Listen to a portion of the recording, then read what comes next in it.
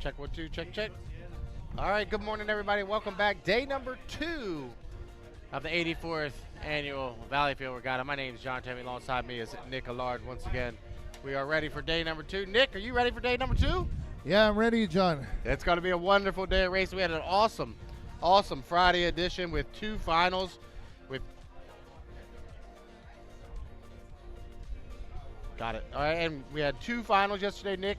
Grant Liddycoat wins in the Formula 2500, and Carl St. Vincent, who I've been talking about all season long, comes on victor in H350.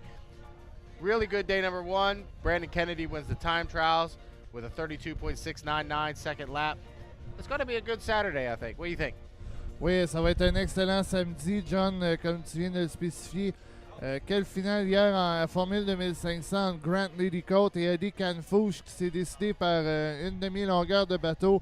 La surprise de la saison, Carl Saint-Vincent, Hydro 350, est venu chercher une première victoire en carrière. Alors, beaucoup d'action aujourd'hui sur le parc Delpha Sauvé, sur le circuit Robert Théoret. Alors, beaucoup de courses au programme. Là, je crois qu'on a à peu près une trentaine aujourd'hui.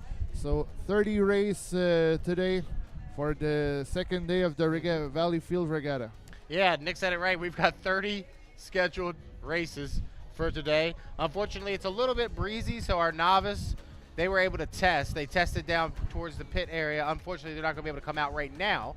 Maybe later on this afternoon, depending on the wind. But it looks like the novice are just going to be testing for today, and they've already done that, Nick, so we are ready to go. And let's just go down the schedule for everybody. So if you're wondering out there, I know everybody's been texting me about what time the GP heats are.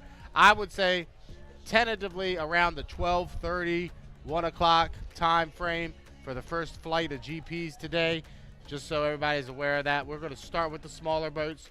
We'll have the Formula 2500s come out and do 2 races, followed by 2.5-liter stocks, 4 qualifiers of 350, Jersey Speed Skiff, ProHydro, and then GP. And then basically, we turn it over and do it all again for the second flight. Oui, alors on va commencer avec les 2 vagues de Formule 2500. Rappelons que pour les Formules 2500, Hydro 350, on revient là au système de points pour la finale, la grande finale qui aura lieu demain en fin d'après-midi. Donc, tout repart à zéro, John, pour la classe Formule 2500 et Hydro 350 aujourd'hui. All right, so just stick around, everybody. We should be ready to go. I was told approximately 5 minutes until our first race of the day. So our first heat will be out Formula 2500.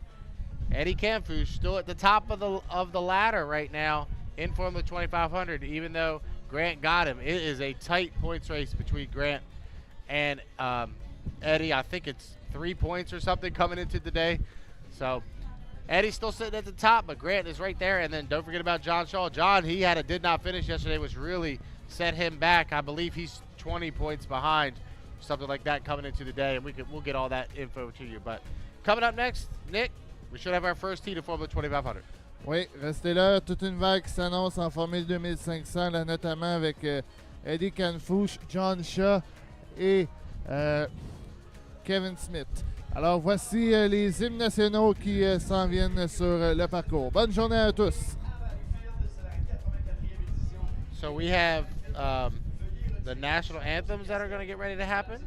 So we will take a break here on the live stream as our national anthems are played here at the Valleyfield Regatta. Stick around. We'll be back right after the national anthems with our first heat of the day from the 2500.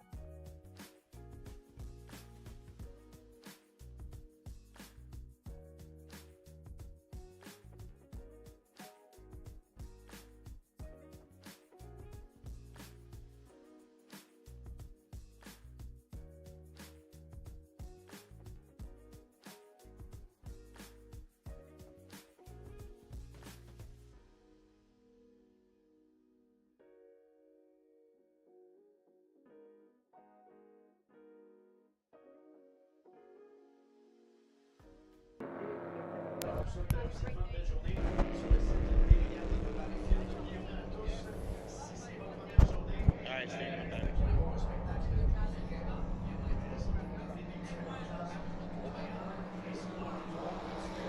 Alright, welcome back. We want to thank Donnie McLean and Bob Muller.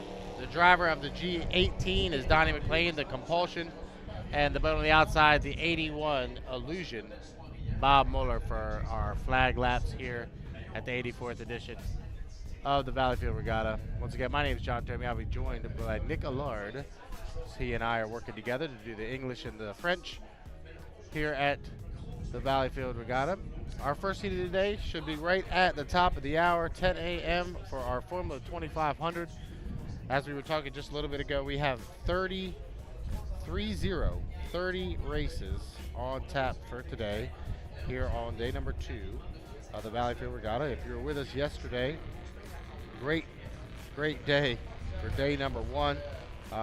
We got everything in yesterday, including the 8-boat Formula 2500 final that Grant Liddycoat won literally by 2 feet over top of Eddie Camfouche, one of the better heats that I've had the opportunity to call. And just a reminder, if you are out there watching and listening, please subscribe to the HRL YouTube page. That will, all you gotta do is hit that little button, subscribe. They don't even send you notifications or anything. It's just you're subscribing. The more subscribers we have, the more contributions we get from YouTube, and it helps us out to bring you these live streams every weekend throughout Canada and the United States. So please hit that subscribe button. We're wanting to get our subscribers up a little bit. We know you love to tune in and watch us, but if you could help us out and hit that subscribe button, we'd appreciate it. Tell your friends and family also that we are going to begin racing here in the next 5 minutes or so for our first heat of the day, which is the Formula 2500s. Our Grand Prix, as I said a few minutes ago, will start right around 12:30, 1 o'clock or so. Probably more around the 12:30 time. Our top qualifier yesterday was Brandon Kennedy in the GP35 with a time of 32.699 seconds. He was followed by Ken Lupton with a 33.13 second lap, and Ken was followed right behind by Andrew Tate with a 33.58. Those were your top 3 qualifiers yesterday in the GP time trials. For being the top 3 qualifiers, they all earned 50 points towards the GP challenge because this is a double points race. Those 3 boats will also have the inside lanes for their qualifiers this afternoon. We'll have Brandon Kennedy in Heat 1A with Jack Lupton to his outside, Bobby King in lane number 3, and Tyler Eccles in the Miss Renee will be in lane number 4 of GP Heat 1A. In GP Heat 1B, it'll be Ken Lupton, followed by Jeff Bernard, Kevin Ekert in the 10, and Jimmy King will start on the outside of Heat 1B. In 1C, it'll be Andrew Tate, Kent Henderson, Eric Langevin, and Patrick Howarth will be in Heat 1C here this afternoon. To close out the day, approximately around 3:30, 4 o'clock, we'll have the second Grand Prix heats, 2A, 2B, and 2C. And remember, if you're on the inside in 1, you're on the outside in 2. So in Heat 2A, it'll be Tyler Eccles on the inside, Eric Langevin, Jeff Bernard, and Brandon Kennedy. So the 79 and the 35 will hook up in Heat 2A with Jeff and Brandon. Jeff in lane 3, Brandon in lane 4.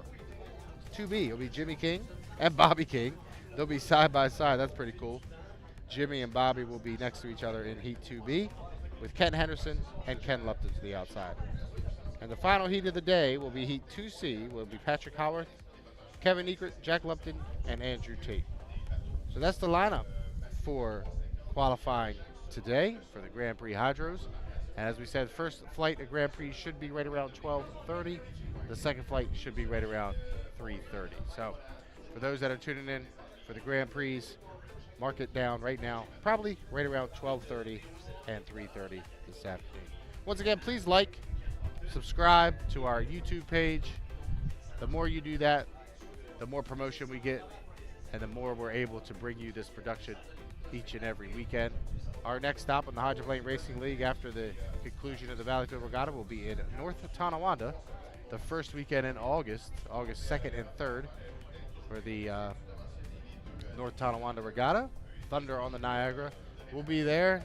Hopefully everybody will join us, whether on the live stream or in person at Grant Witt Park in North Tonawanda, New York. And then we'll close out the season in Bahorm-Walk, Quebec, Canada, Labor Day weekend for us in the States, September the 1st and 2nd, I believe. Or is it the 31st and 1st? I'm not sure. But it's that first weekend in September. We'll be in Bahorm-Walk, Quebec, Canada, where we will crown our HRL champions. So a lot of racing left to go as we get ready to go to start day number 2 of the 84th edition of the Valleyfield Regatta. My name is John Tomey. We'll be back in a few. Stick around for Heat 1 of 30 on day number 2 of the Valleyfield Regatta. We'll be right back.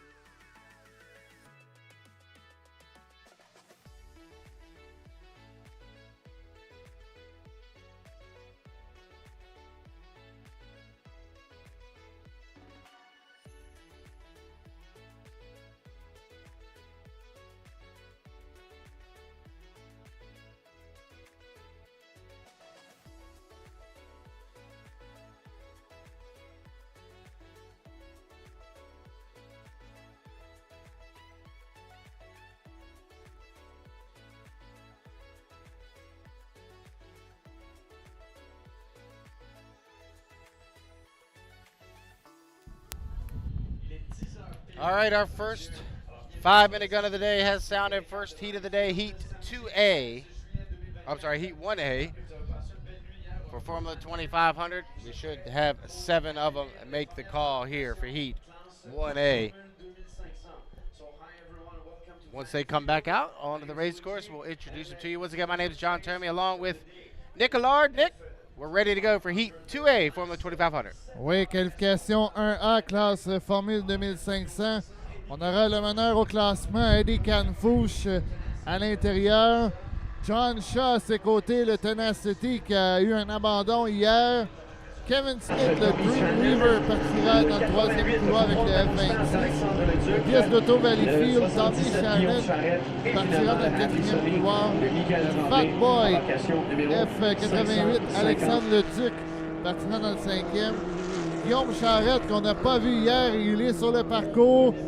Le Charrette Racing, F77 dans le sixième couloir.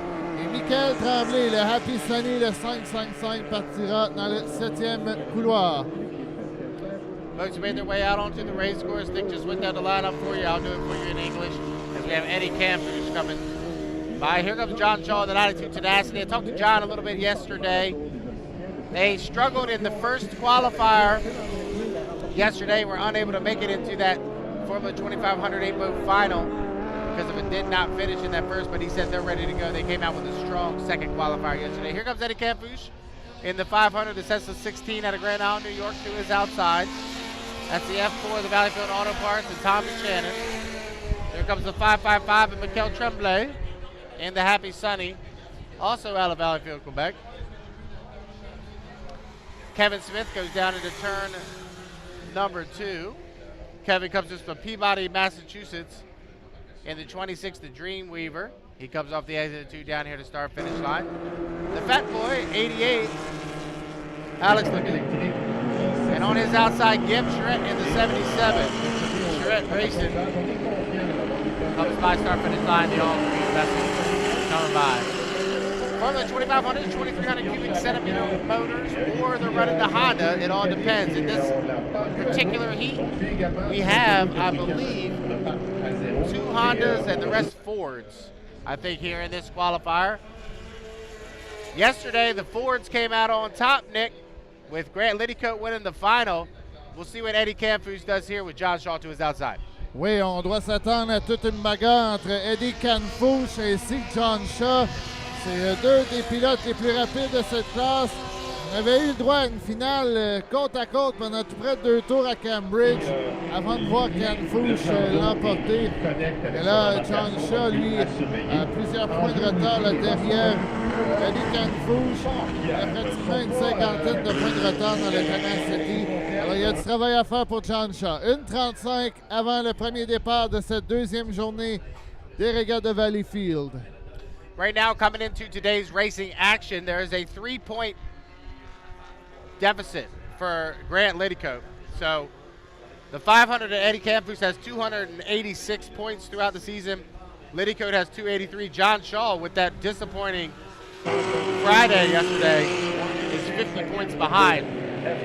John's going to need something to happen in order for him to get back in the running in this points championship. But right now, it's between Eddie and Grant. They both have the inside lane for their qualifiers today. We'll see how they go. All right, Nick, we're within 1 minute to the start, 53 seconds away. We'll get them lined up for you as they go down the backstretch here to come around and get the green flag to get this day of racing underway with Heat 1A. For Formula 2500, lane number 1 will be Eddie Camfouche in the 500. The Cessna 16 out of Grand Island, New York. Lane number 2 will be John Shaw out of Centerville, Maryland. In the 92 Tenacity, he drives for Al Thompson out of Seaford, Delaware. Lane number 3 will be Kevin Smith out of Peabody, Massachusetts in the Dreamweaver. Lane number 4 will be the Valleyfield Auto Parts sponsored F4, Tommy Shannon. To his outside will be the Fat Boy Racing of Alex Leduc. Yem Charette in the 77 will be lane number 6. And way up on the outside will be the all-yellow boat, Michael Tremblay in the 555. The Happy Sunny, we are now 10, 9, 8, 7, 6, 5, 4, 3, 2, 1. Mark, clean start. John Shaw hooked it down into turn number 2, comes to start. So Eddie Campus will lead him down here into lane number 1 on the inside. Campus will turn left first. He's got Kevin Smith to his outside. Now everybody's got to hold their lane all the way through the apex of turn number 1. But when they come off the exit of turn 1, Eddie Campus leads Kevin Smith. Alors, Eddie Canfouche a connu un excellent départ. Et coup de théâtre, là, John Shaw a fait un crochet avant le départ. Kevin Smith est deuxième. Michael Tremblay troisième. Et le Duc est côte à côte avec Tremblay. Alors que Shannon, lui, est actuellement cinquième dans la pièce d'Auto Valleyfield. Et Shaw est septième présentement. Off the exit of turn number 2 to come out of clean lap number 1. We'll go 5 times around here in Heat 1A. It's Eddie Campus, but Kevin Smith's right there. About a half a rooster tail separates first and second. They come across our finish line for the first time. Third position, Mikkel Tremblay is having a great run out here on the outside in the 5x5, the Happy Sunny. Fourth place is Alex Lemieux. Fifth, Tommy Shannon. Sixth, John Shaw, and 7th, Jim Trent. But through the bottom of the race course, around turn number 1, it's all Eddie Campus. Alors, c'est toujours inchangé les positions. Le Canfouche, Kevin Smith, Tremblay est actuellement troisième, alors que Shannon là, vient de prendre la 4e place face à le Duc, qui là doit maintenant se méfier de John Shaw, qui est pas très loin, à la 6e place. Et Canfouche est loin en avant, lui, a profité de l'erreur de John Shaw avant le départ. Off the exit, turn number 2 to come around a complete lap number 2 to be 2 down. And 3 to go, and Eddie Campus in the F500. He is your leader. Caught 2 rooster tail advantage on top of Kevin Smith running back in second. Third position is the 5x5 Happy Sunny. It looks like Tommy Shannon spun it out. So John Shaw making up some ground is John. He's all the way up to 4th position, trying to pick up every valuable point he can. He's still got 3 laps to go. We'll see if he can make up another position. But off the exit of 2, it's still Campouche. Alors là, Shaw vient de profiter d'un crochet de Tommy Shannon pour monter 4e. Est-ce qu'il peut aller chercher Michael Tremblay? On est à la mi-course. Mais on parle plus d'Eddie Canfouche, il est loin en avant. Kevin Smith, le Dreamweaver, lui est actuellement 2e. Et il faudra surveiller John Shaw là, face à Michael Tremblay. Coming around again, continue to go on lap number 3. So 3 down, 2 to go. Eddie Campouche in the 500. Nice comfortable advantage over top. Kevin Smith running back in second. Michael Tremblay is in third, but Shaw is really pushing the 92. Out and about lane number 4 or 5 to try to make up ground. Let's see if he can get up into third position. But it's still Campus off the exit of 1. On voit Shaw se rapprocher de Tremblay, alors que Shannon là, est toujours 5e dans la pièce d'Auto Valleyfield. Et Kevin Smith, lui, est bon 2e. Et regardez John Shaw, qui va tenter de passer Michael Tremblay, qui lui a eu des problèmes à tourner au 2e virage. Et voilà, c'est fait pour John Shaw. Il est actuellement 3e. Coming around to get the white flag. This time by the Eddie Campus. As John Shaw has moved up into third position, really pushing hard in that 92. So 4 down and 1 to go. Eddie Campus is your leader. Here comes Kevin Smith in second. John Shaw has moved up into third. He's overtaken Michael Tremblay, who's going back to 4th. But it's still all Eddie Campus through the apex of turn number 1. Here on the 5th and final lap, he'll come off the exit of 1. Looking to go down the backstretch. Voilà John Shaw qui est maintenant 3e. Alors qu'il y a une belle bagarre là, pour la 6e place entre le Duc et Charrette. Et avec un demi-parcours encore à faire, Eddie Canfouche qui va aller chercher une belle victoire. Il va mettre de la pression là, sur Brant Ladycote. Off the exit of 2. Final turn, final lap. Eddie Campus should be looking for the checker flag this time by. He'll come really wide. And your unofficial winner of Heat 1A, Formula 2500, is going to Eddie Campus in the 500. Second position, nice run for Kevin Smith in the Dreamweaver out of Peabody, Massachusetts. He'll come around and get second position. Third, John Shaw in the 92 Tenacity.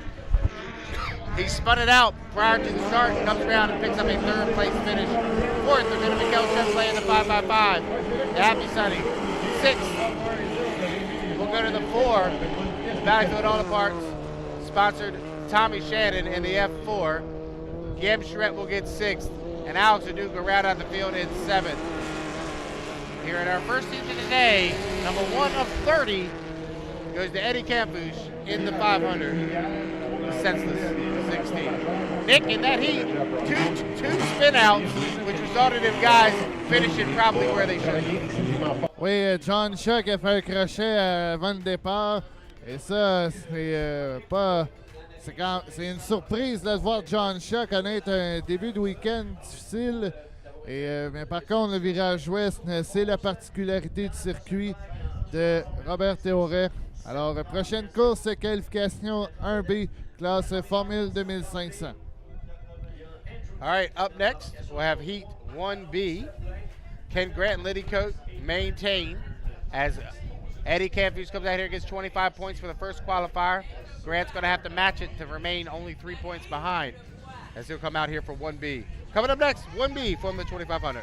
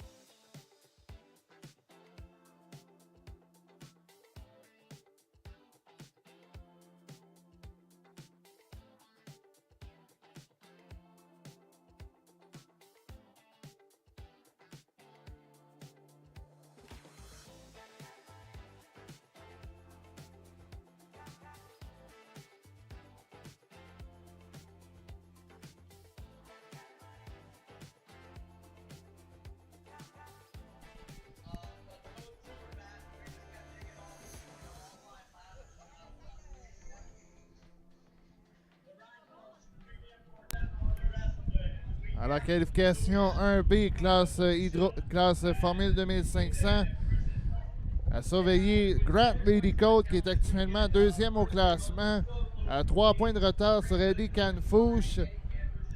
Dans le Samedi F97, Samuel Tremblay qui est quatrième au championnat, le Another One F113. Andrew Tate dans le Watermelon Blitz, F3 participant dans le troisième couloir. Marc Lalonde, Lalo Racing, le 751, le quatrième couloir. Stéphanie Blain, Canada Girl, cinquième couloir. Adam Carothers, de Eric Joker, le F38 dans le sixième. Et Grant Hearn, s'il est sur le parcours, partira sur la septième ligne. Et Hearn est sur le parcours. John, Grant Liddycote has to win to stay 3 points behind Eddie Canfouche. Yeah, that's right, Nick. Grant's got a match what Eddie did in that first qualifier a little bit ago. As Grant makes his way across the finish line, the 97%, and he's in the middle of the inside. He's got Stephanie Blaine right there to his outside. We also have Grant Hearn, Adam Carruthers going down the front stretch. Here comes Mark Lalonde in the 751. Andrew Tate driving the 3 this weekend. For John Huganier, the owner of that boat, Andrew drives as he comes across start-finish line. And the final boat, Sam Tremblay, hopefully they got whatever issue they faced themselves yesterday in that 113 rectified. That boat has been doing really good. That another one as he comes down the front stretch. We're 3 minutes from the start of Heat 1B for Formula 2500. For everybody tuning in on the stream, make sure you like and subscribe to our HRL stream.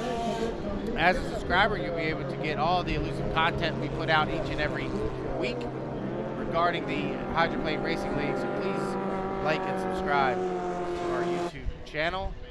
Here comes Grant Liddycote. He had a tremendous win yesterday. That 3-lap from the 2500 8-boat final was something else. Please go back. You can go back and watch that from yesterday.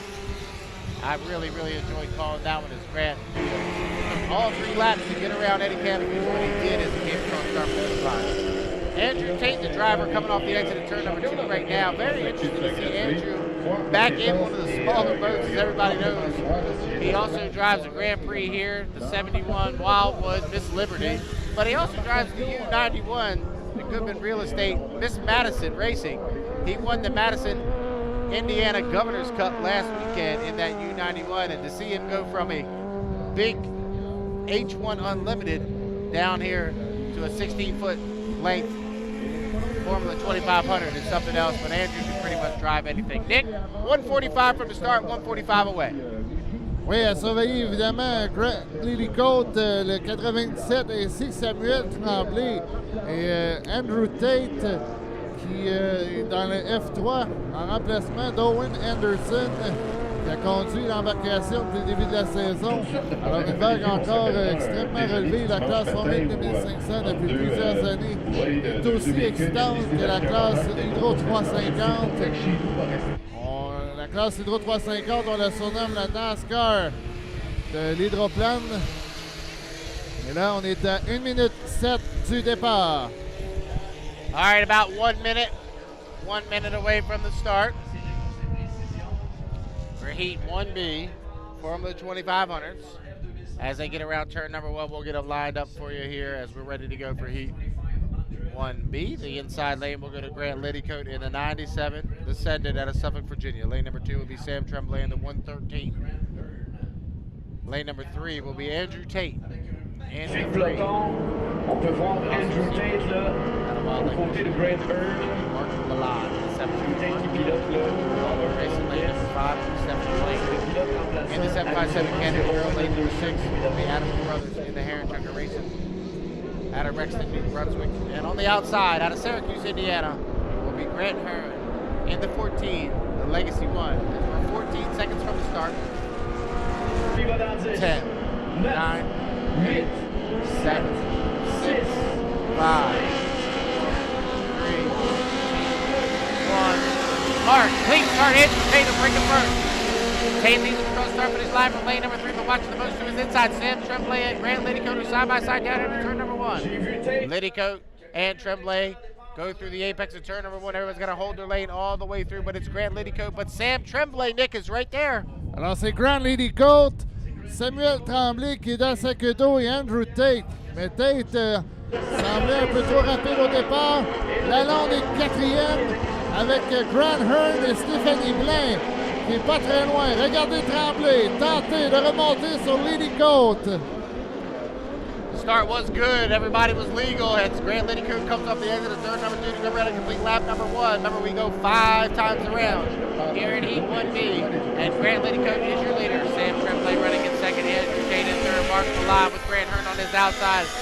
Running for 4th and 5th. 70 plane comes across in 6th and 7th. Is Adam Carruthers in the Heron Sugar Racing. But down in the turn number 1 here on lap number 2. Grant Liddycoat, he's opened up by 2 full rouge tails. Over top of Sam Tremblay. Nick, it's all Liddycoat.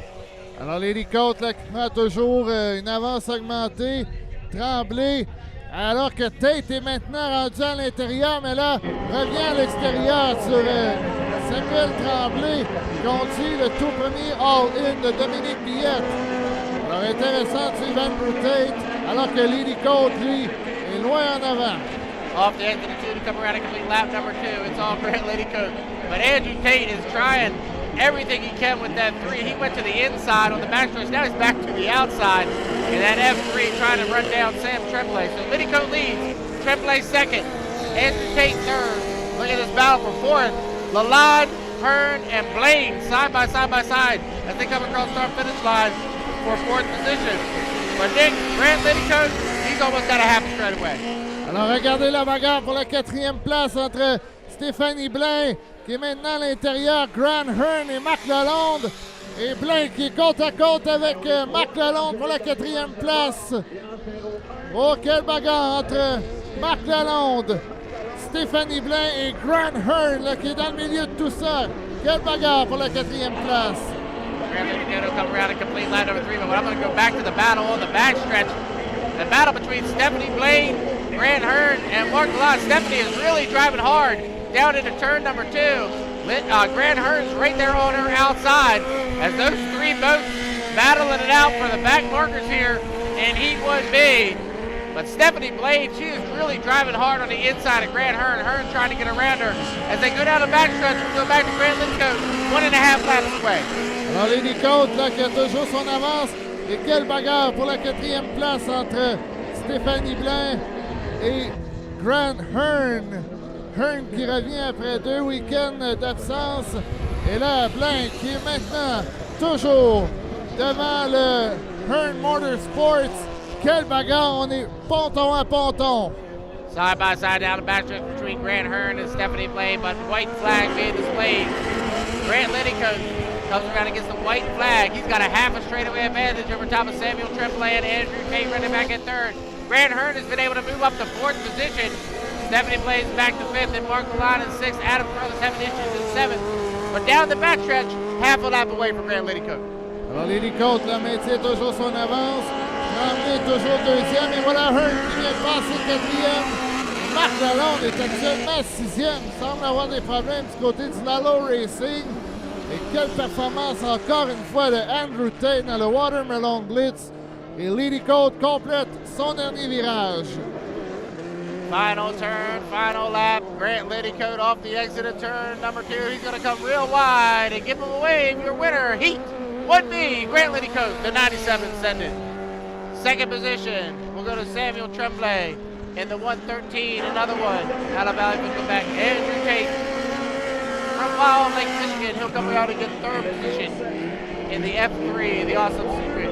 4th position will go to Grant Hearn out of Syracuse, Indiana in the Legacy 1. 5th, Stephanie Blaine. She had a heck of a job in that 757 Canada girl. She'll come around and get 5th position, 6th place. We're going to Mark Milan in the 751.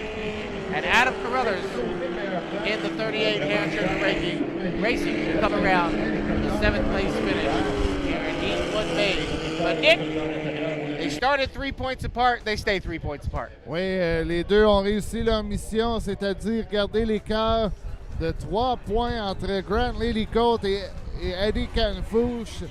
C'est John Shaw là, qui en a perdu un peu plus. Et même, je me demande là, si Samuel Tremblay ne passera pas devant lui au championnat. Et là, on s'arrête pour une courte pause avant la suite avec la classe 2.5 litres.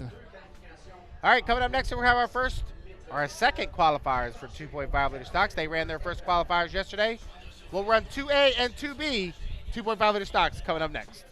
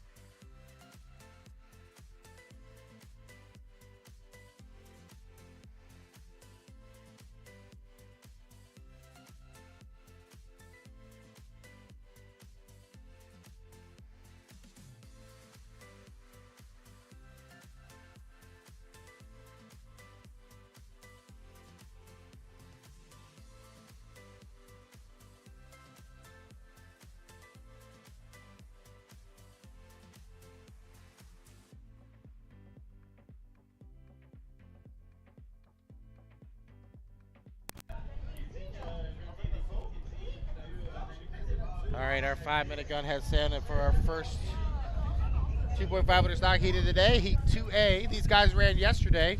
1A was won by Jacob Hainu in the S2, and 1B was won by Ken Brody III in the S50. So yesterday the faster boats were on the inside. Today the faster boats will be on the outside here in 2A and 2B. These guys will actually run twice today. They'll run 2A, 2B, and then they'll come back and run 3A and 3B later on this afternoon. Once again, if you're just joining us on our YouTube page, please like and subscribe. It'll help us out. Like and subscribe to our YouTube page here at the Hydroplane Racing League. We'd appreciate it. Once again, my name is John Toomey. I'm joined by Nick Allard today. We'll bring you all the coverage. We have 2 down, 28 heats to go today. So a lot of racing left here on day number 2 of the 84th edition of the Valleyfield Regatta. 2.5 liter stocks making their way out onto the race course. This is we call them our beginner class because it's mostly young drivers that are just starting out in the sport. The top 3 at the end of the point season will move directly. They will be promoted to the Formula 2500, and the bottom 3 in the 2500 will be demoted down to 2.5 liter stock. That's how we try to make it work out, and it usually does. Our first boat coming by is the 17, Defying Gravity, driven by St-Felicien. The 18 is Sherry Diabo on the inside. Here comes Kyle Hayes in the 35, the TKO sponsored TM Special. The 25 is Derek Anderson, and the 2 of Jacob Haynu. 3:13 from the start. 2.5 liter stocks are on the water, Nick. Pretty competitive heat here for 2A. Oui, quelle vague compétitive qu'on aura. Hier, on a eu toute une bagarre impliquant Derek Anderson. Hier, dans le 4e couloir, c'est Sherry Diabo qui est dans l'intérieur dans le S18. Stéphane Racine, le Defying Gravity, partirait dans le 2e avec le S17. Kyle Hayes, on croyait qu'il avait terminé 2e hier, mais une pénalité. Il va partir dans le 3e couloir. Il est encore sans sa carline. Derek Anderson, 4e couloir et le meneur au classement. Jacob Eno qui est pratiquement une surprise cette saison, John.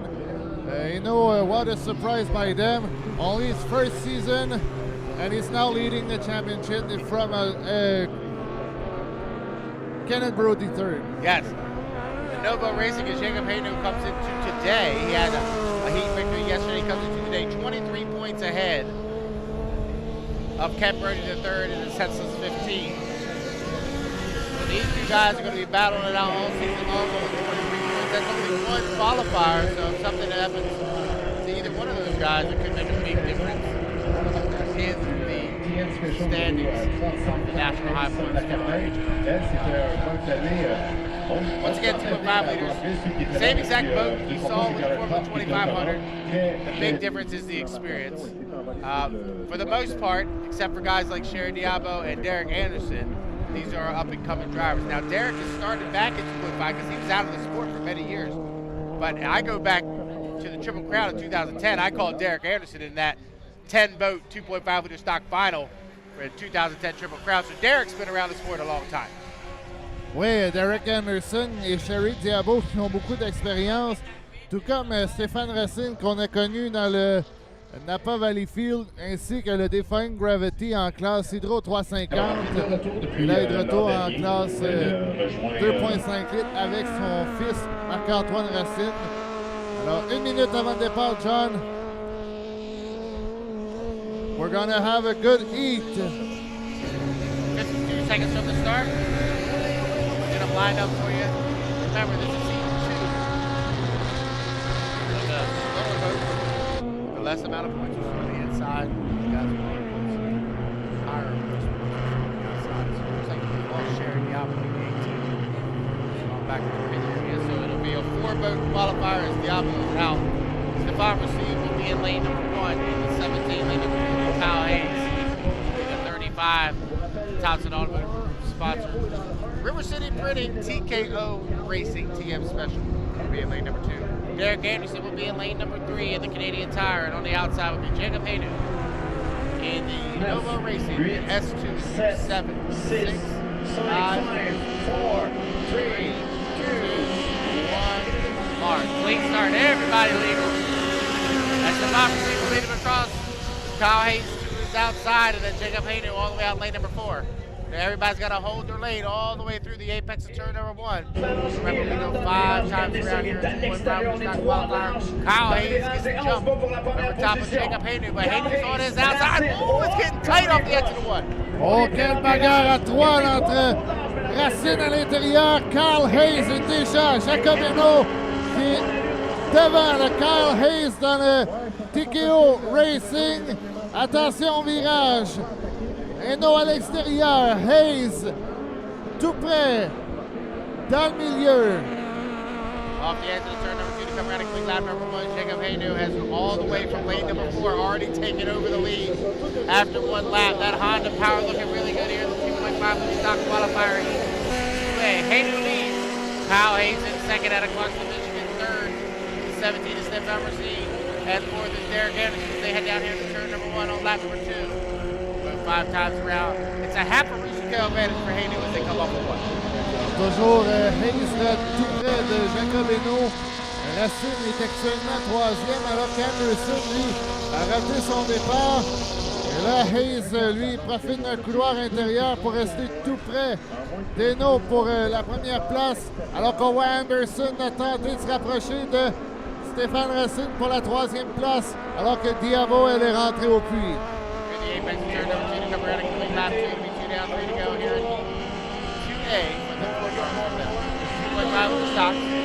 Jacob Hayden, he's got that wing in an upright position. I think he's just put it up there and left it there.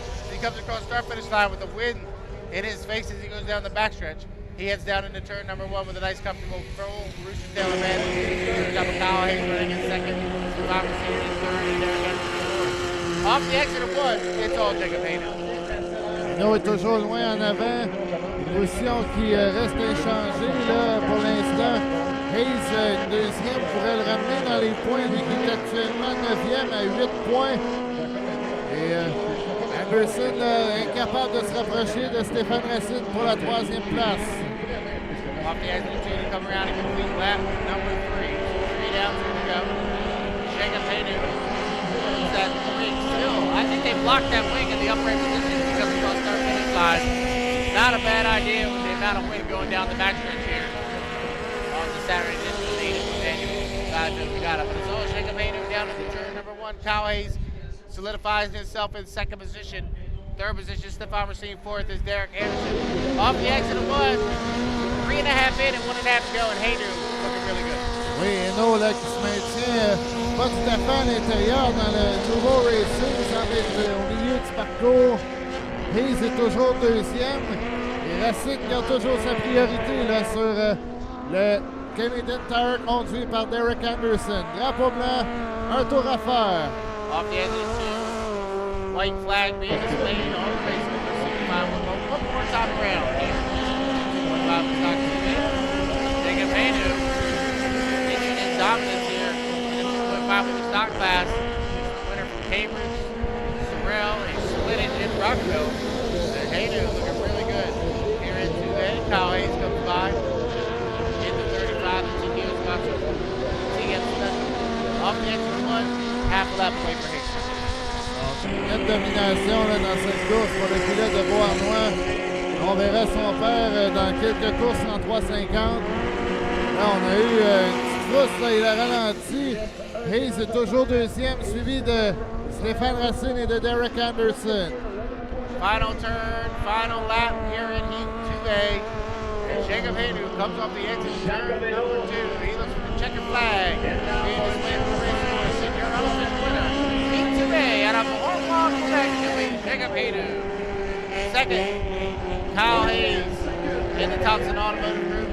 TM Special, sponsored by River City Grading, in second position. Third, we'll go to Stefan Mercier in the 17, Defying Gravity, and fourth, we'll go to Derek Anderson in the Canadian Tire. But Nick, Jacob picking up where he left off yesterday. Oui, quelle victoire de Jacob Hainaut est maintenant en 2. Kenneth Brody n'aura pas une balle aussi facile dans la prochaine, notamment avec Dominique Billette, Mathis Gabriel Chiasson là, qui ont extrêmement bien fait hier, notamment Billette avec une 2e place. Alors ça promet pour la prochaine course. N'oubliez pas également d'aller télécharger l'application HRL. Vous avez tous les résultats en instantané, ainsi que les groupes de qualification, plusieurs données sur les hydroplanes, ainsi que sur les pilotes. Up next will be Heat 2B. Heat 2B for 2.5 of the stocks. That'll be coming up next. Following 2B, we'll go to H350 racing. So 4 qualifiers today of H350, so a lot left to go this afternoon. We're 3 laps in, 3 heats in, 27 heats to go. We'll be right back.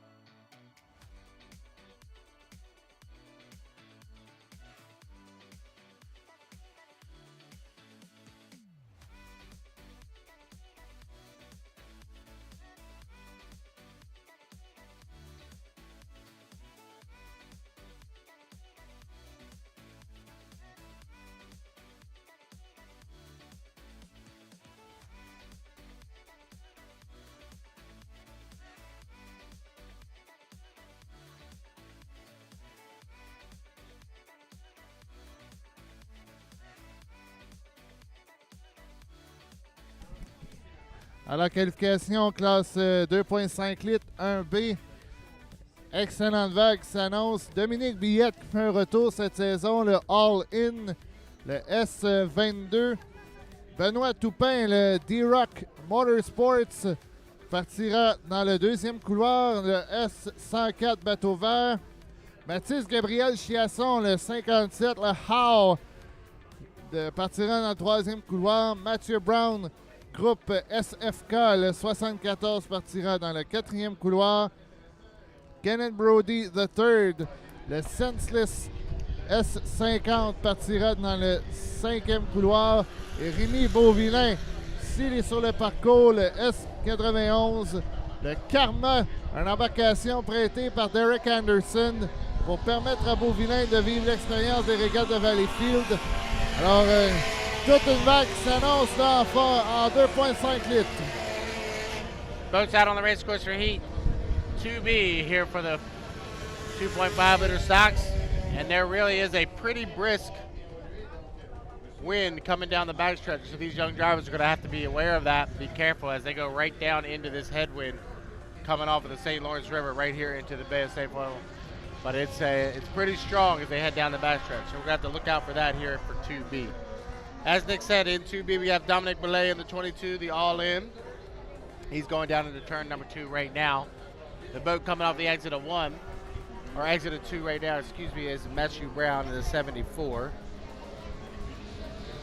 Comes across the start finish line. Here comes Dominic Belay in the 22, the all-in. Brand new boat for that team here in 2024.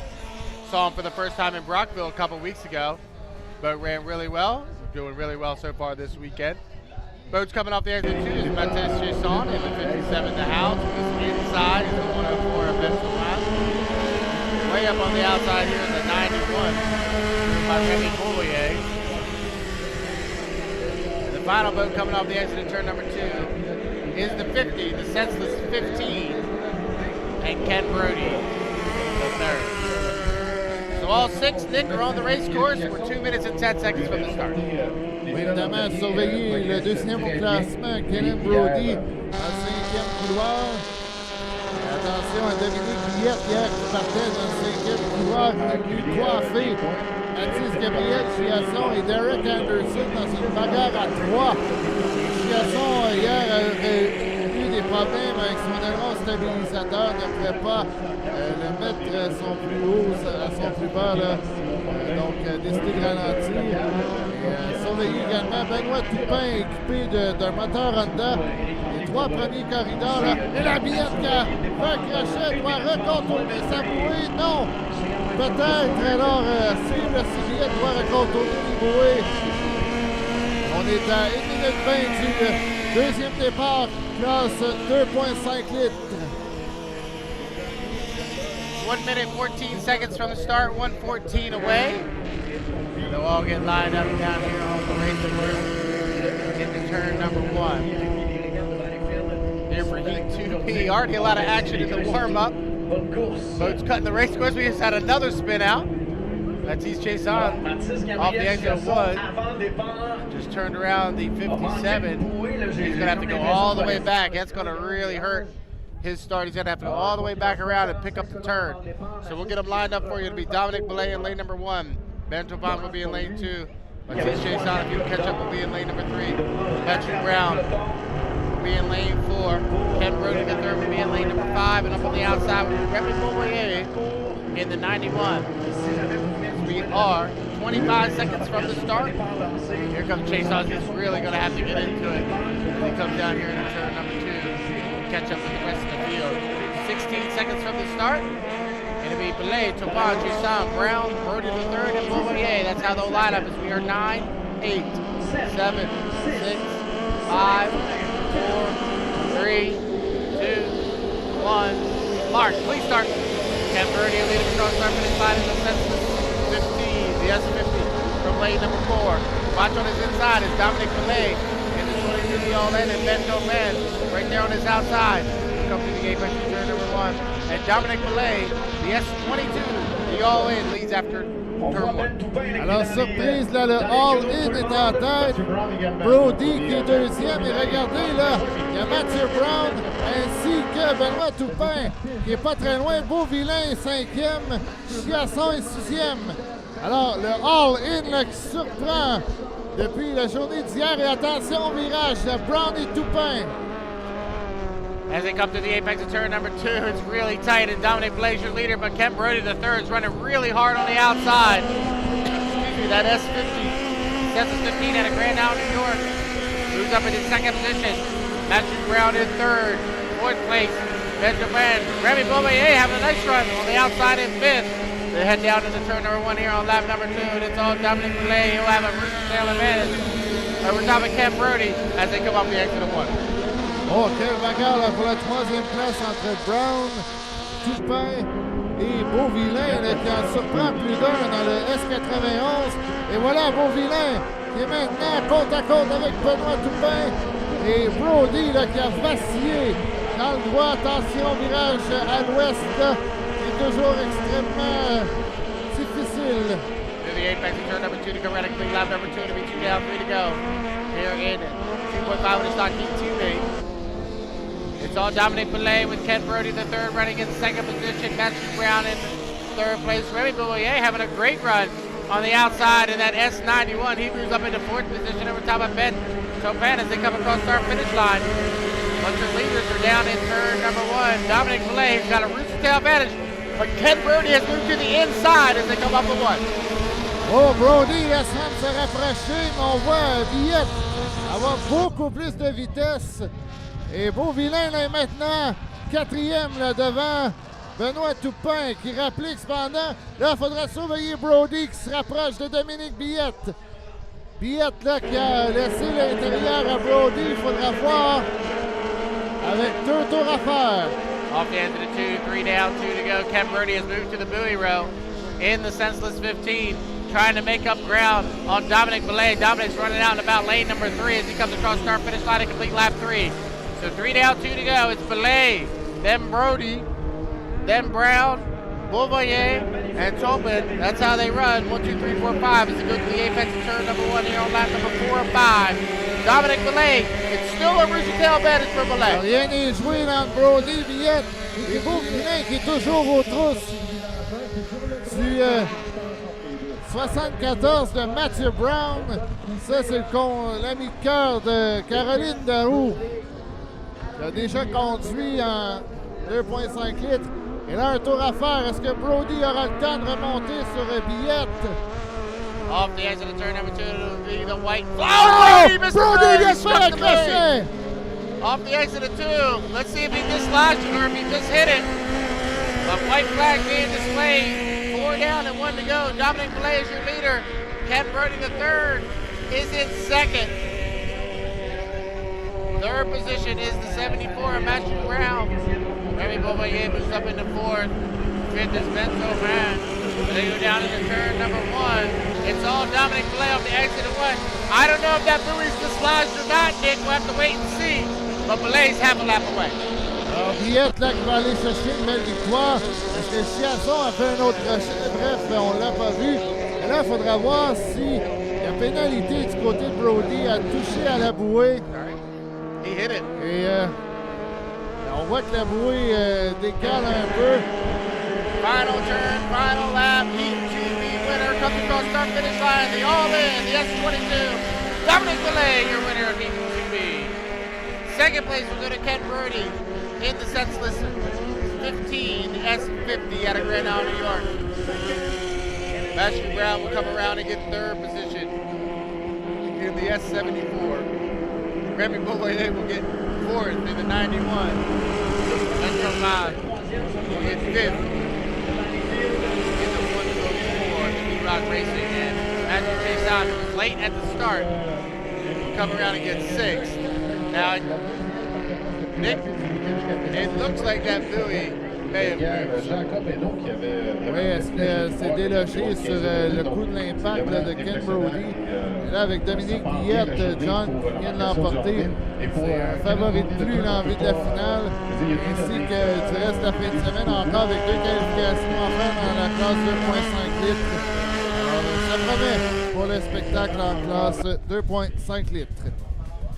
Yeah, that's going to be disappointing for Ken Brody because he'll be assessed a penalty for dislodging the buoy there.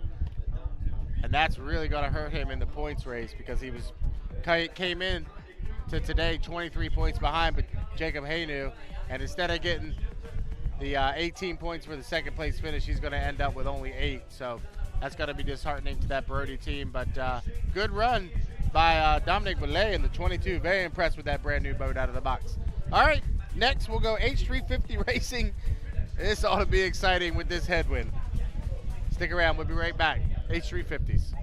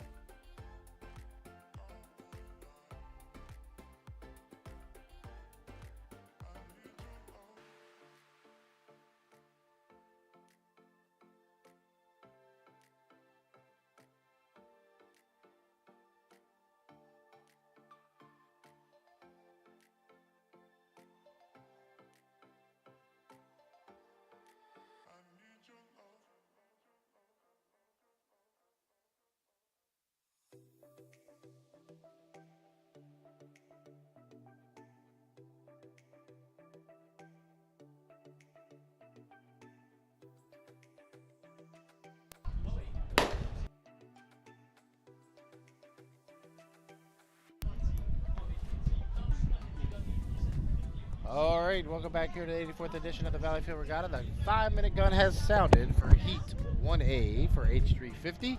We got 19 350s here this weekend. We'll be broken up into 4 qualifiers. Run 1A, 1B, 1C, 1D. We'll come back later in the day and run 2A, 2B, 2C, and 2D. 8 qualifiers. 4 in a row. 1A with our points leader coming in today. Credit PA. He held on to that points lead yesterday. From yesterday. H14 has a 5-point advantage over the 999 American McKenna. Bull Shark Racing won the final yesterday. Currently sits in third, 27 points deficit. Then Paul Barber in fifth, 62 behind. A 5-point advantage. Fred Coutier comes in. Fred comes off turn number 2. H56 inside. He's followed by Danny Lachey. And the 666, the carpet deck is outside. Here comes Citywide, presents the Awesome Secret and Tyler Cadats in the 195 out of Rockville, Ontario. Boats on the backstretch for 104 are Mark McCock and the 21, Yannick Leger. Those are the 5 boats that have made the call here for Heat 1A. Remember, we have 4 qualifiers in a row. H350s, 3 minutes. 3 minutes away from the start. H350s out on the race course. This used to be the old 5-liter class for all our friends back home watching. We're getting hard to get parts for the old 305, so I'm guessing it's probably been 10 years now. We went back and decided to put 350s in these boats. The 350 class has really prospered over the last 10 years, and as we said, we have 19 here this weekend. One notable absent is the 300 Pennzoil of Andrew Tate, not here this weekend. They have been fighting that boat. I know in Decatur, Illinois, they ripped the rudder off the back of them. So unfortunate that the 300's not here this weekend to round out the field of 20. But we've got 19 very, very competitive H350s. 2 minutes from the start, 2 minutes away from the start. Here, H350 Heat 1A. Mark Lecomte in the 104. Mark has been struggling here in the 24. Yannick Leger comes by in the 21 Supernova. Yannick, in his final season of racing, he's already announced that somebody else in 2025. So Yannick, in his final year of competitive import racing, H350. Oh, wow, they're going to cut the race. Ooh, that got tight. Mark Lecomte and Yannick Leger both had the same idea at the same time to cut the race course. But a good job of driving there by Yannick. He got out of the throttle. You see, everybody had to yield to Fred Coutier as he had the right of way on the race course. We are 1 minute and 10 seconds from the start, 1:10 away for Heat 1A. H350 qualifier. Once they get on the backstretch, we'll get them lined up for you. Remember, we'll go 5 times around here in Heat 1A. For H350s, lane number 1 will be the H14, the Legacy 1, driven by Frederick Coutier out of Valleyfield. Lane number 2 will be Yannick Leger in the 21. Also out of Lane 3 will be Danny Leger in the 666. Lane number 4 will be the 195. Citywide presents Awesome Secret. Tyler Cadats out of Rockville, Canada. And on the outside, here for Heat 1A, will be Mark Lecomte in the 104, Unit Racing. As we're 22 seconds from the start. First heat of the day for H350s. It'll be Heat 1A, 15 seconds from the start. It'll be Coutier, Leger, Cadats, Lecomte. That's how the lineup from inside out. We are 9, 8, 7, 6, 5, 4, 3, 2, 1. Complete start. Fred Coutier will lead it across the start finish line on the inside of the H14. He's got Yannick and Danny Leger to his outside. Yannick in lane 2, Danny in lane number 3 as they head down here to turn number 1. Through the apex of turn number 1. It's Frederick Coutier. He is your leader off the exit of 1. Down the backstretch with Yannick Leger right there on his outside. And Mark Lecomte having a nice run. Way up on the outside in 3rd position. So Frederick Coutier, he's your leader down the backstretch. About a half a Brewster tail advantage over top of Yannick Leger and Mark Lecomte. Down here into turn number 2. Everybody got to be careful. Flying the boats hard down here into turn number 2. Frederick Coutier, your points leader coming into today, comes off the exit of turn number 2. Come ready to complete lap number 1. 1 down, 4 to go. And Frederick Coutier, he is your leader. Mark Lecomte in 2nd. Yannick Leger in 3rd. Daniel Leger in 4th. And Citywide presents also Secret and Tyler Cadets in 5th. Through the apex of turn number 1. It's a rooster tail and a half advantage for Fred Coutier in the H14. Fred's first season. He jumped up from Formula 2500 last year into H350, and he's leading the points. He heads down the backstretch. 1.5 in, 3.5 to go here in this H350 qualifier. Frederick Coutier leads. Mark Lecomte having the best run of the weekend for him. Running back in 2nd. He started outside in lane number 5. He goes down off of turn number 2. Frederick Coutier, your leader off the exit of 2, coming around to complete lap number 2 to be 2 down, 3 to go. Frederick Coutier leads. Mark Lecomte in 2nd. Oh, we got to spin out of Daniel Leger up at the top end of the race course. He spun out the 666 Carbon Tech. He's got to go back and pick up that buoy, get back on the race course, and try to get a 5th place finish. But through the bottom of the race course is still Frederick Coutier. He comes off the exit of turn number 1. We're halfway through Heat 1A for the H350 qualifiers, and it's Frederick Coutier. 2nd, Mark Lecomte, Yannick Leger. Citywide presents also Secret and Tyler Cadets in 4th. Down through turn number 2 here on lap number 3. Wow, it's starting to get really lumpy down here in turn number 2. It'll be 3 down, 2 to go this time by for the H14 Legacy 1 and Frederick Coutier. Mark Lecomte in 2nd position. Yannick Leger in 3rd. Tyler Cadets in 4th. And Leger's got the 666 Carbon Tech back up and running in 5th position. Down into turn number 1 here on lap number 4. It's Frederick Coutier with a 2 rooster tail advantage over top of Mark Lecomte. Mark found something last night in that motor. That boat's running really swell here in Heat 1A for the H350s. But it's all Fred Coutier down here into turn number 2. Everybody pretty evenly spread out on the race course. As Frederick Coutier goes to the apex of turn number 2, comes off the exit, it'll be white flag this time by. One more lap around for Frederick Coutier in the H14 Legacy 1. He comes across start finish line, it's a white flag this time by. Mark Lecomte having a great run in that old Bergeron Hall, the H104. Yannick Leger in the 21. Tyler Cadets in the Citywide presents Awesome Secret in 4th, and Danny Leger is in 5th. But off the apex of turn number 1 on lap number 505, half of a lap away from Fred Coutier as he flies that brake spot just a little bit, tiptoeing the spout. He goes down into turn number 2 for the 5th and final time. It's all Fred Coutier. So final turn, final lap here in H350 qualifier 1A. It'll be checker flag this time by. And your unofficial winner of Heat 1A, Frederick Coutier in the H14, the Legacy 1. 2nd, we'll go to Mark Lecomte in the 104. 3rd, we'll go to Yannick Leger in the 21, the Supernova. 4th, we'll go to Citywide presents Awesome Secret, Tyler Cadets in the 195, and Daniel Leger after the hook on lap number 3 will come around and get 5th place in the 666, the Carbon Tech. So Nick, successful run. Fred Coutier started the day on the top of the points ladder. He'll remain there. Oui, Frédéric Couturier qui en a sa première saison en classe Hydro 350, qui est toujours en apprentissage et là va accumuler les victoires. Marc Lecomte qui en surprend plus d'un et on sait que c'est un pilote extrêmement rapide. Il est toujours extrêmement surveillé là. Il vient de prouver qu'il sera encore une fois surveillé ce week-end. Et Yannick Leger, belle 3e après avoir eu des problèmes hier en finale. Tyler Cadets 4e et Danny Leger 5e.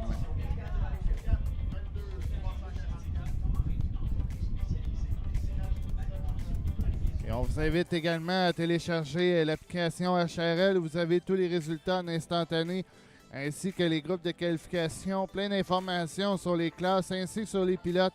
Application vraiment intéressante, gratuite en plus. Et on vous revient dans quelques instants avec une autre course à Hydro 350.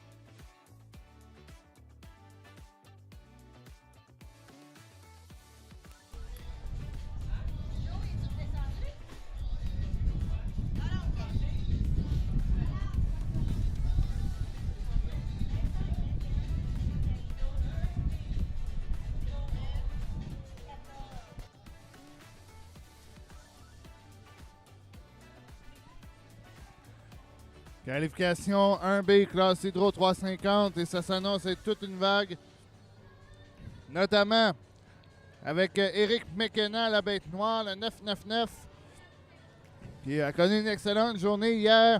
Richard Hainaut qui revient après un problème électrique sur le moteur hier. On a changé de moteur et on est de retour. Martin Rochon, le 773, qui est de l'autre côté, en train de saluer les gens du côté de Bellerive. Sera dans le troisième couloir.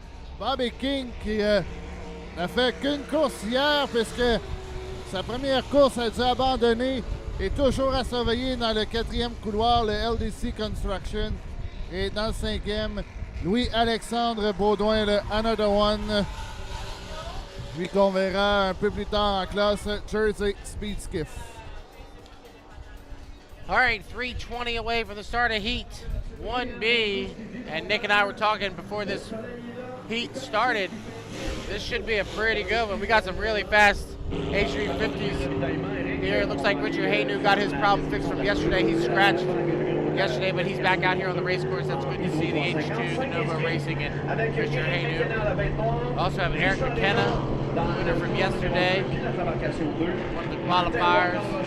Ended up second in that 7-motor final. And you have, of course, Bobby King.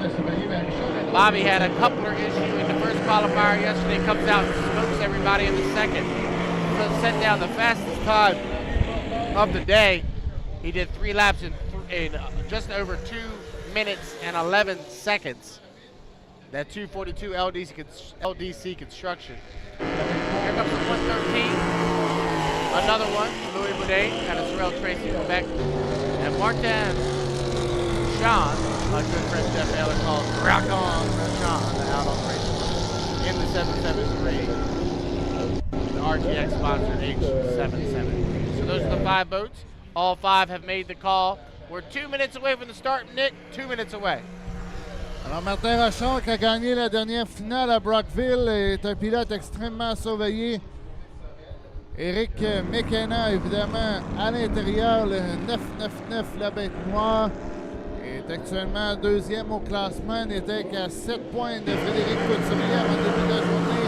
Richard Hainaut, qui hier a fait 0 points, Lui qui est très loin au classement, la 6e place. Il était 3e avant le début de la fin de semaine. Évidemment, surveillé Bobby King dans le 2-4-2, le LDC Construction. Même s'il n'a fait qu'une vague hier, a obtenu le temps le plus rapide de 2 minutes 9 lors des défis du vendredi. Oui, Alexandre Baudouin, le 113, pilote qui vient de la région de Sorel. Et 5 inscrits. Attention, c'est pratiquement une finale qui s'annonce. Hydro 350. All right, about 1 minute. 1 minute to the start of heat 1B. And everybody gets around here in the back.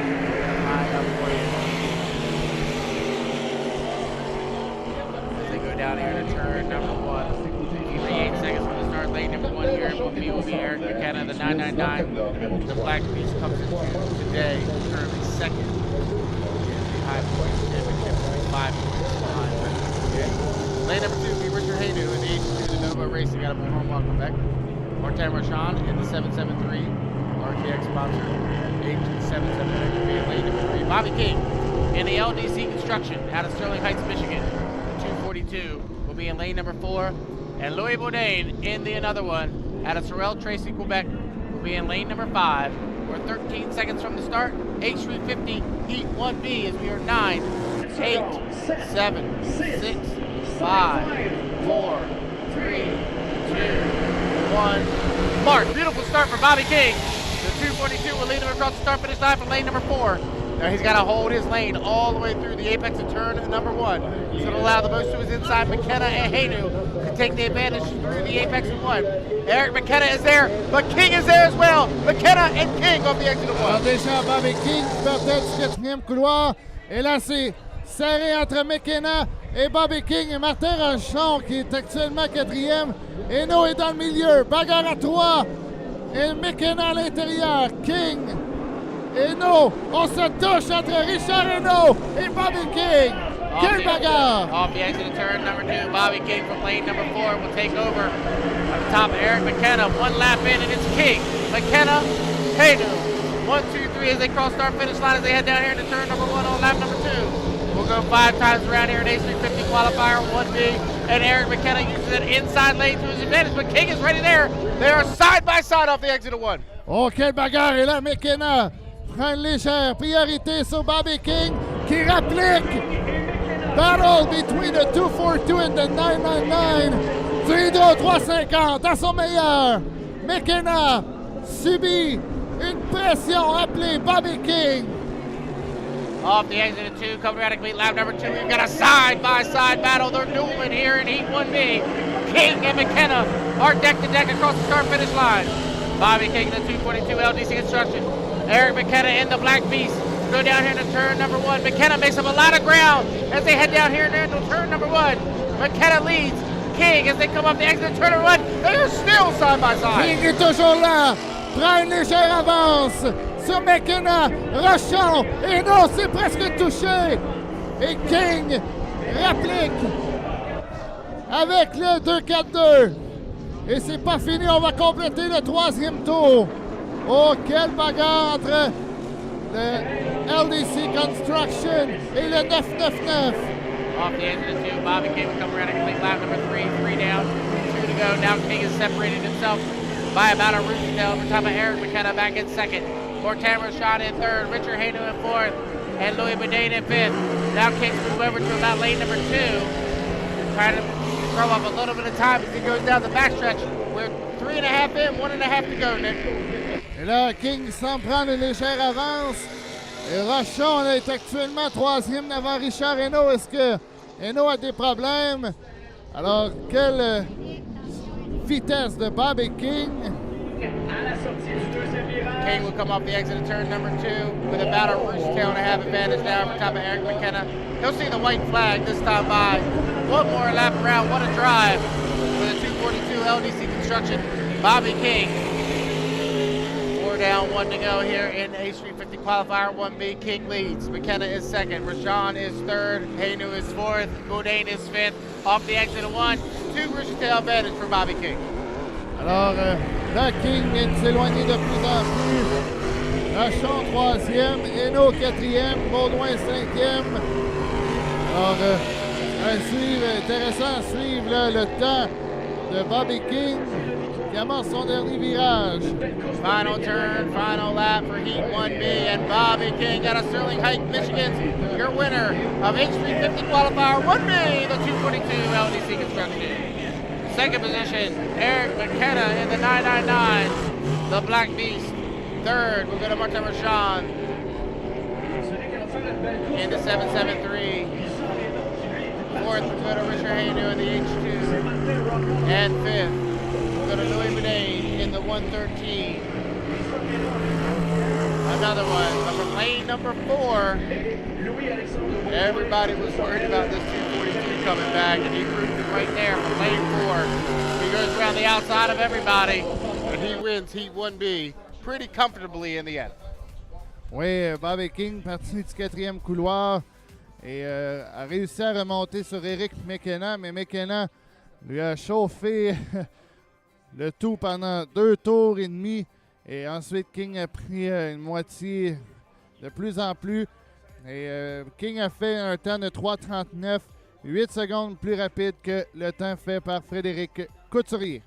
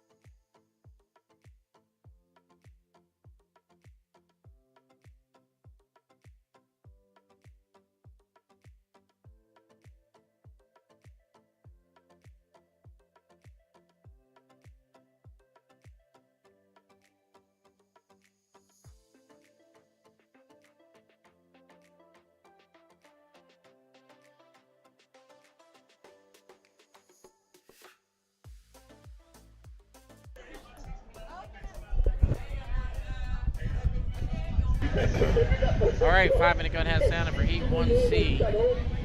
H350 Heat 1C. Unofficial time for Bobby King was 3 minutes and 39 seconds there for those 5 laps.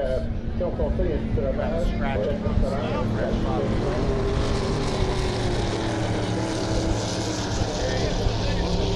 Four-boat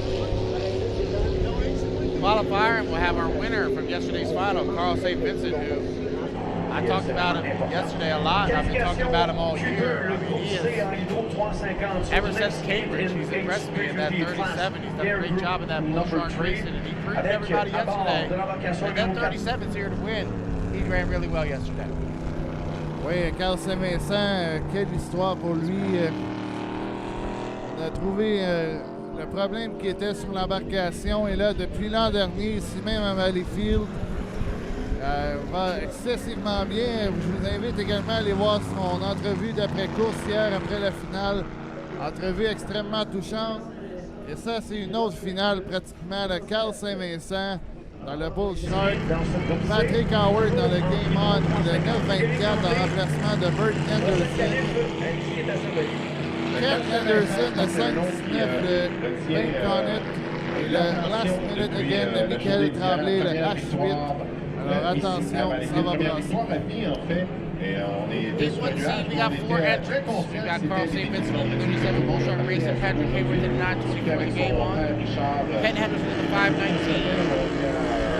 Team Jovan, Bang on it, and Michael Tremblay in the H8 last minute again. Hopefully that boat's found, and they flew over early in Cambridge today, and they really haven't been the same since that boat over. Patrick qui back in May, effectue un retour. that H8 has been getting themselves back to where they were. That's a winning boat. Here comes the 37 and Carl St-Vincent coming by start finish line. Patrick Howard in the 924. Ken Henderson in the Team Tow Van, the bank on at 519. And Michael Tremblay on the backstretch. 2 minutes and 20 seconds to the start, 2:20 away. Nick, why don't you take this one?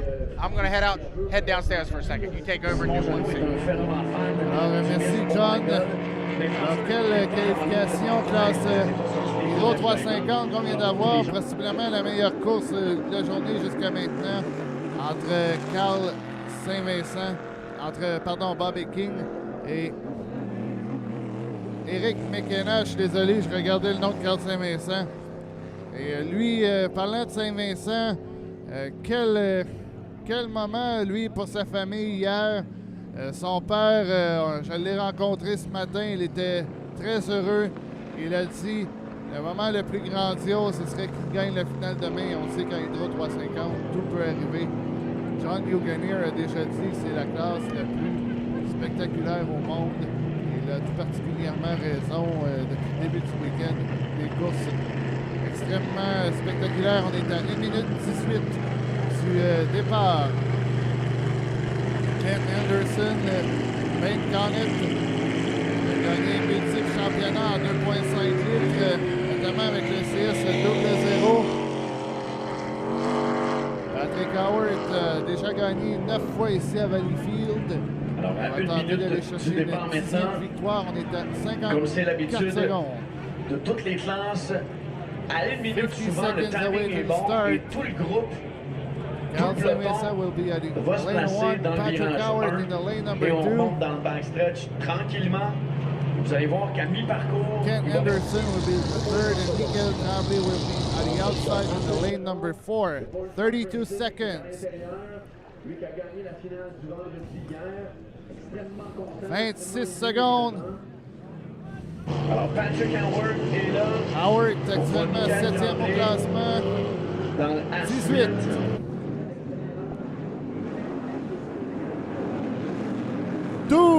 Bateau de large. On est un petit peu rapide à 8 secondes. 7, 6, 5, il faudra ralentir.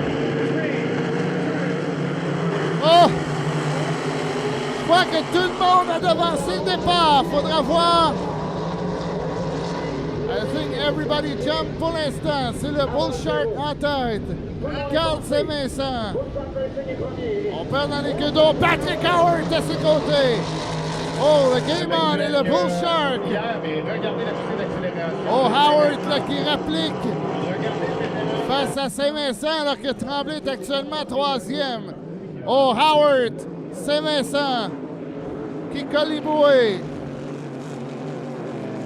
Et Howard qui se mène dans le 9-24. Après un tour de complété. Tremblay et la Anderson est actuellement quatrième et on entend des ratés du côté de Howard. Est-ce que c'est le Rev Limitator? Ou c'est vraiment des problèmes de moteur? On l'a vu, St-Vincent, c'était à la sortie du virage. La Howard semble avoir les quelle bons puissance du Bull Shark Racing. Pierre a connu une magnifique journée. 3e au classement, ça c'est l'ancien. Alors les 3 premières embarcations ont devancé le départ. Le meneur est Ken. Alors c'est Michael Tremblay en tête, le last minute. Mais St-Vincent peut aller chercher la 2e place devant Howard. Alors voici votre meneur, c'est le H8, last minute de Michael Tremblay. Henderson est actuellement dernier, donc pas à pleine puissance. On est dans le 3e tour. Henderson, Saint-Vincent et Howard.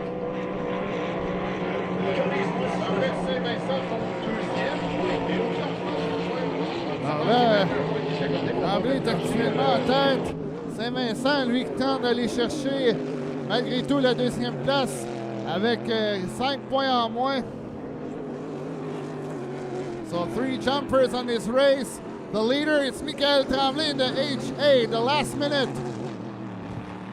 Oh, Henderson have some problem. 3 laps done, 2 to go. Tremblay still the leader with the H8. Saint-Vincent second with the Bull Shark has jumped the gun. Same for Howard and Anderson. Alors, faudrait rajouter une minute là au temps de Saint-Vincent, mais ce serait intéressant de suivre sa vitesse face à Bob et King. On sait qu'il y aura 2 consolations pour permettre aux pilotes qui ne seront pas inscrits en finale. Il y aura 5 bateaux inscrits directement en finale. Le drapeau blanc, white flag is up. St-Vincent is not the leader. Same thing for Patrick Howard in the game on. Tremblay, lui, à l'extérieur, qui a pris le départ légal, le seul pilote légal. Ken Anderson s'en ira en Grand Prix tantôt. Alors que le roux, lui, n'a pas pris le départ. Oh, what a speed by Carl St-Vincent. The Bull Shark Racing was too fast at the start. Et ce serait Saint-Vincent au 2e rang. Howard Second 3e. in the heat. You have to see the time Bobby King did a 3:39. Et Saint-Vincent fait 3:40. Alors que le gagnant s'amène H8. Voici votre gagnant de cette qualification. Victoire de Michael Tremblay. H8. Last minute again.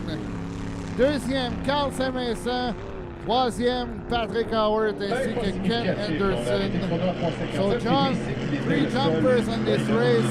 That's opened the door for Michael Tremblay, who was in lane number 4. Yeah, Cal Tremblay benefits there as he had 3 gun jumpers.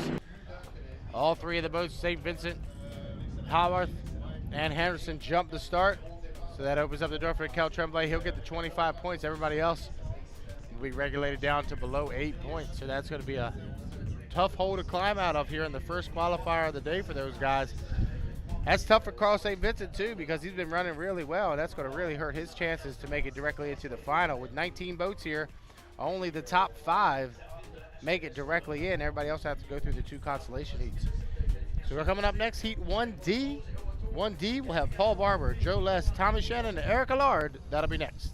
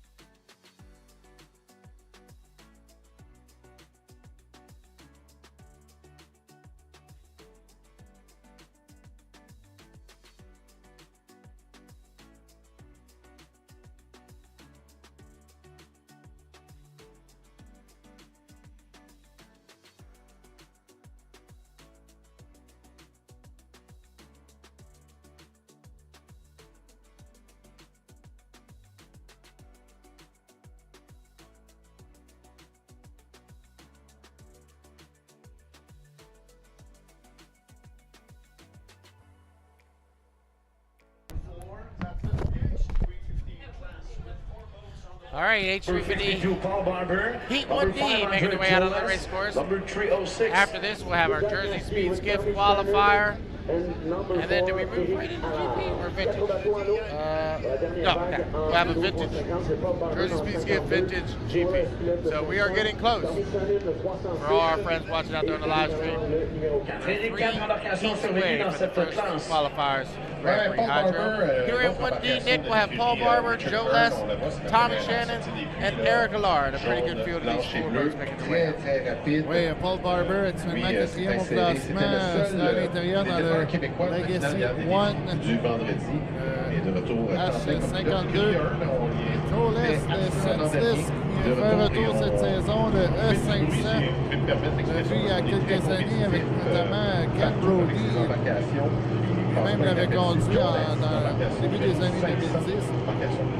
Tommy Shannon, hier, une journée un peu plus difficile, lui, qui est extrêmement rapide. Il a notamment gagné une finale l'an dernier à Brockville, qui a tenu réserve titre dans son cas. Et Eric Allard dans le H4 attache Châteauguay, évidemment surveillé, lui qui fait un retour après une saison d'absence, puisque c'était Dominique Maisonneuve.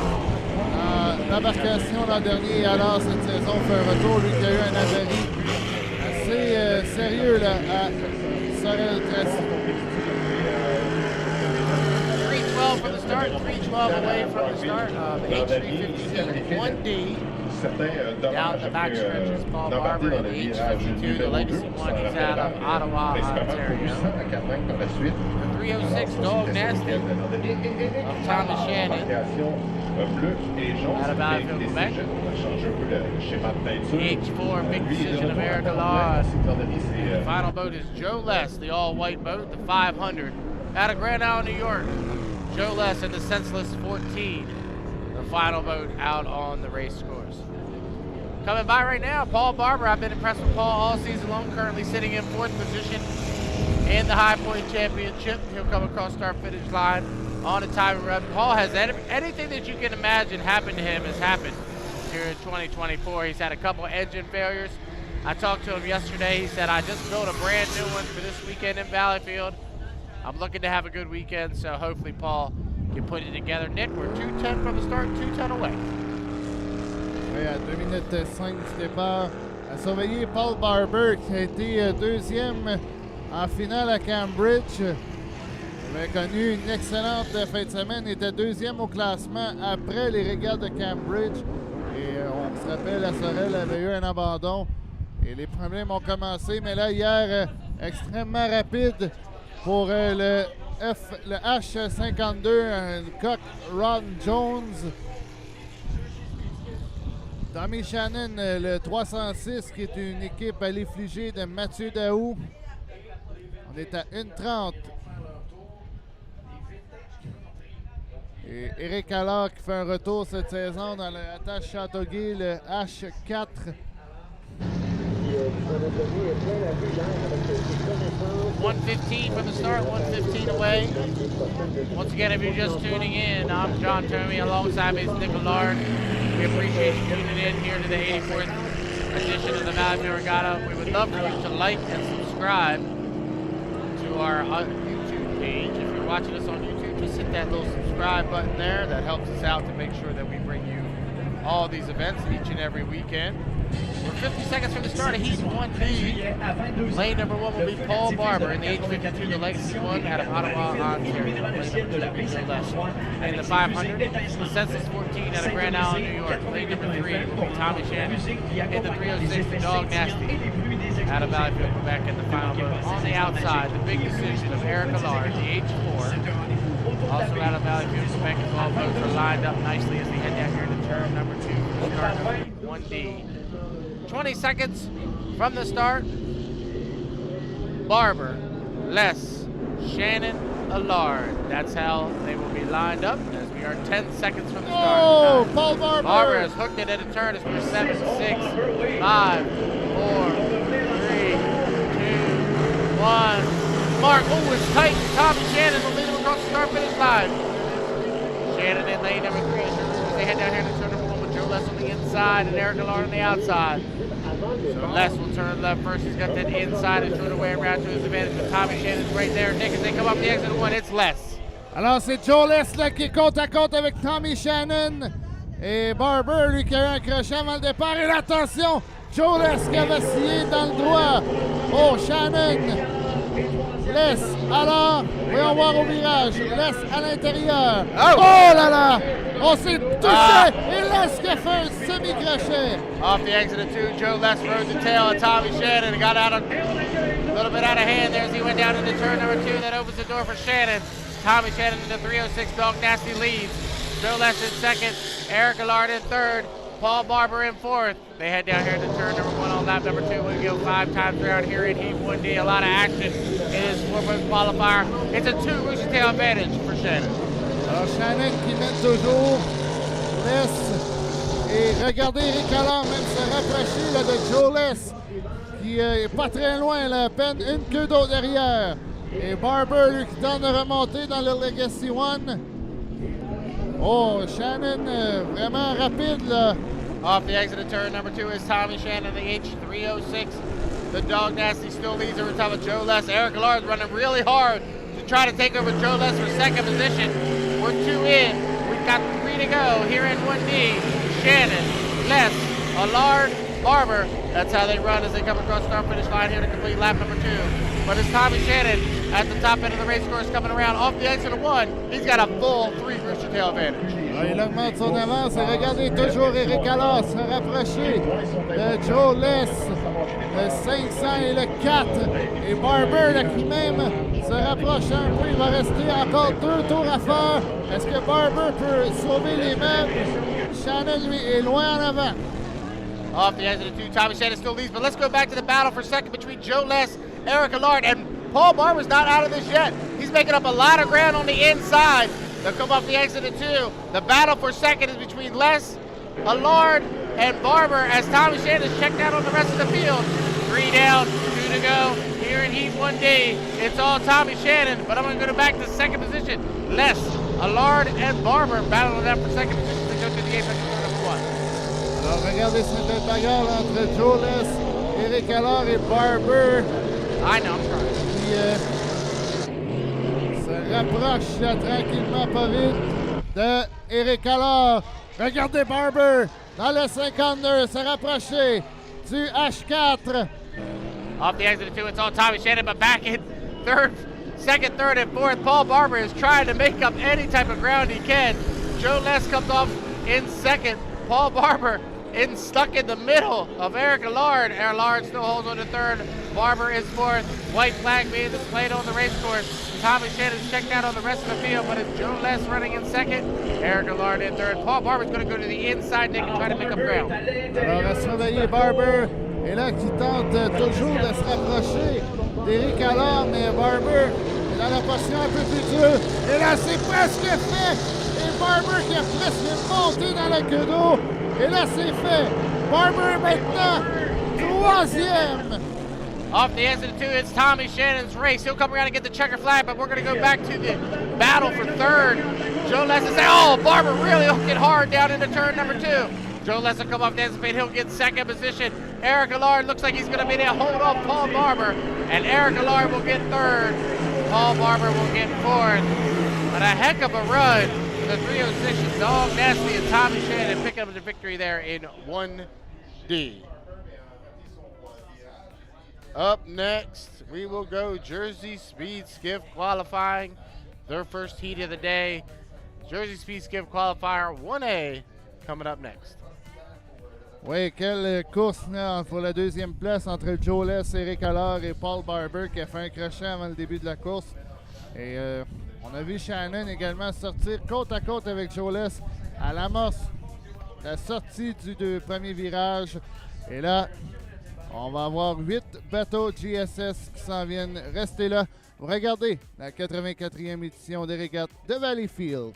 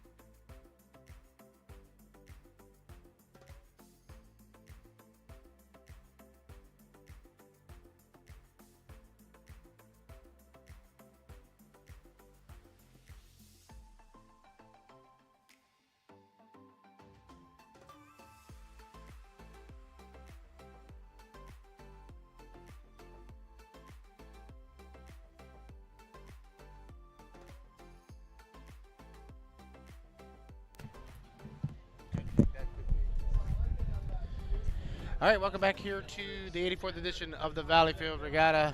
We are inside 5 minutes to the start of Jersey Speed Skiff Heat 2A. These guys ran a qualifier yesterday. Jimmy Stewart picked up the victory with a time of 4 minutes 13 seconds. Now skiffs, Nick, they'll run 4 laps. They'll only run 4 laps instead of 5. So we got a full field of 8. Very excited to see Jay Hardy here this weekend. Jay Hardy has been a long-time Jersey Speed Skiff driver. He's got Erica Sandusky in there with him this afternoon. Jay Hardy from Greenwood Lake, New Jersey. Boats starting to make their way out of the pit area. Once they come around the start-finish line, we'll introduce them to you. Skiffs have a driver and a rider. The driver obviously drives the boat. The rider helps out with navigation. That's really their job, to help out with the navigation as these boats get up on their side. Sometimes it's hard for the driver to see where the boats are around them, and especially at slow speeds, the bow gets up really high and it's hard for them to see around the outside. So yesterday, Jimmy Stewart had lane number 1. He won from lane number 1. Today, he'll have to start on the outside, lane number 8. The one to watch here, Nick, is Jay Hardy starting in lane number 3. I'm excited to see this 22. Oui, Jay Hardy hier qui a terminé deuxième suite à un crochet de Max Ewancio qui donnait la lutte à Jimmy Stewart. Ewancio qui passe devant nous, le In the Red. Voici Courtney True Love, le 721, le Skippin' Crazy. Jay Hardy, le 22. Oui, Alexandre Baudouin, attention, évidemment. Celui qui a gagné pendant plusieurs années consécutives, Tom Pacradoni dans le Rolling Thunder, le JS7. On a un début de saison extrêmement difficile. Son copilote est Marc Lecomte. Abigail Langford qui est là. Le JS41 et Davy Green là. Le Very Cherry, le JS99. Boats coming around turn number 1 right now down the back stretch. We are 2 minutes and 30 seconds from the start, 2:30 away from Jersey Speed Skiff Qualifier 2A. Jersey Speed Skiffs were added to the HRL contingent a couple years ago, and every weekend we've had 8 boats show up. A couple weeks ago in Brockville, we only had 6 show up, but every week we try to get 8 to show. John, good morning. Turn number 1 here. We'll get you introduced to you as they come off the exit of turn 2. The first boat coming off of turn 2, that is the 721, Courtney Stewart, or Courtney True Love, and her husband Dallas. Here's Jay Hardy and Erica Sandusky as they come across start-finish line. Max Ewancio, he's got Nick Wheeler in there with him this weekend. Nick, a long-time outboarder, has ridden in a skiff or 2 before. The 113 comes by start-finish line. That's Louis Boudin. Adam Sorrell Tracy in the another one. The Yumpin' Yiminy, the JS10, Jimmy Stewart and Pegawancio come across start-finish line. The JS7 Tom Pacraduni Rolling Thunder, he's got Mark Lecomte riding with him this weekend. And the final boat, Abigail Langford in the JS41, the Crabster, with her husband Brendan Langford doing the riding with her. 118 from the start, 118 away from the start, Nick. Jersey Speed Skiff Qualifier 2A. Oui, alors à surveiller, comme on disait, Jay Hardy qui a très bien fait hier. Tom Pacradoni, le JS7, qui a gagné déjà ici en Grand Prix, le défi du vendredi. Et Jimmy Stewart, le Yumpin Yemeni, on est à 55 secondes. 4 tours en classe Jersey Speed Skiff. All right, we'll get them lined up for you as we're inside 1 minute to the start. Lane number 1 will be Courtney True Love in the 721, going Skiffin' Crazy. Lane number 2 will be Abigail Langford. The 2 sisters will be side by side. Abigail in the 41. The Crabster will be in lane number 2. Lane number 3 will be Jay Hardy in the 22. Lane number 4 will be Tom Pacraduni in the JS7 Rolling Thunder. Lane number 5 will be Louis Boudin in the 113. Dave Greenlaw in the 99. Very Cherry will be in lane number 6. Lane number 7 will be Max Ewancio in the 45. In the red. And on the outside will be Jimmy Stewart and Pegawancio in the JS10 Yumpin' Yiminy. 13 seconds from the start. Qualifier 2A as we are 8, 7, 6, 5, 4, 3, 2, 1. Mark, good start for Jay Hardy. He'll break the line with everybody following up, and Hardy will lead him down here to turn number 1. Jay's just got to hold his lane all the way through the apex of turn number 1 from lane number 3 into 22. He's your leader as they go down here into turn number 1. Hardy leads the pack running there on this outside. Louis Renee running in third. Here comes Jimmy Stewart moving up in fourth, but down the backstretch, it's all Jay Hardy. Alors c'est Jay Hardy là, pourchassé par Pacradoni. Et Stewart là, est quatrième, lui qui partait dans le quatrième couloir. Baudouin est troisième. Et regardez là, belle bagarre entre Stewart et Ewancio également. Et là, Pacradoni qui est maintenant tout près de Jay Hardy. Et Baudouin qui se rapproche à l'intérieur de Tom Pacradoni. Off the exit of turn number 2 to come around and complete lap number 1, Jay Hardy. He is your leader off the exit of 2. Battle for second between Tom Pacradoni on the outside and Louis Renee on the inside. Look at Jimmy Stewart. He's all the way up to 4th position after starting in lane number 8. Running to the inside, he got to the buoy road pretty quickly as they went down the backstretch. So Hardy leads. Pacradoni in second, Louis Renee in third. Jimmy Stewart in 4th. 5th is Max Amancio. 6th, Dave Rosenthal. 7th, Courtney Trulove. Through the apex of turn number 1 here on lap number 2. It's all Jay Hardy as he hits up the exit of 1. Alors regardez Stewart là, qui se fait brasser par Baudouin, qui lui est en lutte, notamment avec Pacradoni. Et Baudouin qui est maintenant côte à côte avec Pacradoni. Stewart qui est maintenant à l'intérieur dans le JS10. Oh, quelle bagarre à 3 entre Pacradoni, Baudouin et Stewart. Alors que Hardy, lui, est parti à l'avant. Now through turn number 2, it's all Jay Hardy, your leader, as he comes up the exit of 2 with a nice comfortable advantage with the battles for second between Pacradoni, Baudouin, and Jimmy Stewart, who's moved up on the inside of the 113. Oh. So 2 down, 2 to go here at Jersey Speed Skiff Qualifier 2A, and it's all Jay Hardy. Pacradoni on the outside with Jimmy Stewart on the inside with Louis Renee stuck in the middle for second, third, and fourth. 5th position is Max Amancio. 6th is Courtney Trulove. And 7th is Dave Greenlaw as they head down here to turn number 1 on lap number 3. Remember, we only go 4 times around here at Jersey Speed Skiff Qualifier. Jay Hardy's leader, but Tom Pacradoni's moving tight to the buoy row with Jimmy Stewart running right up on his inside. Pacradoni and Stewart are side by side for second. Alors Stewart et Pacradoni côte à côte. Le 7 et le 10. Et ça, on souhaite tellement revoir ça en finale. Stewart et Tom Pacradoni. Stewart qui veut aller chercher un 3e titre à Valleyfield depuis le retour de la pandémie. Depuis la fin de la pandémie. Un tour à faire. Off the exit 2, white flag being displayed on the race course, signifying 1 more lap around for Jay Hardy in the JS22. Jimmy Stewart started in lane number 8, is all the way up to second position in that JS10. Yump and Yimini, Tom Pacradoni's back to third.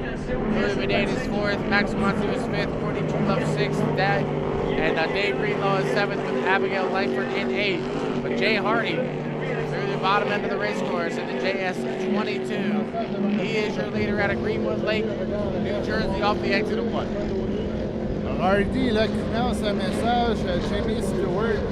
Et le temps à battre est de 4 minutes 13. Est-ce que Hardy peut battre plutôt Stewart? Regardez, Pacradoni va avoir de la difficulté à sortir du virage. Ainsi que Baudouin là, qui est actuellement 4e. Et Langford, elle, était actuellement dernière. Le dernier virage pour Jay Hardy. Off the exit 2, checker flag waves for the JS22. Jay Hardy and Erica Sandusky will come across and get the checker flag, and your unofficial winner of Heat 2A will go to Jay Hardy in the 22. Second place, second place we're going to Jimmy Stewart in the JS10. The Yump and Yimini out of Annapolis, Maryland. Third, we're going to Tom Pacradoni out of Glen Mills, Pennsylvania in the JS7. Rolling Thunder. Fourth, Louis and Laura going to come wide in the JS113. Another one out of Sorel Tracy, Quebec. The 45 and Max Amancio will come across in 5th out of Berlin, Maryland. 6th, we're going to Courtney Trulove. Also out of Pasadena, Maryland. And 7th position will go to Davey Greenlaw out of Upper Black Eddy, Pennsylvania in the JS99. So your unofficial winner, 2A, Jay Hardy in the JS22.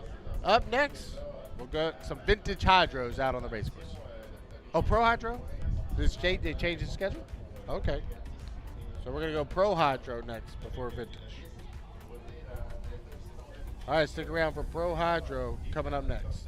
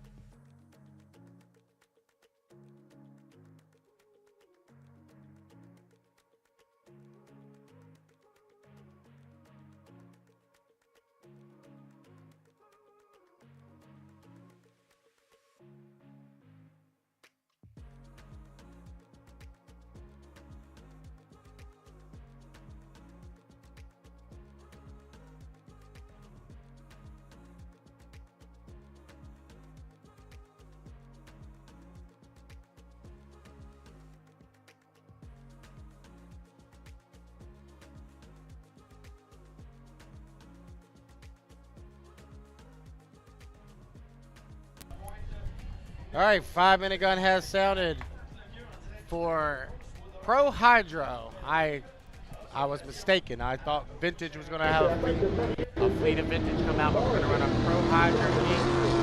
Then we're going to go GP racing, pre-qualification of Grand Prix Hydros after ProHydro. So ProHydro making their way out. We should have 3 of them make the call. Dominic Mosenev and Jay Whitehair are out on the race course. We should see Mike Monahan making their way out.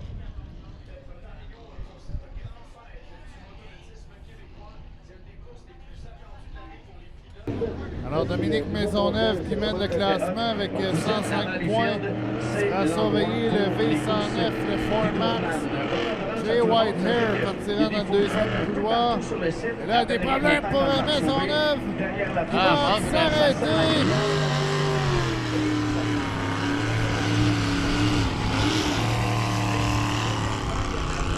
On a toujours le V60 de Mike Monahan. On parle de la classe ProHydro. Mike Monahan just came out. Yep, Monahan just made his way out of the pit area, so all 3 have made the call for ProHydro. 1A on the weekend. They came out to the testing session yesterday. Actually, talked to Mike Monahan a little bit after that testing session yesterday. He's driven this NM60 for a number of years for BJ Maduri. Mike's out of Sudbury, Ontario, but the boat is out of Michigan, and these guys do a great job with this 60. The Liquid Courage Racing comes off the exit of turn number 2. And Mike felt very confident that he had a good chance to win this ProHydro qualifier today. See how Monahan does. In the NM60. Looks like Mosenev's having trouble with the 109, Nick.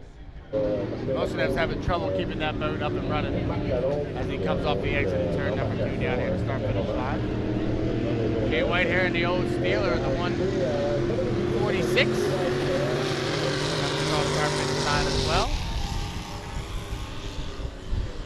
2 minutes and 10 seconds from the start of ProHydro Heat 1A.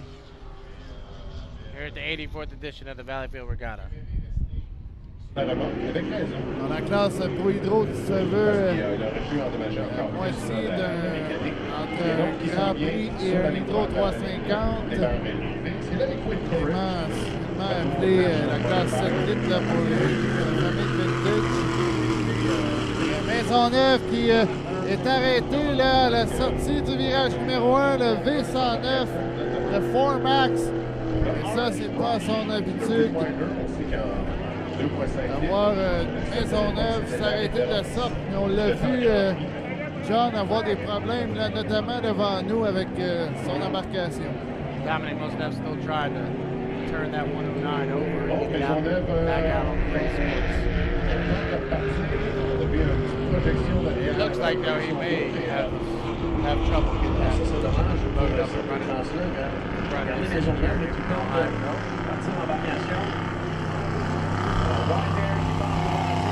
Whitehair comes by in the 146. Mike Monahan in the 60.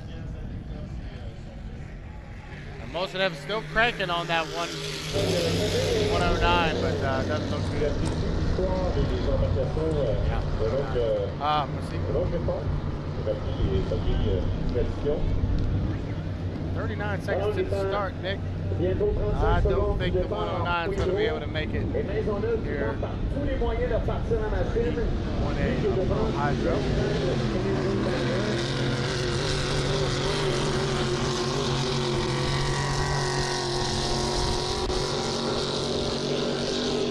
So 18 seconds to the start. It looks like it's going to be Mike Monahan and Jay Whitehair, the 2 boats left running. Yes, we are 9 seconds from the start. 7, 6, 5, 4, 3, 2, 1. Mark. Clean start. Mike Monahan and Jay Whitehair. Here is 1A for ProHydro. They head down here to turn number 1 on lap number 1 of 5. Apex turn number 1. It's Mike Monahan, NM60. Liquid Courage, your leader with Jay Whitehair on his outside. Just come off the exit 1, it's all Monahan. Alors c'est Monahan en tête, suivi de Whitehair. Attention à Maisonneuve là, qui semble être à l'intérieur du parcours et on voit Whitehair là, se rapprocher de Monahan. dans le Steeler. Monahan down into turn number 2 with a comfortable advantage. Here goes Whitehair on his outside, though. Mike goes slow through turn number 2. Backs off just a little bit through that tight turn number 2 in the NM60 Liquid Courage. They comes off the exit of 2. They're side by side for the lead here in ProHydro Heat 1A. And Jay Whitehair will lead lap number 1 in the 146 with Steeler. The Liquid Courage and Mike Monahan falls back to second. Now Monahan picks it back up as they head down here to turn number 1. So Monahan turns left first with Whitehair on his outside. It's Monahan and Whitehair side by side through the exit of 1. Alors, les deux là, nous donnent un excellent spectacle. Monahan et regardez Whitehair là, qui se rapproche dans le Steeler. Oh, quelle bagarre entre le 60 et le 146. Monahan et Whitehair. Malheureux pour Maisonneuve parce qu'on aurait pu avoir une bagarre à 3. Et Whitehair là, qui se rapproche côte à côte avec Monahan. Turn number 2 off the exit is Mike Monahan and Jay Whitehair side by side off the exit. It's going to come around and complete lap number 2. 2 down and 3 to go, and then Monahan leads by a boat length on top of Whitehair, pushing hard on the outside. Jay Whitehair out in lane number 4 or 5, down into turn number 1 here on lap number 3. Mike Monahan out of Peterborough, Ontario. He's your leader with Jay Whitehair right on his outside. They come off the exit of 1. It's still Monahan. Oui, Monahan là, qui garde toujours son avance, mais regardez Whitehair là, qui est toujours à moins d'une queue d'eau. Mais là, Monahan semble ouvrir la machine dans le V60. 5 tours, cette qualification classe ProHydro. On est 3 embarcations cette fin de semaine. Off the exit of 2 to come around and complete lap number 3. 3 down, 2 to go here in ProHydro Heat 1A. And the veteran Mike Monahan leads across start finish line. Jay Whitehair back to second position. Unfortunately, it did not start for Dominic Mosenev in the 109 as they head down here into turn number 1 on lap number 3 of 5. And Mike Monahan's got a full rooster tail advantage over top of Jay Whitehair. Monahan qui a toujours une priorité, lui qui a conduit tellement d'années en classe Grand Prix. S'éloigne devant Whitehair. Monahan également conduit le Rewinder en classe 2.5 litres. Et là, on entend des ratés du côté de Whitehair. Drapeau blanc, 1 lap to go. Off the exit of turn number 2, white flag being displayed on the race course. Mike Monahan just a little bit wide that time by. One more lap around here in ProHydro Heat 1A, and Mike Monahan, the Liquid Courage, has the lead over top of Jay Whitehair, running back in second. They'll head down here to turn number 1 for the 5th and final time here in Heat 1A, and Mike Monahan still with a rooster tail, maybe a rooster tail and a half now as they come off the exit of 1. Parce que Whitehair, son rythme limitator, son régulateur de vitesse. Monahan va démontrer qu'il sera surveillé ce week-end. Maisonneuve, c'est dommage, il y a des dommages sur l'embarcation. Ça ne semblait pas bien aller. Dernier virage pour Monahan. Through the apex of turn number 2 for the 5th and final time. Checker flag waving for Mike Monahan, the NM60, the Liquid Courage. Mike Monahan, your unofficial winner of Heat 1A for the ProHydro. Second position, Jay Whitehair in the 146. And an unfortunate did not start in the 109, and Dominic Mosenev. All right, up next, Grand Prix, 3 qualifications of GP. They will be coming up next for their first heats of the weekend. 1A, 1B, 1C Grand Prix coming up in a few. Grâce à Grand Prix à venir. Restez là, 3 qualifications et l'action, vous en aurez dans les prochaines vagues.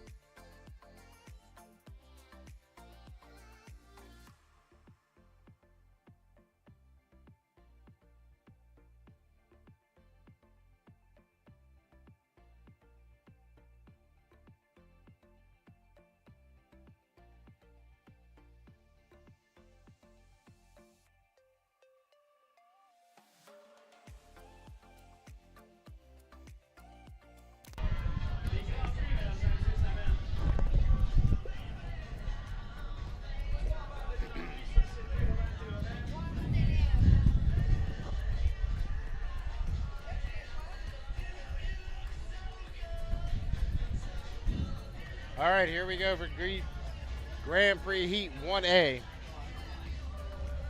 Yesterday's time trial runner Brandon Kennedy makes his way out of the pit area. He's followed up by Jack Lupton and Bobby King. 35, 33, 50. We're out on the water. We're waiting for 17 to Tyler Eccles in the midst today. The four birds make a call here for our first Grand Prix qualifier of the weekend. Heat 1A. Grand Prix out on the race course. 4 minutes to the start. 24 feet in length, 12 feet wide, 468 cubic alcohol motors.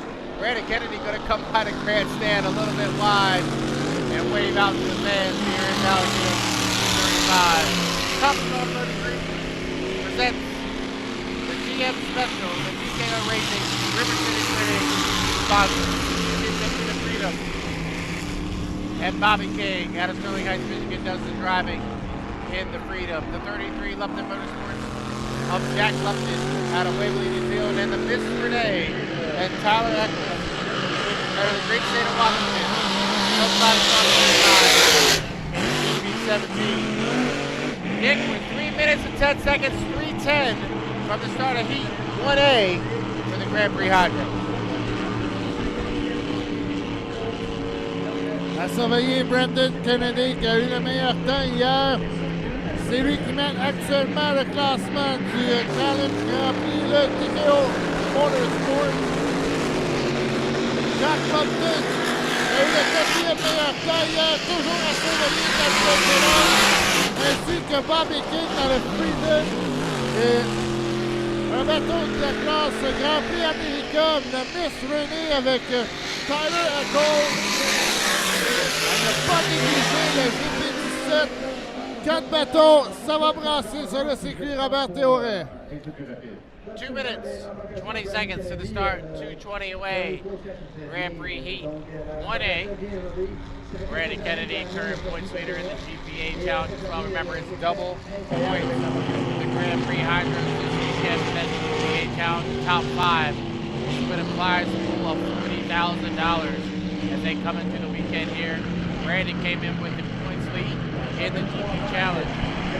Trying to make up ground in the HRL standings. He's currently third in the HRL points. Lead in the GP challenge. Bobby King comes by. Jack Lupton as well.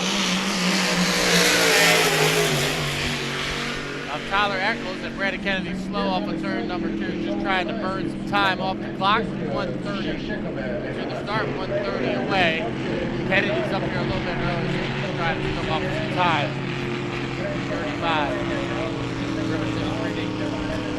That's Thompson Automotive Group for the M Special. Down into turn number 2. We've got Jack Lupton on the inside and Bobby King on the outside. Oh, the Miss Renee, the 17, dead in the water off the exit of 1. Into the 17. Right now, it's 35, 33, and the 50 left running. It's 57 seconds to the start. Heat 1A, Grand Prix Hydro. As they head down here into turn number 1, we'll get them lined up for you. 45 seconds to the start. Brandon Kennedy out of Barre, Delaware will have lane number 1. Thompson on 50 On est à 37 secondes du départ maintenant. Tyler Eccles, malheureusement, qui vient Jack de Lupton lever in the la pompe 33, de the son Lupton Motorsports out of Waverly, New Il est Zealand. malheureusement Lane number 3 will be Bobby King in the GP50. On the outside, GP50, the Freedom. 21 seconds from the start, and unfortunately it did not start for the 17. Miss Renee and Tyler Eccles, as we're 13 seconds away. Grand Prix Heat 1A, they're up a little bit early as it's about a 7-second run off of 2. And here we go, we are 5, 4, 3, 2, 1, mark. It's a clean start. Bobby King made it with Jack Lupton in the middle and Kennedy on the inside as they head down here to turn number 1. Kennedy, Lupton, King. They come to the apex of turn number 1 and Brandon Kennedy, he's your leader off the exit with Jack Lupton right there and King not far behind. Kennedy leads by 2 boat lengths with Lupton stuck in the white water and King running out about lane number 3. Brandon Kennedy to the top of the automotive CM Special leading down into turn number 2 on lap number 1. We go 4 times around in GP 1A, and it's Brandon Kennedy out of Bear, Delaware. He leads by a full tail. Jack Lupton in second, and Bobby King in third. One down, way to go. Second with Bobby King flying the brake spots in third. Down here to turn number 1 on lap number 2 and 4, and it's still Brandon Kennedy. He moves out to about lane number 2. Jack Lupton still pushing hard on the outside, running in second position with Bobby King back to third. For 1.5 minutes, 2.5 laps to go here in Heat 1A. And Brandon Kennedy leads them down here into turn number 2. Got a comfortable boost tail advantage, but Lupton's right there. He's still hitting this white water as they come through the apex of turn number 2. 2 down and 2 to go here in GP 1A, and it's all Brandon Kennedy in the 35. Jack Lupton running in second. Bobby King running in third. And it's Brandon Kennedy, your leader by a full Rooster Tails. Lupton's still there though. He's still within 1 Rooster Tails. They head down the backstretch. We're 2.5 in and 1.5 to go here in Heat 1A. Brandon Kennedy, your leader, down into turn number 2 here on lap number 3. Jack Lupton still trying to make up ground as they head down here in this tight turn number 2. Kennedy slides out to about lane 3. He'll come around and get the white flag this time by 75, one more lap around here in this 1A. Kennedy leads. Lupton is second. Down to number 1 here on the fourth and final lap. Brandon Kennedy trying to get second, and Bobby King running in third. Kennedy leads, but Lupton's still there, not giving up yet. Only a Rooster Tail separates first and second, half a lap away. For Brandon Kennedy, he heads down here into turn number 2 on lap number 4. Kennedy, Lupton, King, they come to the apex of turn number 2 for the first and final time. Final turn, final lap, checker flag, wave. We're unofficial winner of Heat 1A, Brandon Kennedy in the GP35. Second was Jack Lupton in the 33, the Lupton 34. Out of Waverly, New Zealand, and third, we go to Bobby King in the 50, the Freedom, out of Sterling Heights, Michigan. So Brandon Kennedy, since Guntersville, is 11 for 11 in GP qualifying heats and finals. He's your unofficial winner of Heat 1A. Alors, Brandon Kennedy qui est maintenant 12 en 12 depuis le début de ce mini-championnat. Sera vraiment difficile à battre, je crois, ce week-end avec le GP35, le TKO Racing. Et attention quand même à Ken Lupton et à Andrew Tate qui n'ont pas fini leur séance de qualification eux non plus. Ils seront dans les prochaines vagues. Prochaine épreuve avec qualification 1B classe Grand Prix.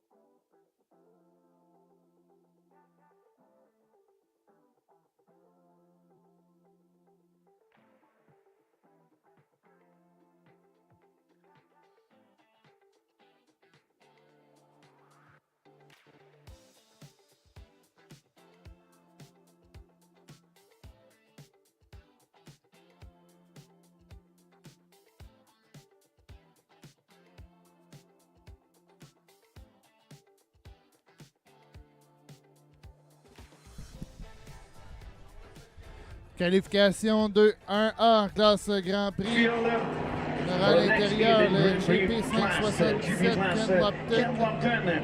Est inscrit dans cette vague avec le numéro 577 de Lucas. Le GP 79, le Bad Influence Jeff Bernard. GP 10, The Charger Kevin Egret. The Pleasure Seekers Jimmy Green. All right, boats making their way out of the water. 1B.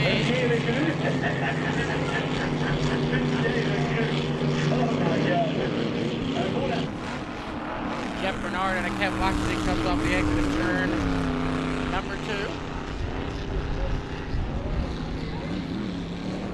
We have the GP79, the Bad Influence, sponsored by Reliable Diamond Tools.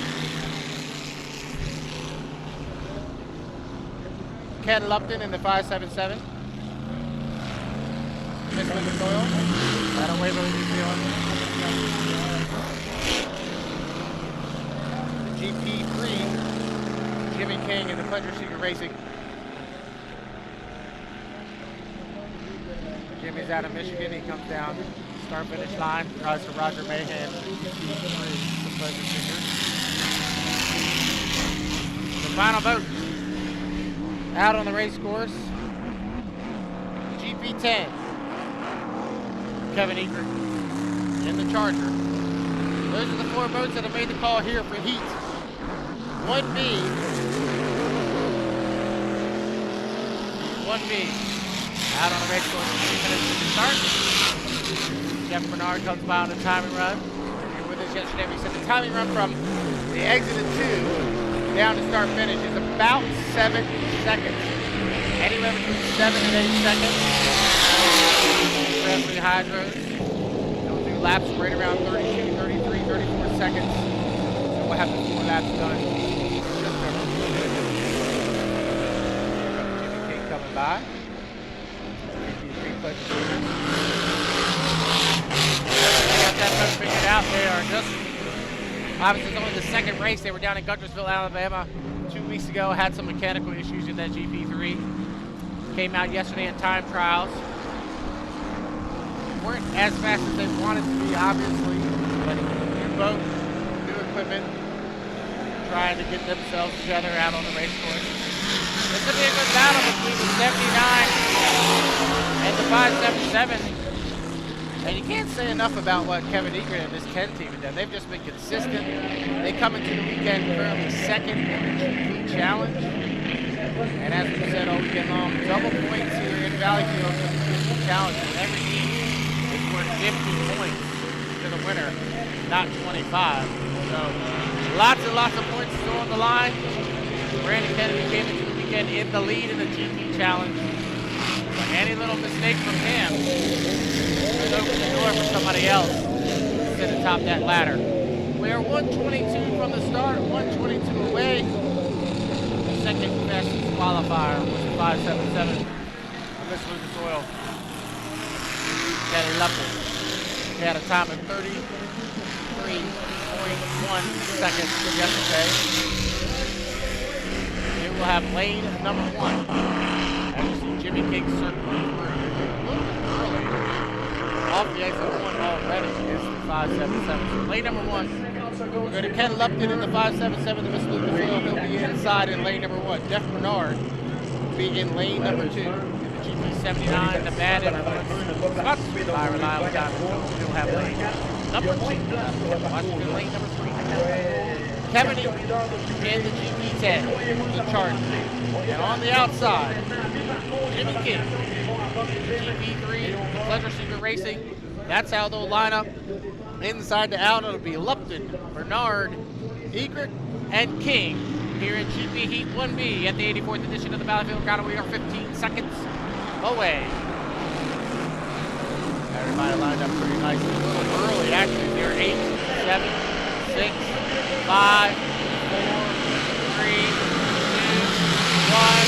Start! Oh, tight! Oh, makes Bernard to lead him down into turn number 1. Go 4 times around here in GP 1B, and Jeff Bernard out of Kent, Washington in the Miss Reliable Diamond Tool will turn left first. He's your leader, but here comes Kenny Lupton right on his inside. Lupton and Bernard about 4 boat lanes separate first and second. Jeff Bernard from lane number 2. He's your leader with Kenny Lupton in second, and on the outside, Kevin Egret having a nice run in third position down here into turn number 2 on lap number 1. We'll go 4 times around here in GP 1B. Lupton and Bernard are side by side off the exit of 2. Bernard comes around, he will complete lap number 1 down and 3 to go. And Jeff Bernard, look at this run, Kevin Egret on the outside and Kenny Lupton. Egret and Lupton are side by side for second. Lupton on the inside and Egret on the outside, and Jimmy King has hooked it down into turn number 2. He's dead in the water, and Kevin Egret has moved up into second position. So Jeff Bernard is 1.5 minutes, 2.5 to go, and Bernard leads. But look at the battle for second. Egret and Lupton are side by side for second. Now on the backstretch here on lap number 2 of 4, and Jeff Bernard out of Kent, Washington leads the GP79. The bad influence will come up next to turn number 2. To complete lap number 2, it'll be 2 down and 2 to go. Bernard's your leader, but it's Lupton and Egret putting on the stroke for second. Kevin Egret is really flying hard on the GP10 on the outside. It's all Jeff Bernard, your leader in the bad influence. He comes up the exit to turn number 1 with a comfortable advantage, but the battle's still for second between Ken Lupton and Kevin Egret. Lupton now has moved up by a full rooster tail over top of Egret back to third. So 2.5 in and 1.5 to go here in GP 1B. And Jeff Bernard looking to pick up the 50 points. He comes to the apex of turn number 2 with a comfortable advantage over top of Kenny Lupton. White flag being displayed, signifying 1 more lap around, 3 down, 1 to go. GP79, bad influence, sponsored by Reliable Diamond Tool. GP577, the Miss Lucas Oil. Kenny Lupton comes up in second and third. GP10, the Charger, and Kevin Egret. But from the beginning, it's been all Jeff Bernard. He comes on the exit of turn number 1. Half the lap away from a victory here in 1B. Here's Jeff Bernard. He bends the throttle just a little bit as he goes down the backstretch down here to turn number 2 for the 4th and final turn. So it's final turn, final lap. The GP79, Reliable Diamond Tools presents the bad influence. And Jeff Bernard from Kent, Washington, your unofficial winner of Heat 1B. Second place, a nice run for Ken Lupton in the 577. This is Oil. He will come around and get second position out of Waverly, New Zealand. And third, Kevin Egret stays consistent. The third place finish in the GP10. The Charger, unfortunately, did not start. GP3 Racing. And Jimmy King, who broke down prior to the start. Alors, Jeff Bernard qui a sorti en avant du premier virage et a réussi à se sauver là, devant Ken Lupton qui semblait pas avoir connu un excellent départ. Et Kevin Egret, lui, qui termine 3e dans le Charger, alors que Jimmy King, lui, semble avoir fait un crochet et n'est pas reparti. Et il reste encore une vague en classe Grand Prix, la qualification 1C. Pour la classe Grand Prix. Restez là. Up next will be Heat 1C. Andrew Tate, Kent Henderson, Eric Langevin, and Patrick Howarth. I'm going to lay out. Nick's going to call Heat 1C. Coming up next, Heat 1C.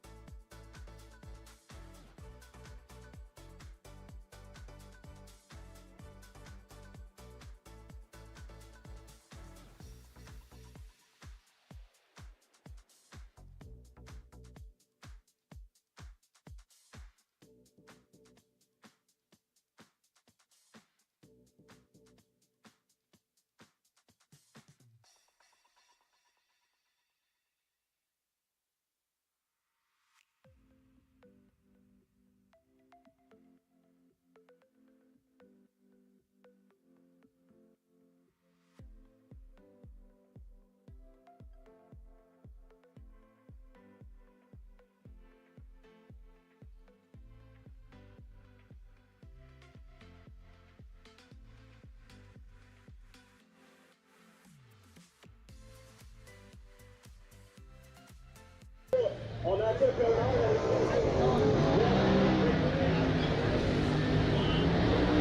dernière qualification Grand Prix de l'avant-midi.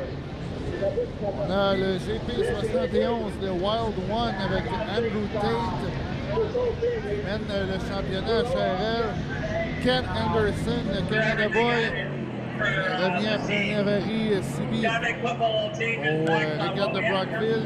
Éric Langevin, le GP212, le Silco. Patrick Howard, le Megavolt. Et de l'autre côté, la famille Schaller. Il y avait des problèmes de direction hier. Est-ce que c'est à nouveau le cas aujourd'hui? Andrew Tate là, qui est très loin à l'arrière là, au classement de la Challenge Grand Prix. Mais mène actuellement le championnat devant Jeff, devant Ken Lofton.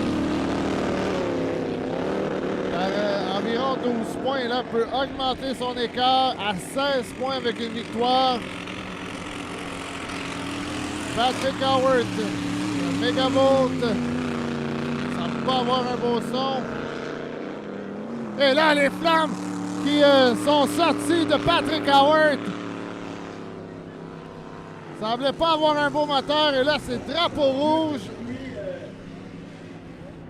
Un bruit de moteur, là. On a entendu un mauvais bruit de moteur. Howard, qui, Devant les terrains de tennis. famille Schaller qui a mis tous les efforts pour être capable d'être à Valleyfield. Et là, Howard qui réussit à sortir de l'embarcation. Et sur les applaudissements. Et vraiment, tout ça, là. Il est passé les prouesses d'un jet ski, hein? Il a arrosé le bateau. Là, c'est on nos va, techniques maintenant pour on va arroser les retourner au puits pour...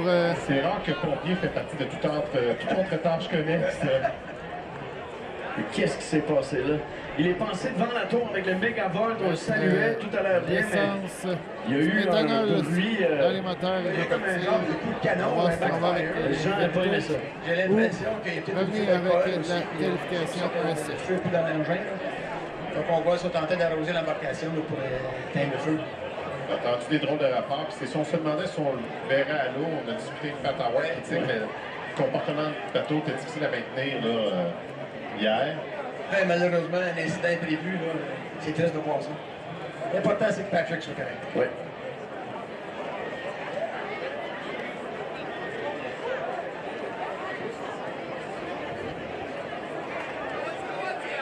Bon, voilà, on peut donner une bonne main d'applaudissement à toute l'équipe de la sécurité ici sur l'eau. Les embarcations rescue, les embarcations pour les remorqueurs, embarcations ambulance également. Toujours un peu stressant là, pour les pilotes, là, surtout de la région. Là, beaucoup d'amis, des collègues, la famille dans la foule. On se rappellera il y a quelques années, le Charger, à l'époque, qui faisait partie du circuit régulier, qui avait pris un feu à peu près au même endroit. Probably be the end that we see.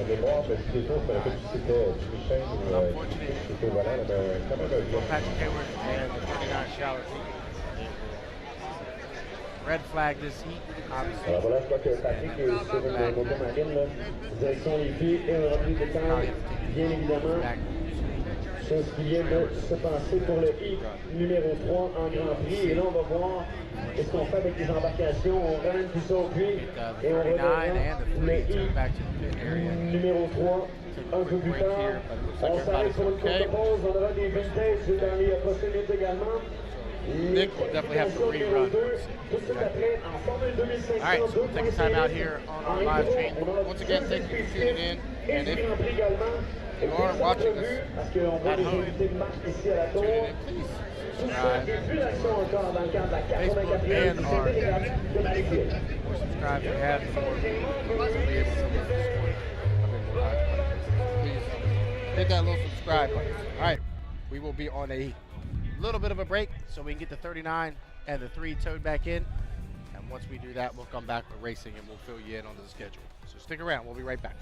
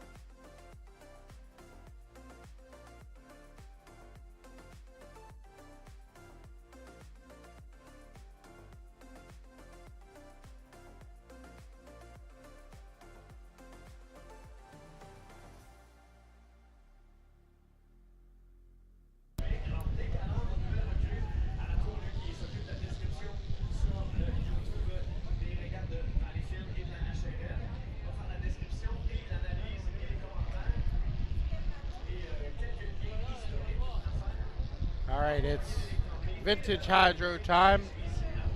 We're gonna take the GPs back into the pit area, get them refueled and turned around. Once we have a schedule update, we will let you know. So vintage out on the race course right now. The small vintage coming by. On the outside, that's the E888. The Miss New Jersey, Steve Webster does the driving. The 68, the Odyssey, Gabrielle Braun. The 77, I believe, is out there. Hot shot, Ben Whitehair. The Pixie is also out there. The CS5 at Ross McCracken. Here's Susan Suey in the 136 double vision, the boat on the inside, the boat on the outside. The 78, Bob Abbott in a double eagle.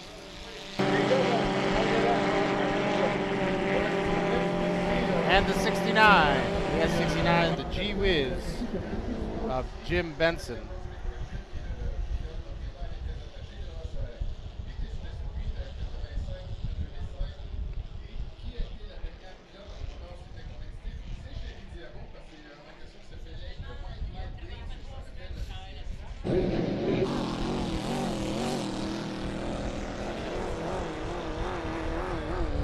Small vintage out on the race course. The Odyssey, Gabriel Braun coming by. The Miss New Jersey, Steve Webster. This boat, I believe, was just redone not long ago at the Lauterbach by Larry Lauterbach.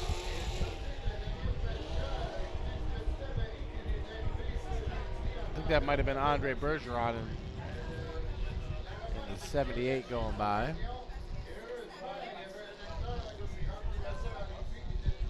So small, vintage. Le porte-voix pour les excuses est endommagé. On a réussi à réparer pour le mettre à l'eau.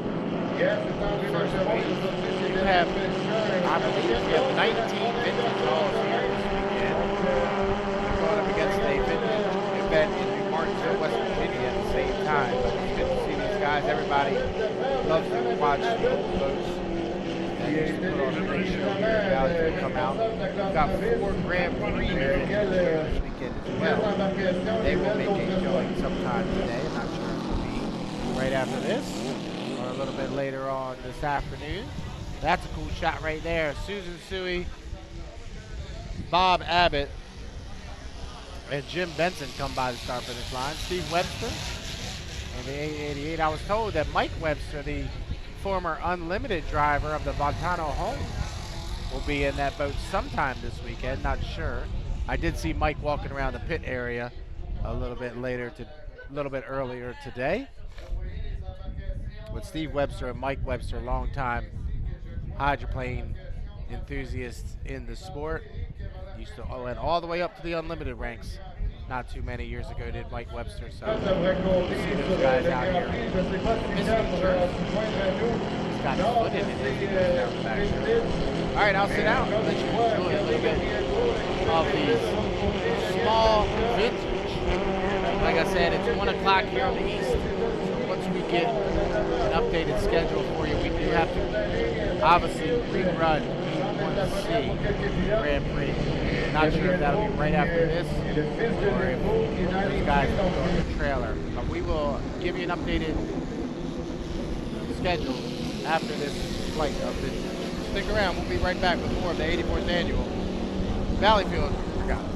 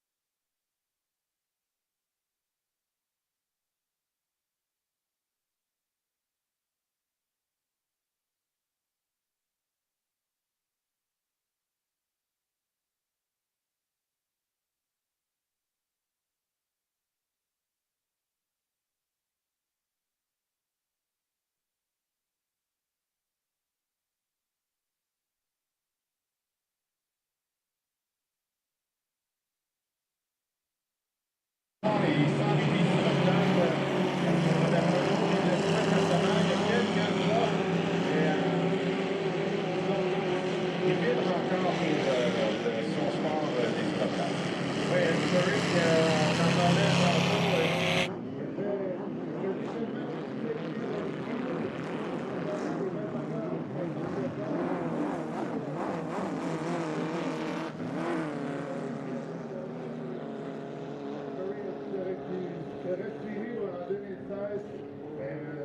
Certain que ça doit lui manquer à Hansbury dans son embarcation.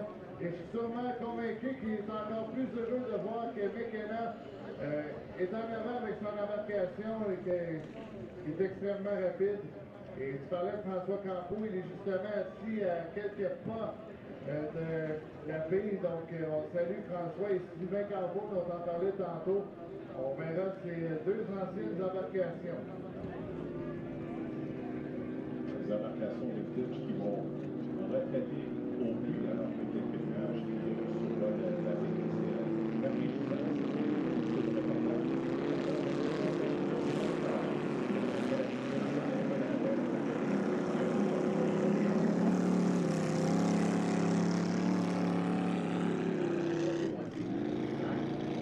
Les gens de l'équipe de Paxson se promènent dans Les estrades, autant à Bellerive, sur la langue de terre, dans le parc Sauvé. Et attention, pour les gens qui veulent se procurer des billets, en levant la main, est-ce qu'il y a des gens qui ont des billets du moitié-moitié dans les airs?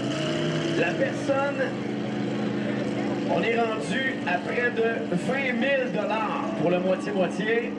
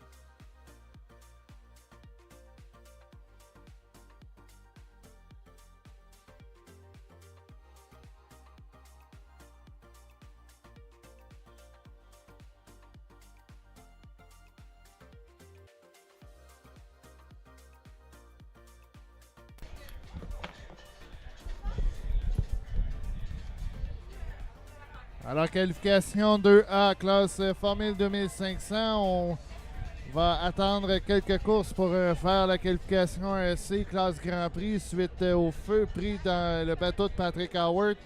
À l'intérieur, on aura le 555, le Happy Sunny de Michael Tremblay. Dans le deuxième couloir, on aura le Erin Choker de Adam Carouters. On aura également le F88 Fat Boy, Alexandre Leduc. Marc Lalonde dans le quatrième couloir, le 751. Kevin Smith, le Dreamweaver, sera dans le cinquième. Et Samuel Tremblay sera dans le sixième couloir. Alors qu'Eddie Canfouche, lui, sera dans le septième couloir. All right. 350 from the start. Formula 2500 Heat 2A. Earlier today, we have Eddie Camps. Alexandre Leduc, pilote le 88. Il y aura le Lalo Racing de Marc Lalonde dans le 751. Kevin Smith, pilote le 26. Alexandre Tremblay, pilote le 113. Et finalement, à l'extérieur, complètement comme dans le 7, Eddie Canfouche, pilote le Adam Brunson. Eddie Camps down the side. Obviously, I always say I enjoy the second qualifiers here because it's the fastest. Predominantly on the outside. Numéro 2. Éric Tremblay analyse pour The assigned lanes. Assigned lanes. You get the top point, get it on the inside. And then for the second qualifier, we're going on the outside. And then for tomorrow's third qualifier, it'll be based off points in the faster routes. Évidemment, c'est The Canfouche. outside. So Michael Tremblay également qui est capable de faire guys that are down in points. Here comes Kevin Smith down by.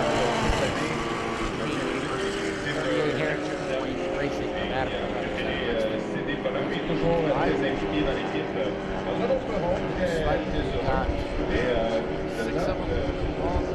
aux feuilles. See Alex getting out of the area in the 88. C'est ça, Samuel Tremblay qui est dans le corridor à ses côtés.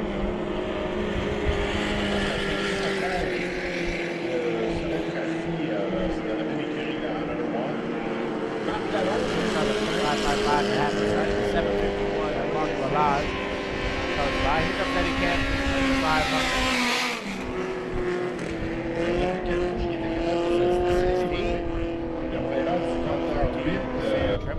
Sam's done a great job. Another one. That boat last season was experimenting with that Honda engine, and they really did figure it out here. And when he runs, he's very, very successful. You can see a cut from the 555. They cut from the back stretch to the front stretch. As long as you cut in between the start and finish line of the entrance of turn number 1, you are allowed to do that. Now, I know that's different from our friends down in the States where you're allowed to cut anywhere on the front stretch, but here in HRL, you have to cut in between the start finish and the entrance of 1. And you can see Eddie Campers doing that. Sam Tremblay is also 113 start. Heat 2A. 2500. Once again, my name is John Turby. I'm joined by Nick Allard throughout the day. Lane number 4. Lane number 5, Kevin Smith. Number 26. Samuel Tremblay, number 113. Lane number 6. Like and subscribe to the page. That will help us out. Et il sera dans le corridor numéro 7, complètement à l'extérieur. Ce matin, il était dans le centre. À l'intérieur, pardon. So you can line up on the back stretch 4 seconds away.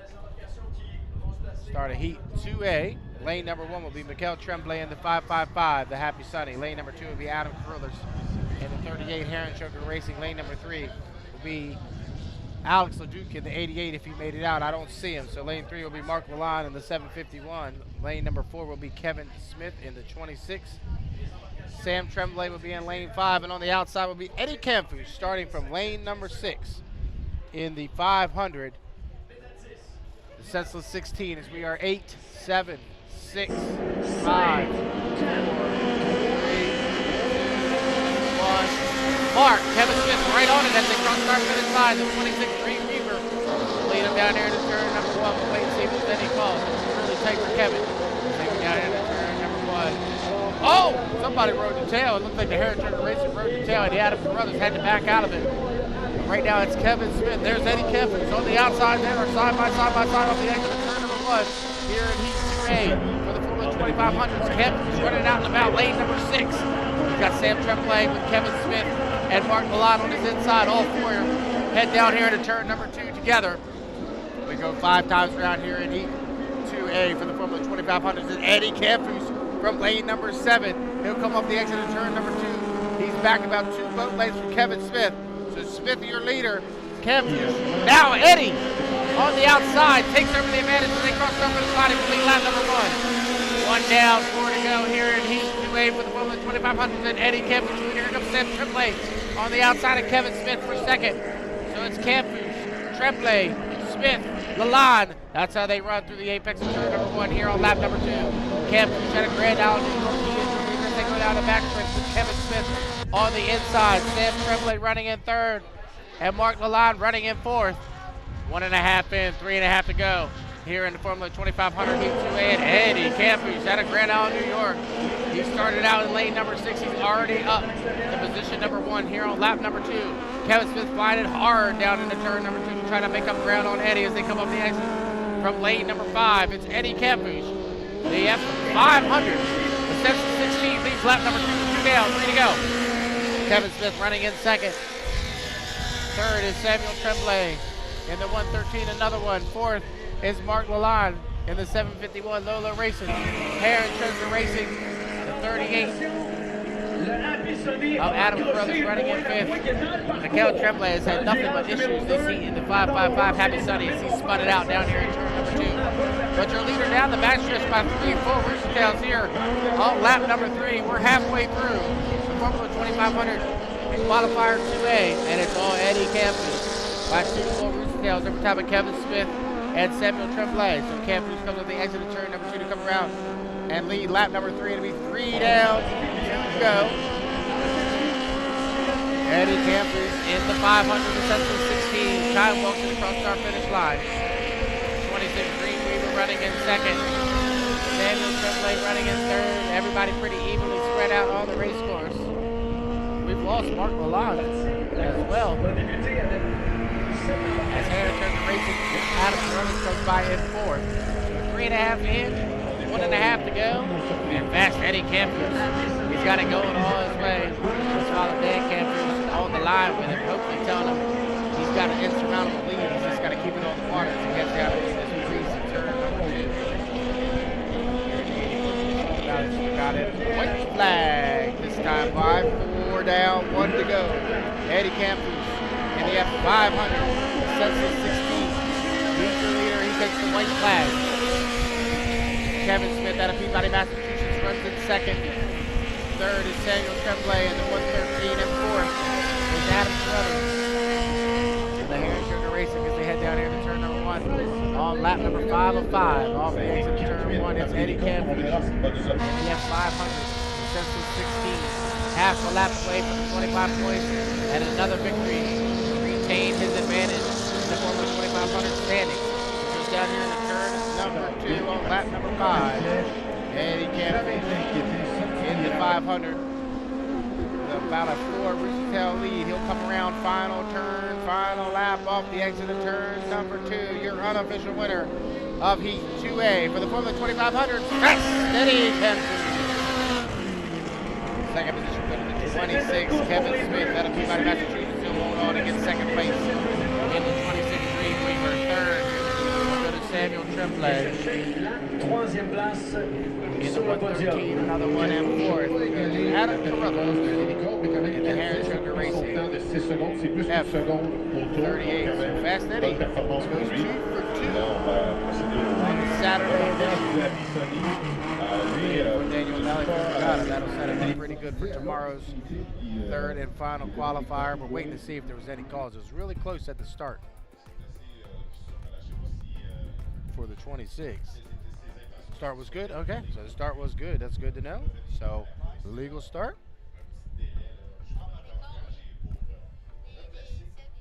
Perfect. All right, getting our officials saying legal start. So everybody was legal there, so your official winner will be the 500. Eddie Campus. Coming up next, Heat 2B from the 2500, Heat 2B. Once again, if you're new to the HRL format in the second qualifiers, 2A and 2B, we put the faster boats, or the guys that have the most points coming into the weekend, have to go to the outside in 2A and 2B, and that makes for more competitive heat racing. My favorite heats of the weekend are usually heats 2 on Saturday and heats 3A and 3B on Sunday, because the faster boats are trying to make up ground on the outside. Still waiting on an update about the GP rerun of 1C. Unfortunately, Patrick Hayworth suffered a fire in the 39 megavolts, so we're waiting for that reprise of 1C. And once we get the official word on that, we will let you know. We will have to rerun Heat 1C for Grand Prix Hydro. Our schedule. Find it. Currently states we'll have the Heat 2B. Then we'll go 2.5 liter stocks, 3A, 3B. Then the 4 qualifiers for H350. Then vintage, Jersey Speed Skiff, ProHydro, and then GP's 2A, 2B, and 2C. Just so everybody knows, GP 2A is scheduled to go off at 3:05, right? Or 4:05. 4:05 is scheduled for 3A. So we'll wait and see, and we'll keep you up to date with that as we're moving right along here. Day number 2 of the 84th edition of the Valleyfield Regatta. We'll be right back with 2B.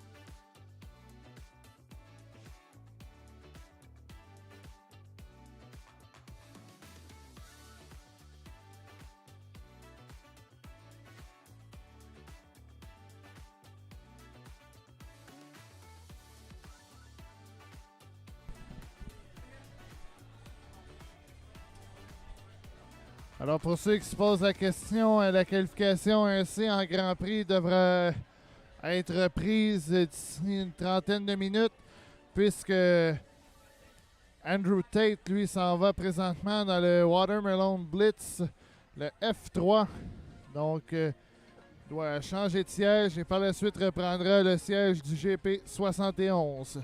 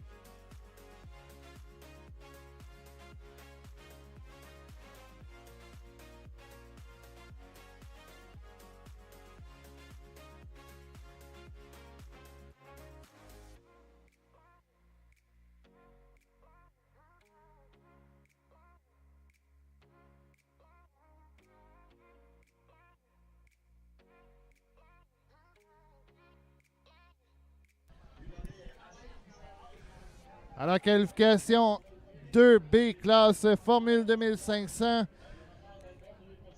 s'annonce assez spectaculaire. On aura à l'intérieur le F14, le Legacy One de Grand Prix.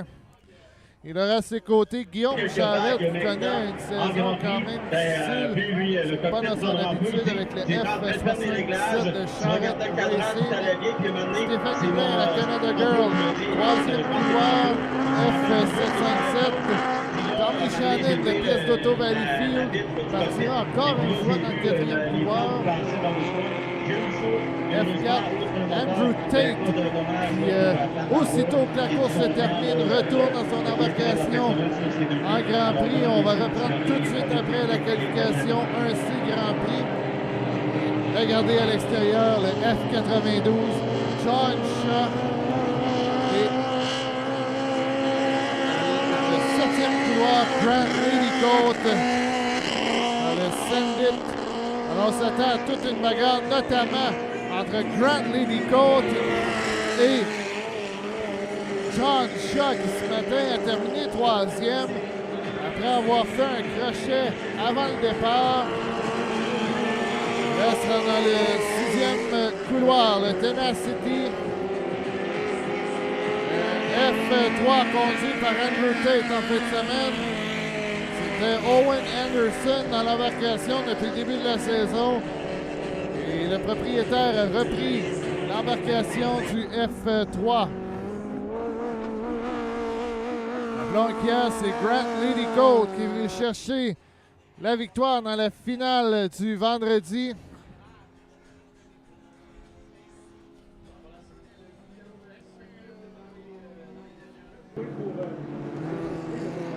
On est à 2 minutes 46 secondes du départ. Drivers to watch, your eyes on it. Grand Lady Coat on the outside. The red boat and the orange boat of John Shaw, F92. Tate was very impressive this morning with the F3. That's the boat of Owen Anderson, who was driving at the beginning of the season. Tommy Shannon, le F4, la pièce d'Auto Valleyfield. Et notamment sur la rue Monseigneur Langlois, ici même à Valleyfield. Guillaume Charette, l'ancien web dancer qui conduisait pour la famille Demers l'an dernier. Là, un début de saison un petit peu plus difficile. rappelle qu'on est dans la deuxième moitié de la saison à partir de ce week-end. Il va rester 2 fins de semaine de course, North Tonawanda et la grande finale à Bois-Noir au début du mois de septembre. Grand Hearn, ça c'est l'ancien embarcation de Frédéric Couturier qui a maintenant fait le saut en Hydro 350. Hearn qui a manqué les régates de Sorel-Tracy ainsi que les régates de Brockville il y a 2 semaines. Et là revient pour les régates de Valleyfield. C'est tout un pilote. Fils de Richard Hearn. 1:15 to the start. On the inside, it's the 14 of Grand Prix. Guillaume Charel will be in the second, Stéphanie Main third, Tommy Shannon in fourth, Andrew Tate in the fifth, John Shaw sixth, and Grant Leadycoat in the seventh. 53 seconds to the start.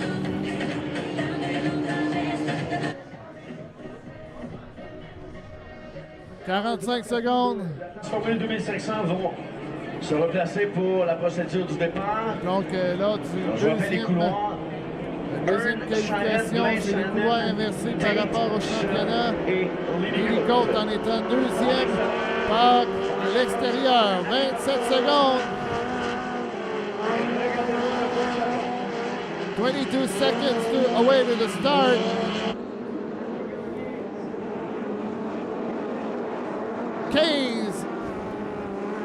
On est un peu vite.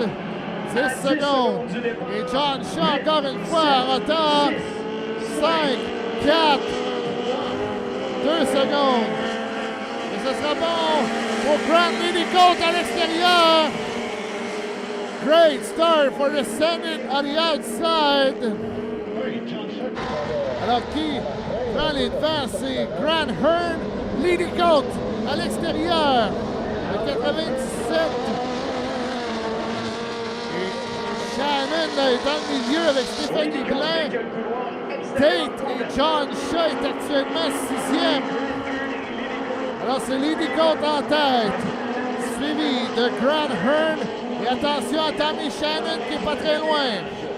On est à 3 dans le virage.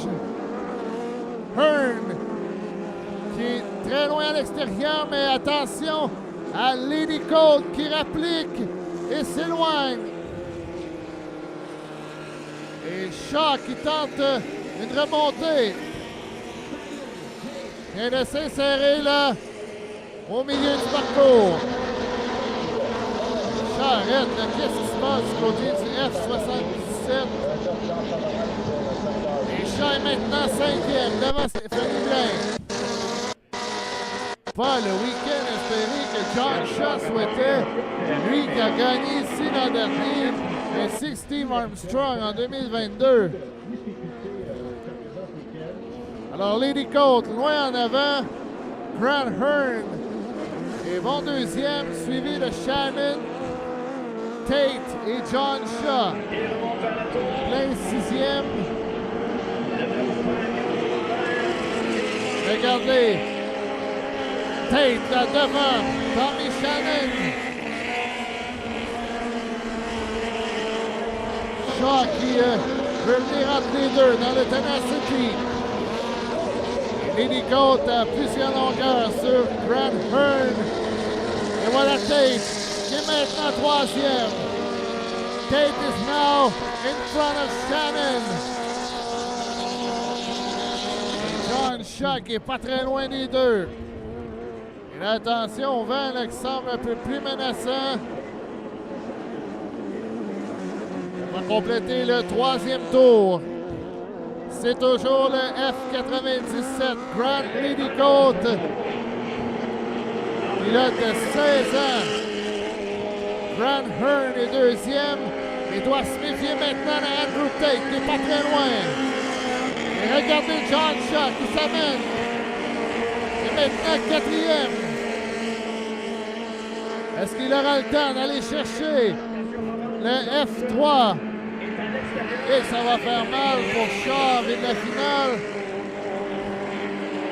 Le 4e, là, c'est 15 points. Et regardez Shannon pas très loin. Shaw est maintenant bon 4e. On sort le drapeau blanc pour Grand Prix et le 97. Et regardez Andrew Tate, qui est pas très loin de Grand Hearn. Shaw est toujours 4e. Et regardez même Shannon, là, qui est pas très loin de lui. Alors que Blain et Charette ferment la marche. Oh, Tate qui remonte. John Shaw est actuellement de 4e. Shannon 5e. Est-ce que Tate en a sa réserve pour remonter sur le F14 de Hearn? Blain 6e et Charette 7e. Et je crois qu'il va manquer de temps pour Andrew Tate. Alors que Lady Cote s'amène.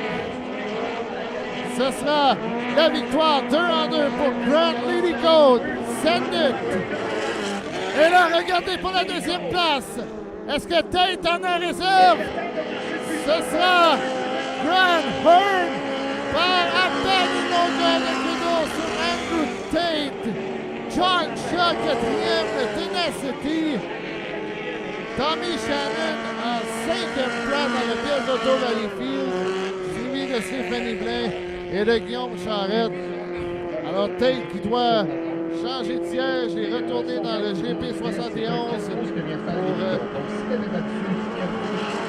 reprise de qualification 1C. C'est notre prochaine course. Restez là. N'oubliez pas de télécharger également l'application HRL. Vous avez tous les résultats en instantané ainsi que les groupes de qualification. Plusieurs données sur les embarcations ainsi que les pilotes. John?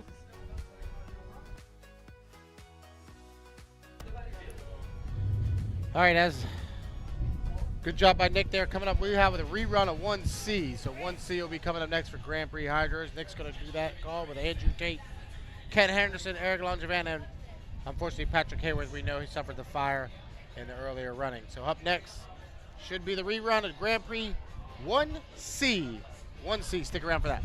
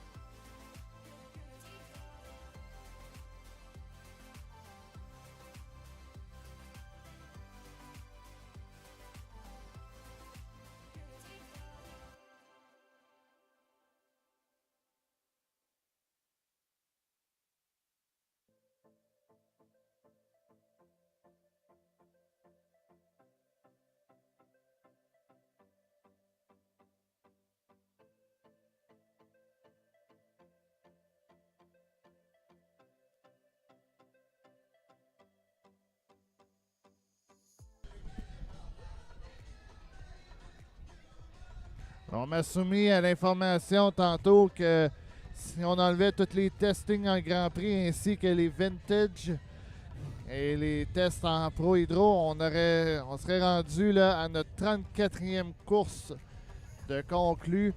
Donc à peu près la moitié du programme. On vous rappelle que demain, le tout commencera de 9h avec les novices. Est-ce qu'il y aura une qualification et une finale ou 2 qualifications ainsi que la grande finale?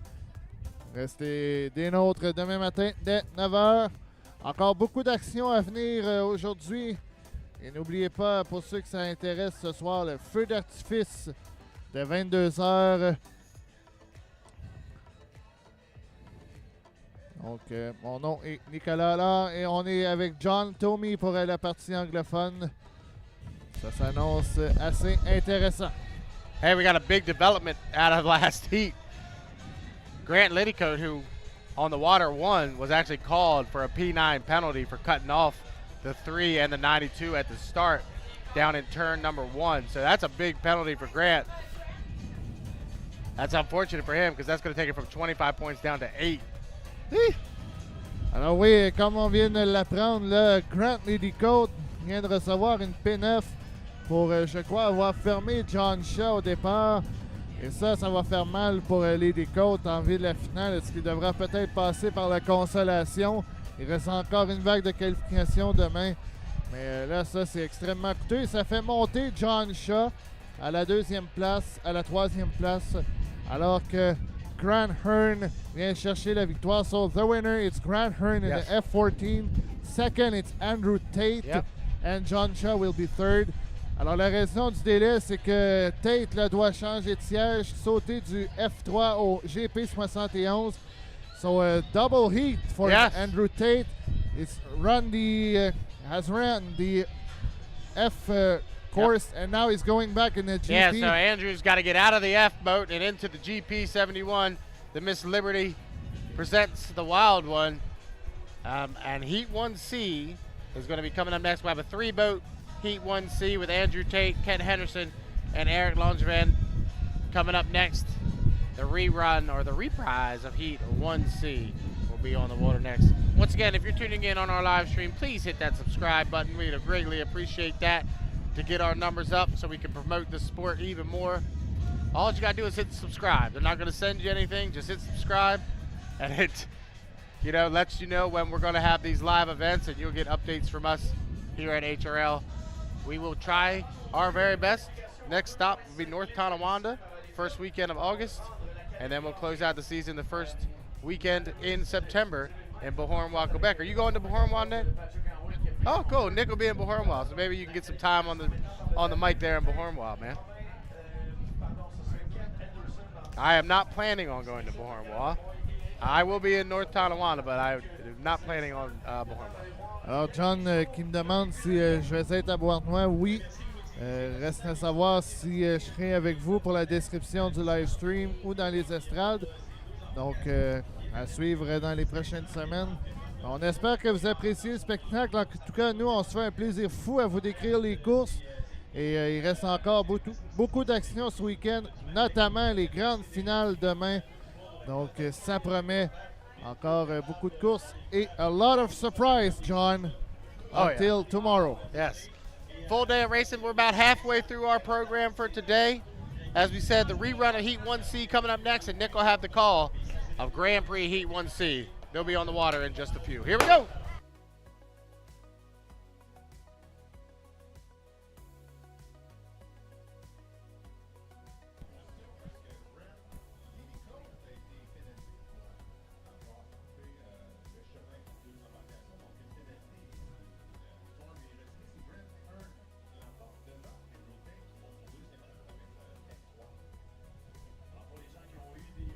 Alors, reprise de la qualification 1C en classe Grand Prix.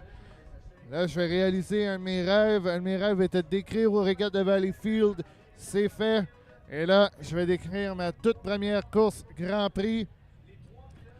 GP71, Andrew Tate, le Wild One Miss Liberty, qui vient de sortir d'une course en Formule 2500. Ken Henderson, GP 757 qui est notamment conduit par Robin Demers. La suite aux avaries de Demers en Brockville. Anderson qui est au volant. Et Éric Langevin, le plomberie Silco, qui dans le 3e couloir avant le début de la journée. Andrew Tate avait 12 points d'avance sur Ken Lupton. Et Lupton, lui, a fait une 2e place lors de sa qualification. Alors Tate, avec une victoire, peut augmenter 4 points d'écart au championnat.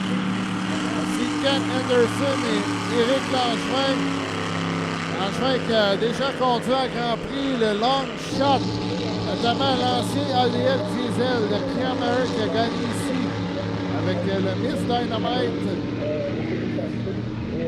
Et GP 71, ça c'est l'ancien Steeler où Bert Anderson, Jimmy King et Andrew Tate ont tous gagné à Valleyfield.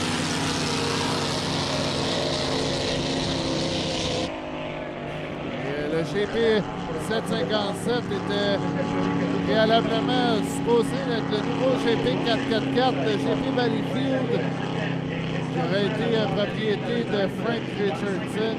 Et là, tout a été changé, le tout a été offert par la famille Demers qui vont se retirer. La famille Demers et Blain vont se retirer à la fin de la saison. Anderson fera le choix Grand Prix, c'est un excellent pilote. Tout comme le long shot d'Éric Langevin, on est à 2,15. Andrew Tate is the favorite on this race with a GP 71, the Wild One. He's actually leading the championship in the HRL series.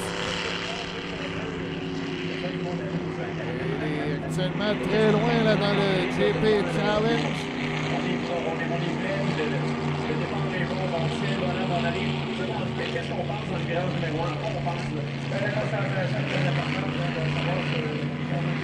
Beaucoup de choses peuvent survenir encore. Oh, Langevin! Il n'a pas été à la bonne place là, pour faire son...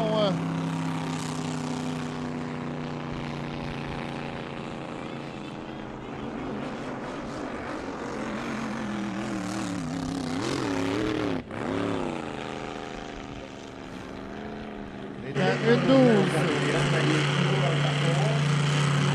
Ken Anderson.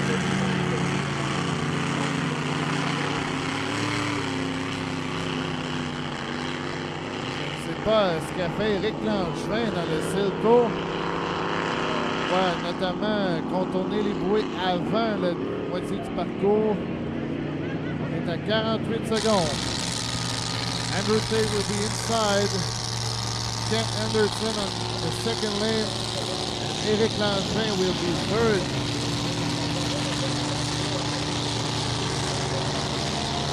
En 3 secondes.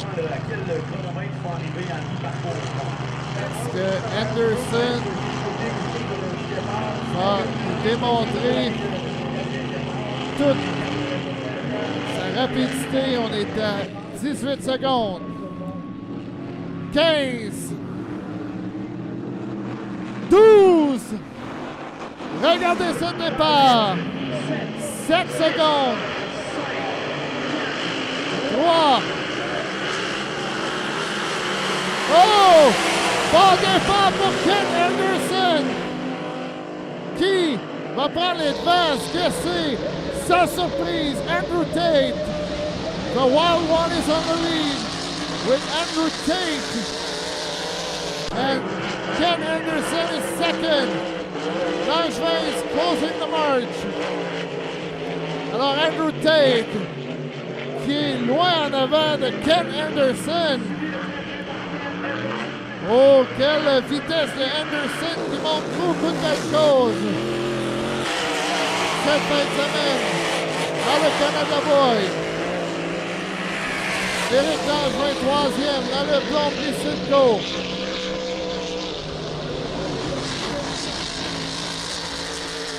Alors Anderson, Tente de remonter sur le Wild One et Andrew Tate qui retrouve son siège après avoir raté les 2 derniers événements de la HRL GPA.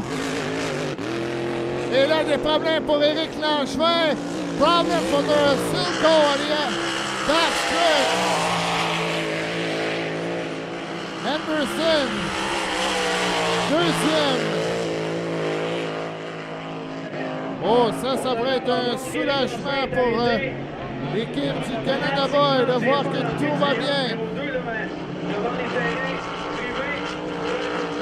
Tête dans ses couleurs en vue du week-end.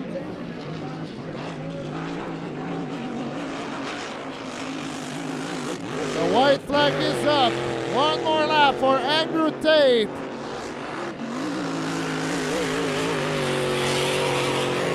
Wild one.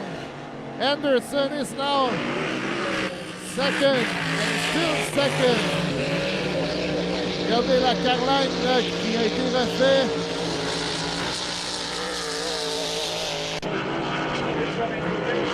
Tate là, qui passe d'un ponton à l'autre dans le GP 71.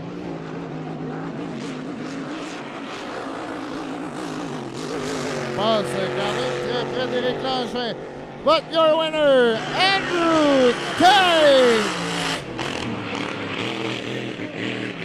Deuxième, Ken Anderson, Canada Boy, qui termine deuxième. Et Tate a fait le deuxième meilleur temps, 2 minutes 29. Et ça confirme la rapidité du Wild One, que les problèmes de moteur à Madison et Guntersville sont maintenant chose du passé. Prochaine épreuve, classe 2,5 litres.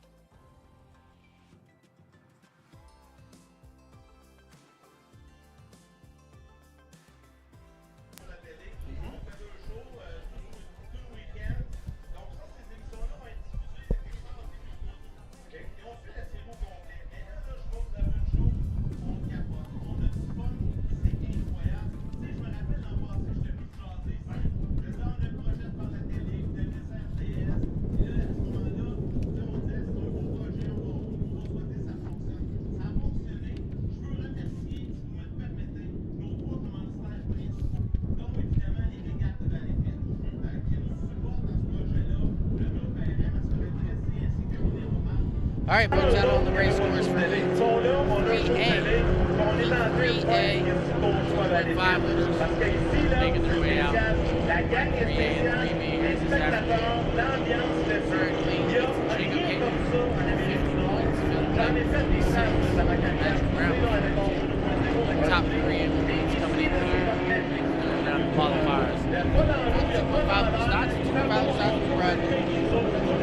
Another qualifier tomorrow. Conservation final. Patrick Brown and Derek Anderson coming by. 74 and 25 respectively. Here comes Chase on in the 57. The How. 5 start finish line. 17 defying gravity. Stefan Machine. And the Jacob Hayden.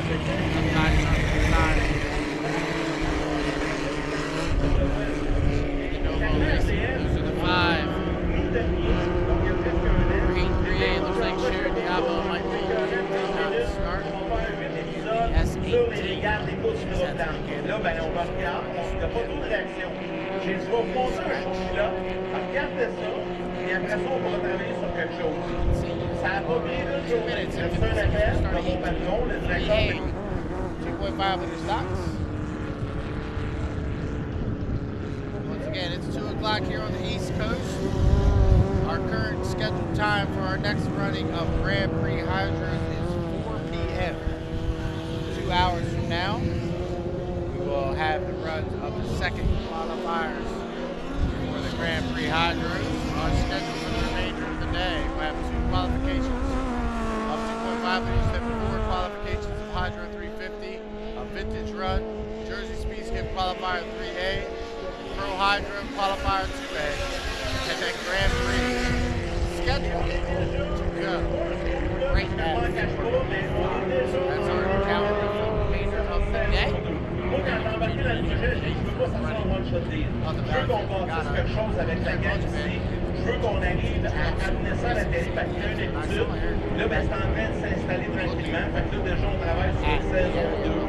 Déjà, la recherche de commanditaires, on passe ça. On passe le message. Et là, we don't stop with the backstretch there. Let's see. That may be what happened to the hopefully they can get her fixed up and ready to go. Second round of, whoa, we got Chase on, hooked it down there in turn number 2. That turn has bit some people today, man. Driving it hard down there in that tight turn number 2. Spin you out. You can see he's going to go back and pick up that buoy. Come back to that. 112. 112 start. 12 way. Heat 3A. 2.5 liters. Once again, my name's John Toby. We're halfway through our edition of the Saturday running of the 84th annual Valleyfield Regatta. My good friend Nick Allard is going to join me here for Heat 2A. As everybody's getting lined up on the backstretch, or Heat 3A, excuse me, it should be Metis Chasson will be in lane number 1, and the 57, the Howe, lane number 2, Stefan Machine, the 17, lane number 3 will be Derek Anderson, 25 tire, lane 4, Patrick Brown, in the 74, and on the outside, Jacob Hayden, in the S2, no low racing. We're 18 seconds from the start. These guys are going to have to get on it. They're going to be a little bit late. Flying down here to start, finish line to start. Heat 3A's, we are 7, 6, 5, 3, 2, 1, march. Chase on. It's the only one that's on it at the start, finish line. That's his Chase on, your leader with the defying gravity in second, Derek Anderson in third, and Jacob Hayden. Been late to the start, running on the outside. In for the position. Matches Chase on, Nick, he comes off the edge of the turn with a comfortable advantage. Alors, Mathis Gabriel Chiasson qui déjà plusieurs longueurs, mais regardez déjà Renault qui est à l'extérieur. Il semble se rapprocher là, de Mathis Gabriel Chiasson à l'extérieur. Et regardez Derek Anderson qui est maintenant 3e devant Stéphane Racine. Off the exit of turn number 2 to come around and complete lap number 1. Matisse Chason is your leader in the 57. The Howe. 1 down, 4 to go. Jacob Haynu has moved up into second position. He started out in lane number 5. He's already up into second. In the S2 Nova Racing, nice battle for third between the 25 and the 17. Derek Anderson and Stefan Racine. You can see Haynu has gone to the buoy row. And the S2 is going to try to make up ground on the 57. But they come off the exit of 1 here on lap number 2. It's still Chason. Chiasson a toujours bon premier, mais Hainaut qui tente de se rapprocher, alors que Racine et Derek Anderson se font une belle bagarre pour la 3e place. Brown est 5e dans le groupe SFK. Et regardez, Anderson est maintenant 3e et Chiasson qui garde toujours son avance. Oh, off the exit of 2, Chason really getting tight that time. Did an exit pit as he knows Jacob Haynu is trying to close in as they come across start finish line to complete lap number 2. 2 down, 3 to go. Chason your leader with Haynu in second. Battle between Anderson and Racine for 3rd and 4th, with Matthew Brown trailing the field in 5th. But it's about a rooster tail advantage for Matthew Chason, but Jacob Haynu is coming in. Hainaut se rapproche. Est-ce qu'on pourrait avoir un duel entre les deux moteurs Honda qui mènent en avant le Chiasson qui a eu des problèmes depuis le début du week-end et là semble mieux aller là, depuis le départ, qui connaît un départ sur le nez. Et Racine est actuellement 3e. Il va rester 2 tours à faire, beaucoup de temps pour Hainaut à remonter. Chason goes a little bit wide that time as he comes off the exit of turn number 2 to come around and complete lap number 3. Now Haynu has moved to the buoy row to try to make up some ground. But 3 down, 2 to go. Matisse Chason, the son of Patrick Hayward. He is the leader across start finish line. Jacob Haynu in the S2. The Nova Racing running in second. Still a battle between Anderson and Racine for 3rd and 4th. But through the apex of turn at number 1 here on lap number 4. Matisse Chason's opened up by 2 rooster tails now. Racine est toujours 3e alors qu'Anderson lui donne se mettre à l'intérieur. Et là, est-ce que Hainaut aura le temps de remonter, alors qu'Anderson, lui, est côte à côte avec Stéphane Racine pour la 3e place. Through turn number 2 to come around and get the white flag this time by Matisse Chason, your leader in the 57, the Howe, to come around and get the white flag. One more circuit around. Today here in Valleyfield, 4 down and 1 to go for Chason here in 3A. Jacob Haynu running nice and smooth, back in second position. 3rd place, Stefan Racine and Derek Anderson. 5th place, Matthew Brown. Anderson going all through the tail down there in turn number 2. But your leader off the exit 1 is still Chason. Anderson qui a eu des difficultés à tourner, Brown va se rapprocher. Et ça va donner du rythme pour Mathis Gabriel Chiasson d'aller chercher une victoire. Après 2 courses difficiles, il va se ramener, lui qui était actuellement 9e là, pour en vue de la finale. Off the exit pin, final turn, final lap. Matisse Chason looks for the checkered flag. This time by, and your unofficial winner of Heat 3A will go to Matthew Chason in the S57. Second will go to the 2, Jacob Haynu in the Novo Racing. Third, looks like Stefan Racine will come around and get 3rd position in the 17, defying gravity as he comes to turn number 2, coming around to get the checker flag. Racine will come around and get 3rd place points. 4th place will go to Matthew Brown in the 74. And Derek Anderson was all over the race course in the 25, trying to find somewhere smooth to run. Comes around in 5th position. So a nice run for the 57 team to pick up the victory here in E3A. Oui, une victoire qui va faire extrêmement bien là, dans le cas du Howe de Mathis Gabriel Chiasson qui a résisté aux assauts de Jacob Hainaut, qui lui n'a pas terminé sa journée. On a appris qu'il sera dans le H2 de son père, de Richard Hainaut. Et la prochaine qualification, on aura 5 bateaux et c'est 5 bateaux extrêmement rapides. Up next, Heat 3B, 2.5 liter stocks, and then we'll go 4 qualifications of H350. Stick around, we'll be back in just a few at the 84th Annual Valleyfield Regatta.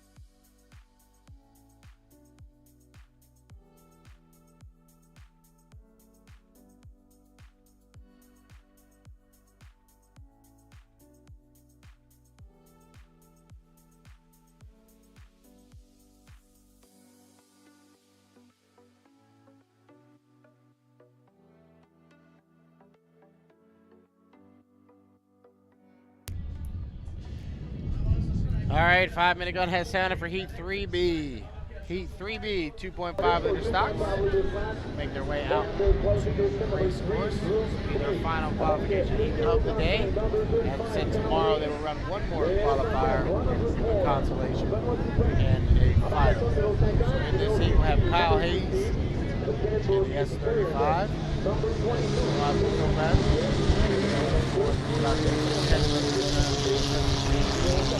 Dominic Lane,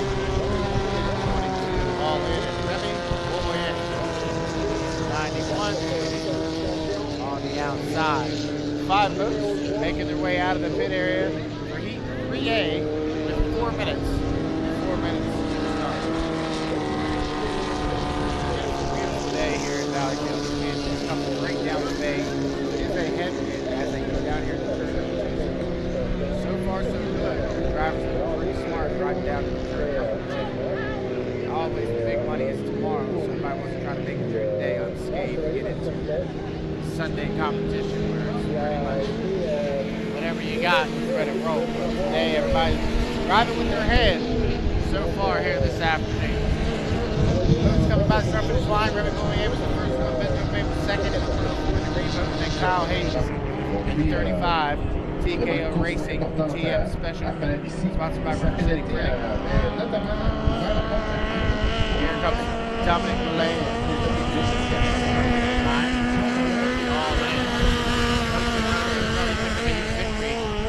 Earlier this afternoon in Heat 2B.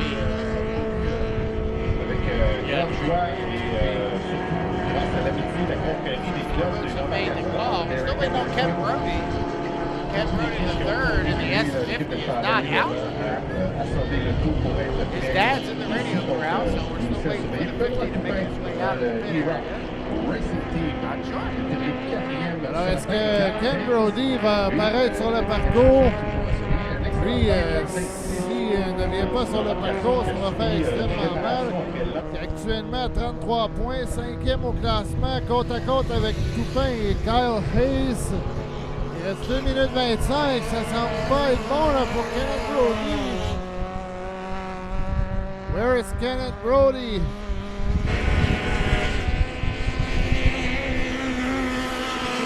For the start, 10 away, start of 3B for the 2.5 liter stocks. Kevin Brody is unable to make the goal. That's going to be a detriment to him making it to the final tomorrow after he came in to this third qualifier, 5th place in points. So it's tough. L'embarcation qui est toujours dans les puits, c'est Kenneth Brody, embarcation numéro 50. Jacob Hayes and Kevin Brody technique sûrement. second. Donc il en soigne une liste. Weekend.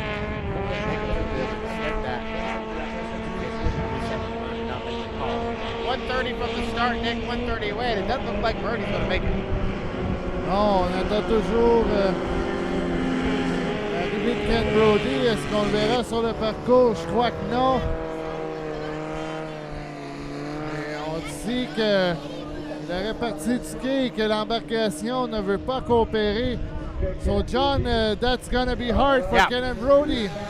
That's going to be really difficult for Brody. Unfortunately, it looks like a starter issue. Getting word from the pit area that Ken pushed off the dock to go, and the boat just won't turn over. Back in the old days, Nick used to jump on the boat and hit it with a hammer and it would start up. Can't do that anymore. Non, le pilote ne peut plus sortir d'embarcation lorsqu'il est dans les puits, sinon c'est terminé. Donc, 42 seconds, 42 seconds to the start, John. That's your start. All right, 40 seconds away, as Nick said. We'll get him lined up for you. Kyle Hayes will have lane number 1 in the S35 River City Printing presents TM Special TKO Racing. Lane number 2 will be Benjamin Bay, 140 racing the all-in of Dominic Malay. Will be in lane number 3, and on the outside will be the 91 of Remy Boyer. As we're 17 seconds from the start. Hayes, Tuban, Lay, Boyer is how the lineup is. We are 9, 8, 7, 6, 5, 4, 3, 2, 1. Mark, please start. Everybody's leaving as they head down into turn number 1. Kyle Hayes out of that inside lane. Try to use that to his advantage as they go down into turn 1. 1 for 5 times around here in the 3A. And it's Kyle Hayes with Dominic Malay and Ben Toupin to his outside off the exit of 1. Alors c'est Kyle Hayes, Toupin et Dominique Billette. On est à 3. Side by side, the 35, the 104 et le 22.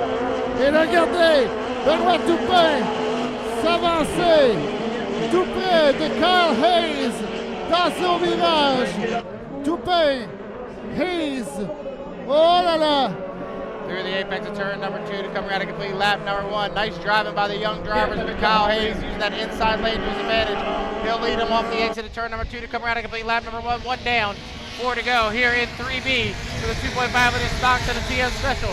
Dominic Malay's moved up into second position. Bendo, he's running really well out of lane number 2. They'll go through the apex of turn number 1. Kyle Hayes your leader, but the battle is for second. Alors, la bagarre se poursuit entre Dominique Billette Une qualification et encore. Benoît Toupin. Ça se déroule. Billette qui a presque été dans la queue d'eau là, de Dominique Billette, qui est deuxième là, au cumulatif des points derrière Renault. Et Hayes là qui est parti à l'avant. Et regardez la bagarre entre Toupin et Billette alors que Beauvillain lui est quatrième. Through the apex of turn number 2 to come around a complete lap number 2 to be 2 down, 3 to go here. In 2.5 with the stock heat 3B. And Kyle Hayes, he's your leader out of water from Michigan. He's over top of Dominic Malay and the all-in out of Valleyfield, Quebec. That's how they run 1-2 across start finish line with Ben Chopin in the 104 D-Rock racing back to third position in 4th place with Remy Beauvillier. Through the apex of turn number 1 here on the lap at number 3. It's a rooster tail advantage for Kyle Hayes, but Dominic Malay is coming. Bon, Billette là qui est maintenant mon deuxième devant Benoît Toupin qui semble avoir ralenti à la mi-course. Attention, la bourrache devant là, qui vient de se soulever. Billette peut se rapprocher de Hayes alors que Toupin, lui, est actuellement troisième. Et attention à Beauvillain qui n'est pas très loin de Benoît Toupin. Here in turn number 2, Kyle Hayes still leads, but Belay is right there on his outside. About a rooster tail separates first and second as we come around a complete lap number 3. The wind has really picked up just a little bit here on this third lap of Heat 3B as Hayes across the start finish line with a 2-full rooster tail advantage. Dominic Belay back to second, third place is Ben Chopin in the D-Rock racing in 4th. Remy Beauvillier's moved over to the buoy line. Through the apex of turn number 1 here on lap number 4. It's still a rooster tail and a half from Hayes to Belay. Bon, Billette là, qui a eu difficulté à tourner. Et là, maintenant, est à l'intérieur. Est-ce qu'il aura le temps de remonter sur Hayes? Et regardez Beauvillain maintenant. À peine une queue d'eau derrière Benoît Toupin. Billette est revenu à l'extérieur. Le drapeau blanc est levé pour Kyle Hayes. Through turn number 2 to come around a complete lap number 4. White flag being displayed on the race course, signifying one more lap around here at Heat 3B for Kyle Hayes out of water from Michigan. 4 down, 1 to go. Belay running in second position. All in third position. Ben Chopin and Remy Beauvillier for third and fourth. We're down into turn number 1 here on lap number 5 of 5. It's Kyle Hayes out of water from Michigan. You're leader by 2 full rooster tails. Alors, Beauvillain là, qui est toujours tout près de Benoît Toupin pour la 3e place. Et on sait que Hayes, lui, est actuellement 8e au classement. Devant Mathis Gabriel Chiasson. Et une victoire va lui permettre de revenir dans le top 8 en vue de la finale. Final turn, final lap for Kyle Hayes in the TM Special presented by River City Printing. He's going to come really wide here in the S35. He'll pick up the heat victory here in Heat 3B. Your winner, Kyle Hayes. Second, we'll go to the 22, the all-in of Dominic Malay. Third place, Ben Chopin and Remy Beauvillier. Slow off the exit of 2 is Beauvillier. And it is going to be Chopin in the 104. He'll pick up third. Fourth, we're going to Remy Beauvillier in the 91. So congratulations to the River City Printing presents TKO Racing TM Special and Kyle Hayes, your winner of 3B. Alors Kyle Hayes a fait un temps de 4,26, 5 secondes plus lent que Mathis Gabriel Chiasson. Mais on a vu Billette tenter de remonter sur Kyle Hayes qui a profité de son couloir intérieur et s'est éloigné. Et là, ça vient de faire mal à Kenneth Brody. qui aura absolument besoin d'une victoire demain là, pour tenter de revenir dans le top 8. Et là, Laxignon, envolez-vous. La classe Hydro 350 s'amène sur le parcours. Hydro 350 coming up next, as Nick said. Hydro 350s, 4 qualifiers on the water next. Stick around, H350s coming up.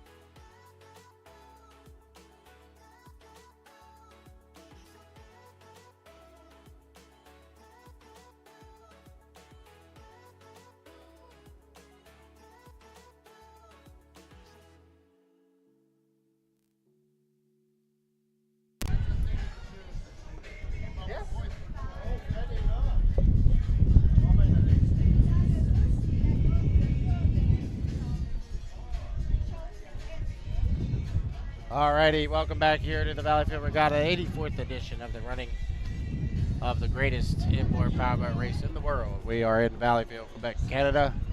My name is John Tomei. My friend Nick Allard is doing the call with me today. I'm going to do 2A. Nick's going to come in and do 2B. Our boats are on the water for Heat 2A Hydro 350 second qualifier this afternoon. Our first boat coming through turn number 2 right now, will be Eric Allard in the H4. The big decision.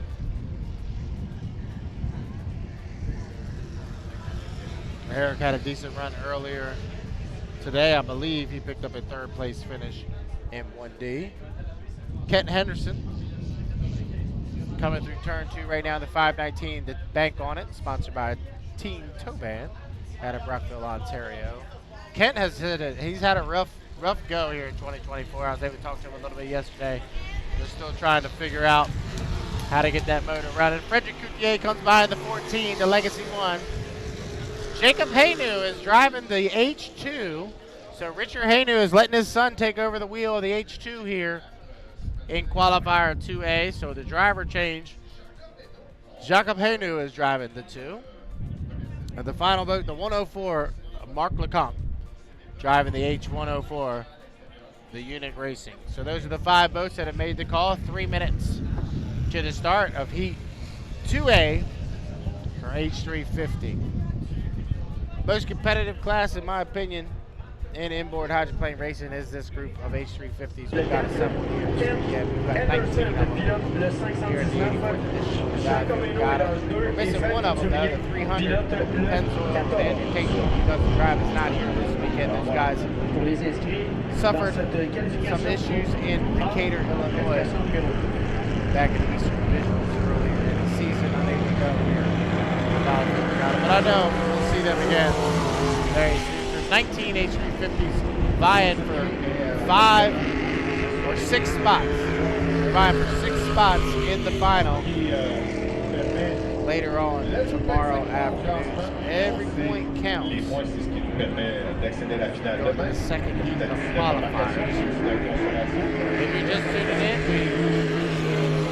we talk about it all the time, but when we go from heats 1 to heats 2, the faster boats that are on the inside during the first qualifier move to the outside during the second. So my favorite heats of the weekend are usually second and third qualifiers, because faster boats being outside, it makes for more competitive heats. Now in this heat, the only difference is Jacob Hainu is going to have to start on the outside because he will be on restriction. I'm getting word that he did drive the boat back in Edgewood, Maryland earlier in May for the first time. So he takes over the wheel of the H2 Nova Racing for his father here today in Heat 2A. Ken Henderson comes by slow. Fred Coutier came into the weekend as your points leader. He won his qualifier earlier today. So right now he's still on top of the ladder in H350. We'll see if he can continue that upward progress here this afternoon in Heat 2A. You talk about somebody that's very impressive. Frederick Coutier has done a tremendous job driving in H350 after last year being in 2500 all season long.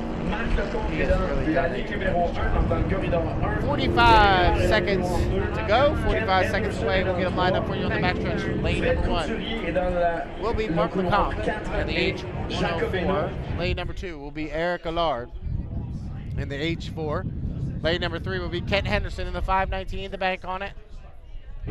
Lane number 4 will be Frederick Coutier in the 14. And on the outside will be Jacob Hainu driving the H2 Novo Racing. We're 18 seconds from the start. Kent's getting up there a little bit early. On the rest of the field, he's going to try to time this out perfectly as we are 8, 7, 6. He might be good. 5, 4, 3, go. 2, 1. Hard. Kent Henderson's the only one that hits it right at the start. And Henderson will lead him down here into turn number 1. We'll go 5 times around here in the H350 qualifier 2A. Kent Henderson out of Brooklyn, Ontario is your leader. Mark Lecomte on the inside and Frederick Coutier on the outside. Henderson leads with Coutier in second and Lecomte in third as they go down the backstretch. Here comes Fred on the outside. Henderson leads right now in the 519, the bank on it, but here comes Fred Coutier on the outside of the H14, the Legacy 1. Frederick Coutier down here in the turn number 2, trying to make up ground on Kent Henderson with Mark Lecomte on the inside. Kent's got to hold that lane. He's got Mark to his inside. So Kent will hold lane number 2. Mark will turn it really hard down here in the turn number 2. They'll come off the exit, come around to complete lap number 1. We'll put 1 in the books and 4 to go, but look at Coutier on the outside. Lane number 3. Frederick Coutier will overtake Henderson. He'll take the lead. 1 down, 4 to go. Frederick Coutier in the H14 is your leader with Kent Henderson to his inside. Mark Lecomte is there as well. And Jacob Hainu running out in 4th position. So Fred Coutier, your leader, but here comes Lecomte on the inside. Coutier and Lecomte are side by side off the exit of 1. Frederick Coutier leads by 2 boat lengths down the backstretch. We're 1.5 in, 3.5 to go here in H350 qualifier 2A. Coutier picks up the left spotted. That slows him down a little bit, and now Lecomte moves up on his inside. Side by side dueling here in Heat 2A. It's Lecomte and Coutier off the exit of turn number 2, and Lecomte now takes the lead. Lecomte off the exit of turn number 2 to come around and complete lap number 2. They are still side by side here in 2A. Coutier and Lecomte cross start finish line to complete lap number 2. 2 down, 3 to go. Jacob Hainu has moved up into 3rd position. Down into turn number 1, it's Lecomte on the inside and Coutier on the outside, the 104 and the 14 side by side for the lead halfway through H350 qualifier 2A. Mark Lecomte, your leader, with French and Coutier running in second. Lecomte on the inside and Coutier on the outside. Halfway through Heat 2A here in the H350 qualifiers. And Mark Lecomte moves on the inside, and now he can dive it hard down into turn number 2. Lecomte and Coutier putting on an instant classic for you here in 2A. They'll come around and complete lap number 2. 2 down and 3 to go. Lecomte and Coutier, the long-time H350 pilot, leads over top of the first-year pilot in Coutier as they come across start finish line to complete lap number 3. 3 down, 2 to go. Side-by-side dueling here in 2A of H350. It's Lecomte on the inside and Coutier still there on the outside. Only 2 boat rates separate first and second as they go to the end of the turn number 1. 3.5 in, 1.5 to go here in a spectacular Heat 2A for H350. And Mark Lecomte still your leader in the old Bergeron Hall as he goes down here into turn number 2. We'll call it 3 boat lengths. Lecomte and Coutier putting on a nice race for you here in Heat 2A. Lecomte goes just a little bit wide that time, pushing Coutier out a little bit farther. White flag being displayed. Can Lecomte hold him off for one more lap? The 104 is your leader with the 14 running in second. They'll head down here for the final time on lap number 5, down into turn number 1. The H104 and Mark Lecomte using that inside and short way around to his advantage. He'll come off the exit of 1, halfway down the backstretch here in a scintillating Heat 2A, and it's Lecomte the leader with Coutier back in second. We'll call it 4 boat lengths now as they go down here for the 5th and final time. We're on lap number 5. Final turn, final lap. Can Mark Lecomte hold off French and Coutier? They'll come off the exit of turn number 2. Checker flag being displayed on the race course. Hometown favorite, Valleyfield's own Mark Lecomte will win Heat 2A. Second will go to Fred Coutier, a great run for Fred in the 14. Third, Jacob Hainu come around to get third place points in the H2 Nova Racing. Eric Allard will get fourth in the Ford, and unfortunately did not finish for Kent Henderson in the 519, the bank on it. But a scintillating 2A. Alors, quelle bagarre entre Marc Lecomte et Frédéric Couturier qui a tenté tant bien que mal d'aller chercher Marc Lecomte qui lui avait besoin d'une victoire avec ses 8 points seulement de ce matin. Cette victoire-là va lui donner une bonne chance d'être parmi les 8 premiers en vue de la finale. Et attention lors de la prochaine course, et quelle performance aussi de Jacob Hainaut à sa première course en carrière en Hydro 350 sur le circuit HRL. Une belle 3e dans son cas. Et tout peut encore se jouer avec 3 rondes de qualification à venir. All right, as Nick said, coming up next will be Heat 2B. Heat 2B. Louis Bourdain, Tyler Cadats, Tommy Shannon, Patrick Haworth, and Eric McKenna, the runners for Heat 2B, coming up next.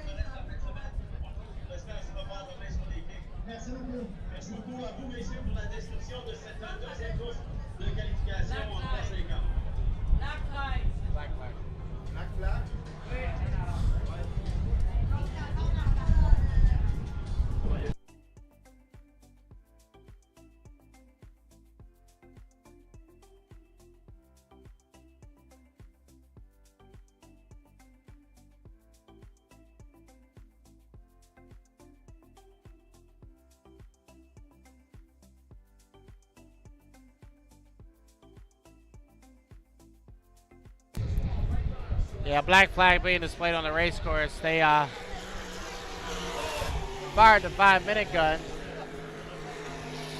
but Eric Allard had broken down right at the exit of turn number 1 prior to getting back to the pits. McKenna hasn't seen the black flag. Nobody's told him. There's his spotter is down there telling him. But it is black flag being displayed, so these boats will have to go back to the pit area. Turn around here to 2B. Once again, if you're just tuning in, we encourage you to download the HRL app. You can do it on your Android device or your Google Play.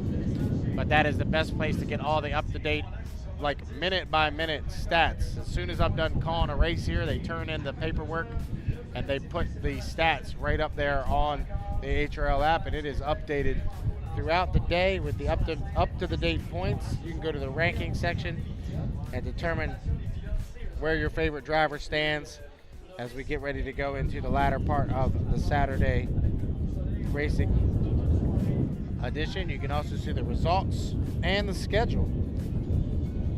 Right now we're in the middle of the second qualifiers for Hydro 350s on the Saturday edition. So we'll be right back, but Nick will have the call for the next heat of H350.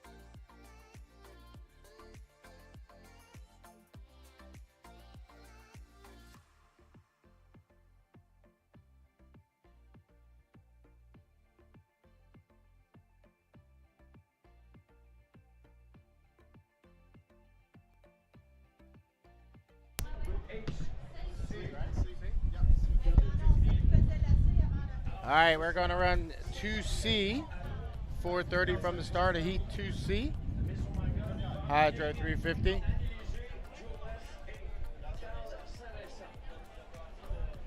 All 5 boats have made their way out of the pit area for Heat 2C. Crossing down into turn number 2. Unfortunately, not finished earlier today. Or I'm sorry, he did finish without a penalty.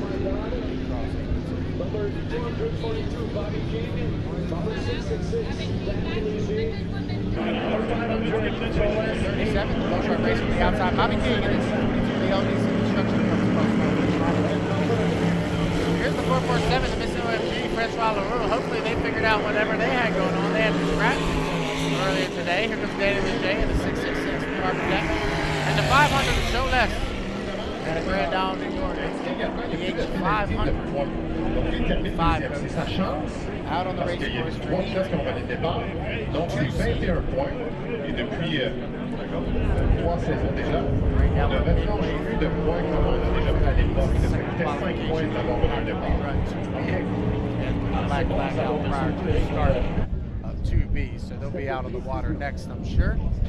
Right now we're on 2C for H350, then we'll have 2B and then 2D. We'll have the big vintage come out, Jersey Speed Skiff, ProHydro, and then Grand Prix.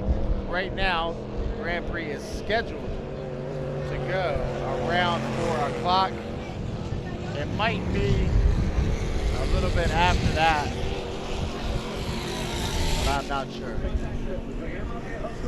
Stick with us, our Grand Prix pre-qualifiers, 2A, B, and C will be coming up not too long from now. They are currently scheduled to go off at 4 and 5. So Heat 2C, H350 is out on the water. 447 of Francois Leroux going down the backstretch right now. Joe Less coming by the front stretch in the senseless 14.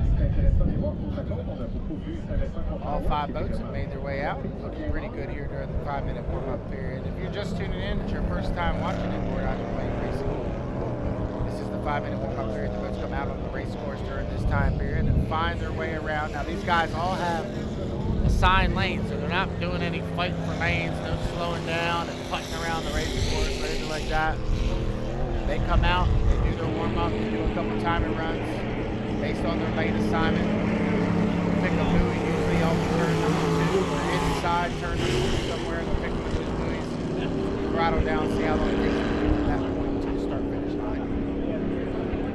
Once they do that, they have their timing mark, and the ultimate goal is to hit the start-finish line when that clock is currently at 124 hits 0.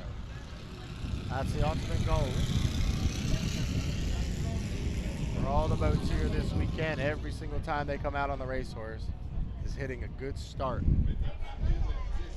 Tough to do. One of the hardest thing to do is hit a good start, especially here in H350 racing when they are so close together and so evenly matched. Bobby King comes by. Bobby in 242 just got that boat repaired. They suffered a pretty catastrophic Et à l'extérieur,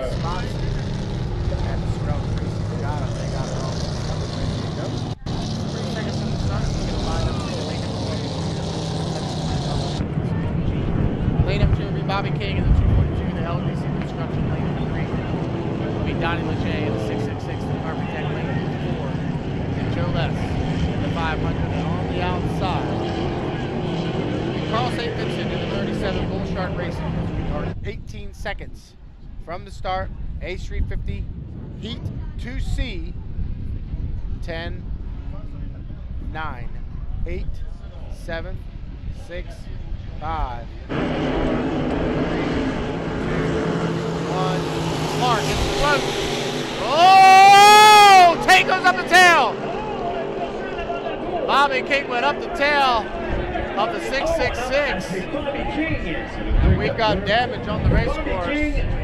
Red flag should be out. It is. Bobby King does pop the lid Wow! on the 242 LDC. Mais en ligne droite, est-ce qu'il a accroché un autre concurrent? J'ai hâte de voir sur le drone les images du drone. Half of that 242. Et là, il est sorti de l'embarcation. It looked to me. King qui était entre léger et le roux, donc on avait surveillé ces deux embarcations. We'll have to wait and see, but he definitely rode the tail. C'est un peu inhabituel de faire ce genre de manœuvre-là. Exact. Alors, Bobby King est sorti de l'embarcation pour Bobby applaudir, King mesdames is et out. messieurs. On top of the race C'était rope. beau. Alors, plus de dommage que de... Alors, c'est la santé du pilote là, qui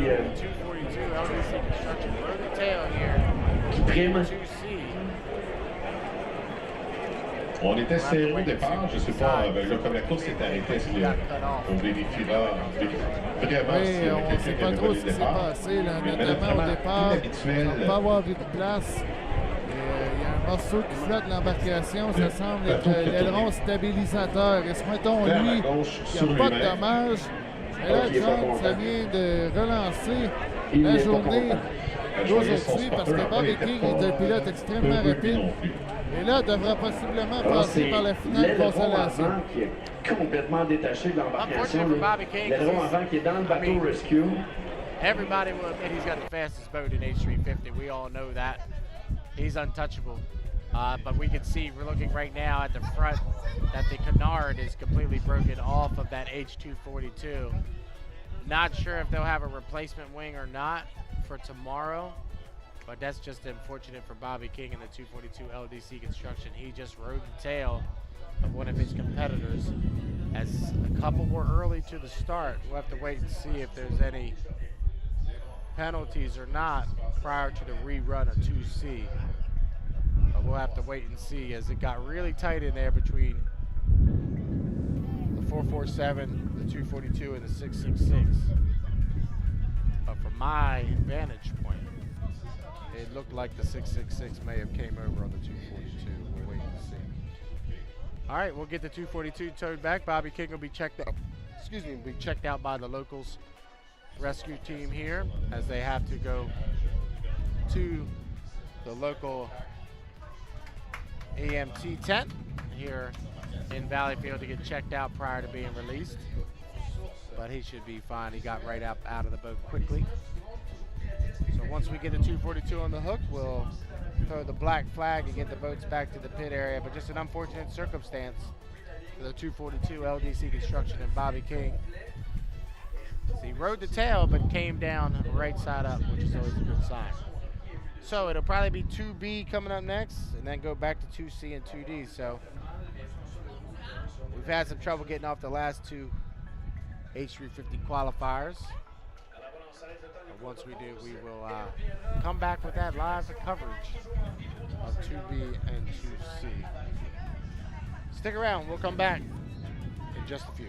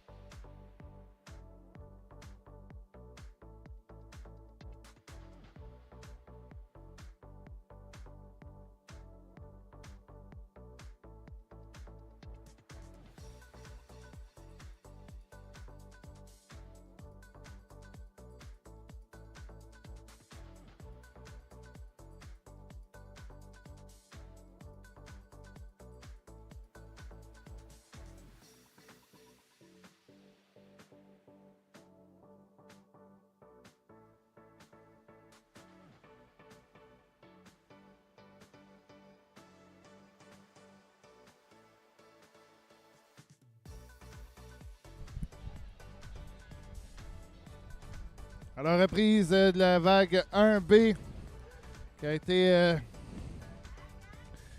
interrompue par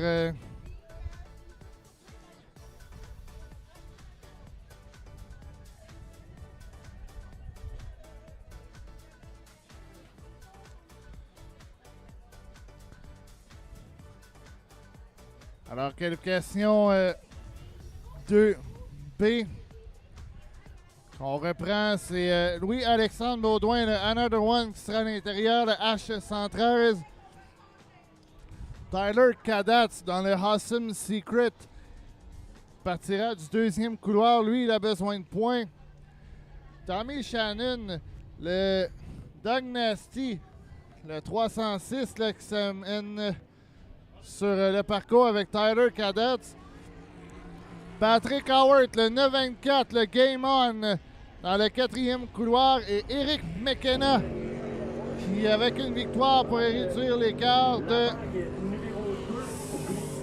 4 points. Lui qui, avant le début de la journée, avait seulement 5 points de retard sur non seulement l'allure de son bateau, mais la direction que ça a pris. Avant le début de la journée. On vous rappelle que le classement se met à jour aussitôt que les points sont rentrés sur l'application HRL. Tyler Kadatz qui a déjà gagné le championnat en 2022, mais là, depuis le début de la saison, une saison en dents de scie pour le pilote natif de Brockville. Il a gagné la finale à Sorel. 2,50.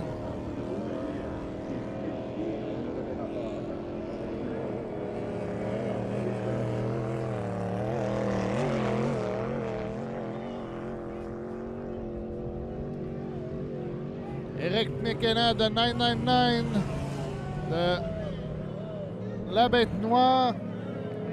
That's the former 99 boat of Inspiration.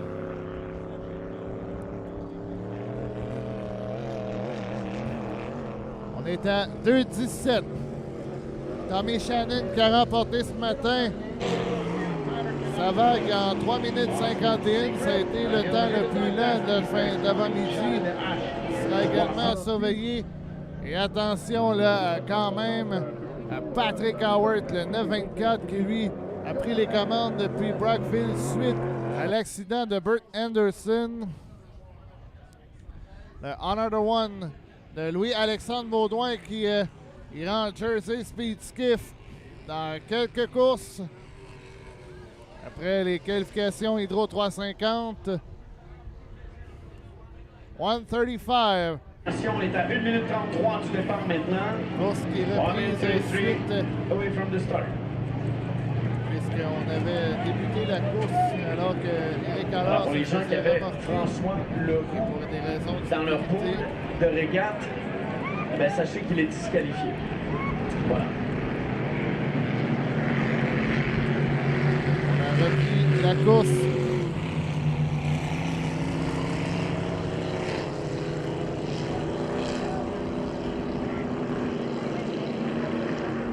So 1 minute to Les the start. embarcations qui vont On the s'en inside, a 113 of Louis-Alexandre Baudouin. pour la procédure Second du lane, départ. Tyler Kadatz, the yellow boat. Awesome Alors, dans Secret. l'ordre de Baudouin, The blue boat of Tommy Shannon, the 306 will be on the outside, the third lane. The red boat, 924, Game On of Patrick Howard, the lane number 4. And on the outside, qu'il a the conduit green and black récemment boat, dans la journée. Eric McKenna. Et finalement, 30 avec seconds Eric away McKenna, to the le- start. Attention à ce départ. Faut surtout pas devancer le départ. 20 secondes. L'enjeu est très gros en Hydro 350. 13 secondes. Oh là là! Il n'y a pas beaucoup de place pour Shannon. 5. Oh, McKenna va être vite. Ce sera bon choix. Bon départ pour Eric McKenna, mais Shannon lui en a connu un excellent. Qui prend les virages? C'est Tommy Shannon. Doug Nasty's on the lead. And at the outside, Patrick Howard. Oh, quelle bagarre entre Shannon et Howard. Et McKenna est troisième dans la bête noire. Alors c'est Howard qui mène vers une longueur de bateau. Oh, Shannon à l'intérieur. Charge le game on de Patrick Howard. Oh, ça semble être parti jusqu'à la fin. Howard, Shannon, McKenna est troisième. Oh, regardez la place. Shannon, Howard. Quelle bagarre! Le 306 et le 924. We're still side by side. Et Shannon là, qui valse d'un ponton à l'autre.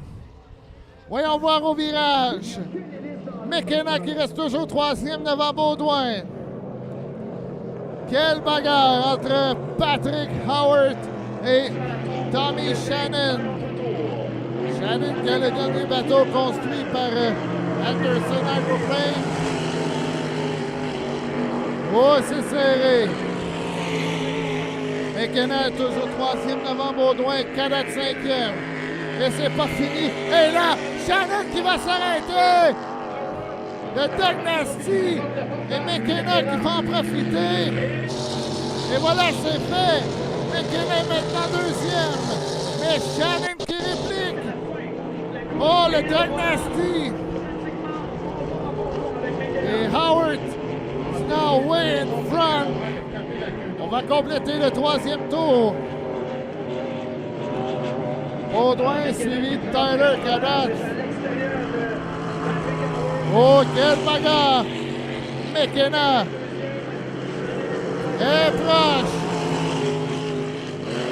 Lui doit rester à l'extérieur. Shannon qui veut tenter de remonter dans le Doug Nasty. Et Howard, lui, loin en avant. McKenna est maintenant mon deuxième. Et là, Tyler Cadat, il y a vraiment des problèmes. Pas aller là ce week-end du côté de Tyler Cadat. The white flag is up. 4 down, 1 to go. Est-ce que McKenna va résister face à Tommy Shannon pour la deuxième place? Oh là là! Il y a encore beaucoup de temps pour le Doug Nasty. McKenna lui doit rester à l'extérieur dans la bête noire, mais Shannon qui est pas très loin derrière.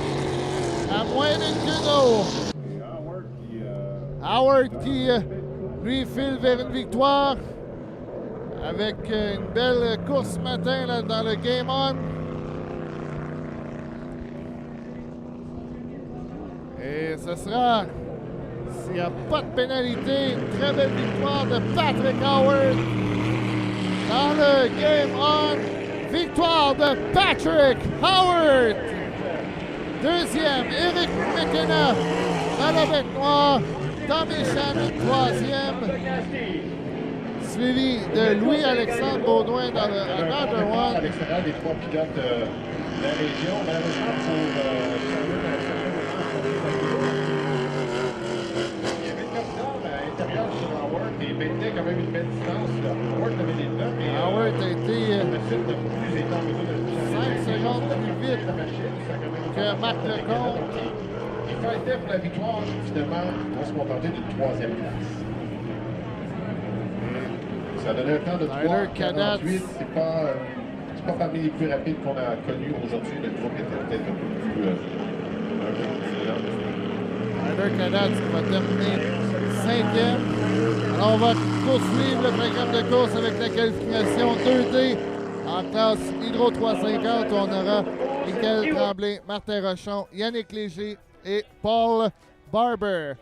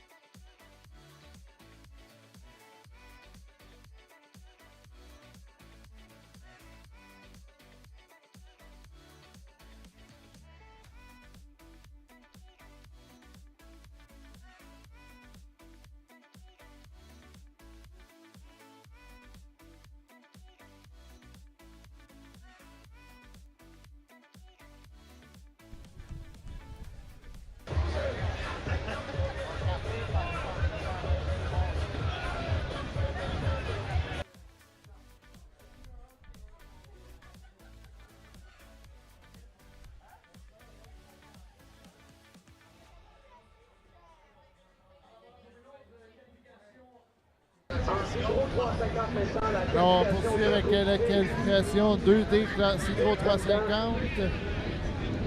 La raquette embarcation, le premier à s'amener sur le parcours, c'est Yannick Léger, le H21 Supernova.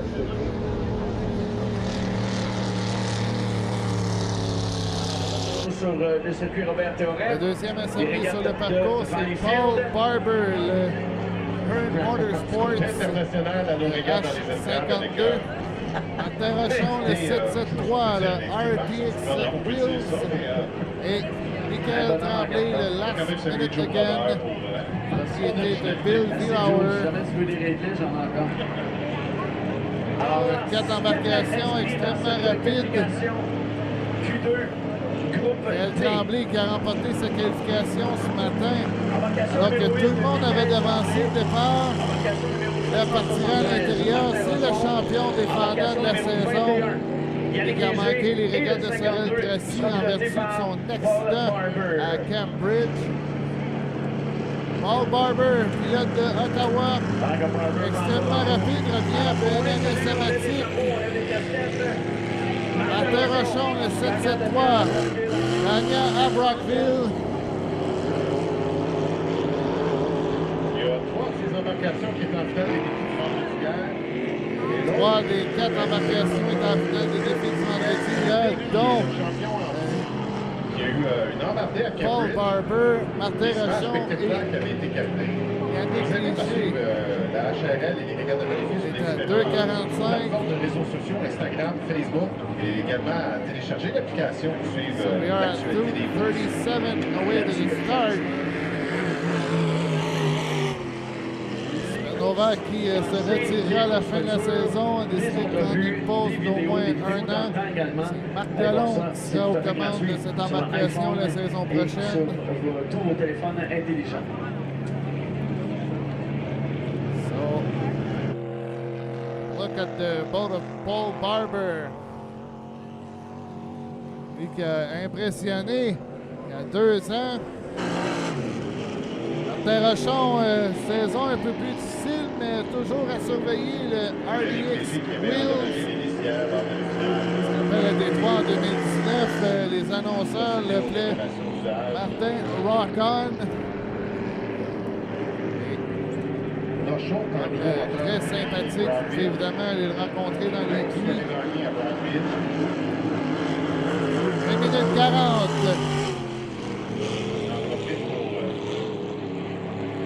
Saluer et surtout souhaiter bonne fête à son chef d'équipe, Jean-François C'est Réaume. l'anniversaire de Jean-François Réaume, le chef d'équipe de Martin Rochon.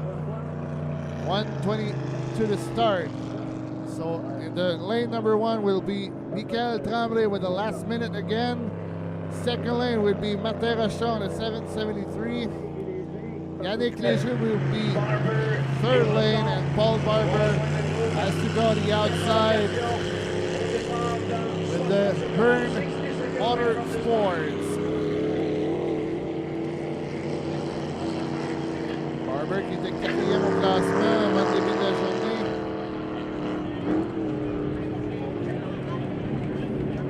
« 45 secondes. Martin Rochon là, qui est un peu en retard au départ. 4 bateaux, il y a beaucoup de place sur le plan d'eau.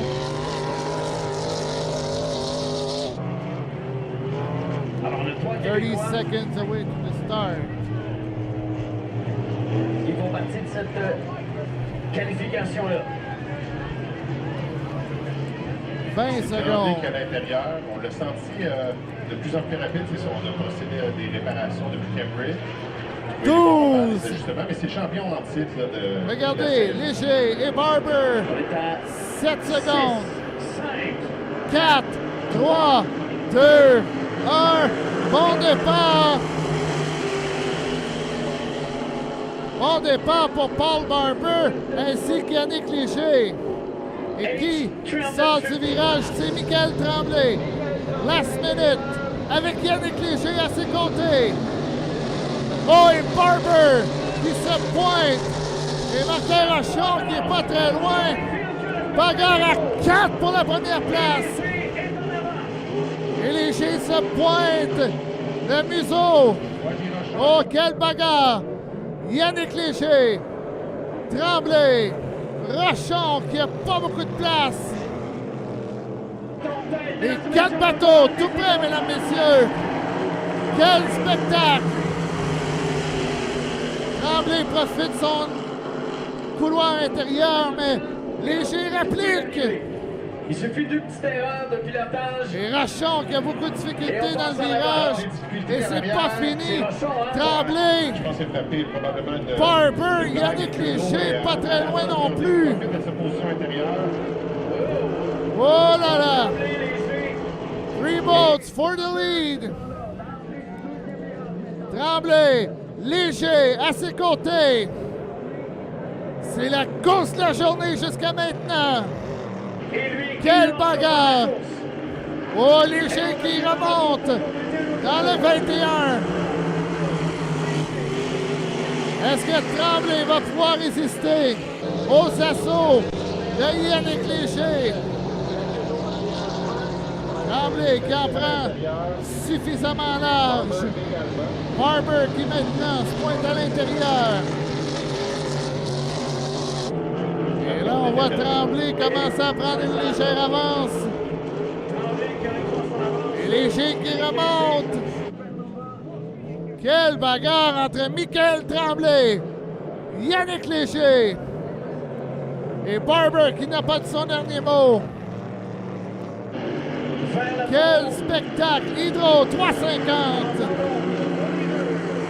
Et là, Tremblay a une avance un peu plus importante à l'avance du 4e tour. Et Barber n'a pas dit son dernier mot. Est-ce que Barber peut tenter de remonter? Oh là là, quelle bagarre! Tranquillement mais sûrement, Yannick Léger. Attention! On va sortir le drapeau blanc pour Michael Tremblay qui pourrait être 2 en 2 aujourd'hui. Et Barber ne lâche pas dans le Hearn Motorsports qui vient de faire un semi-crochet. Et attention à Martin Rochon. Et Léger est le 2e aujourd'hui pour l'instant.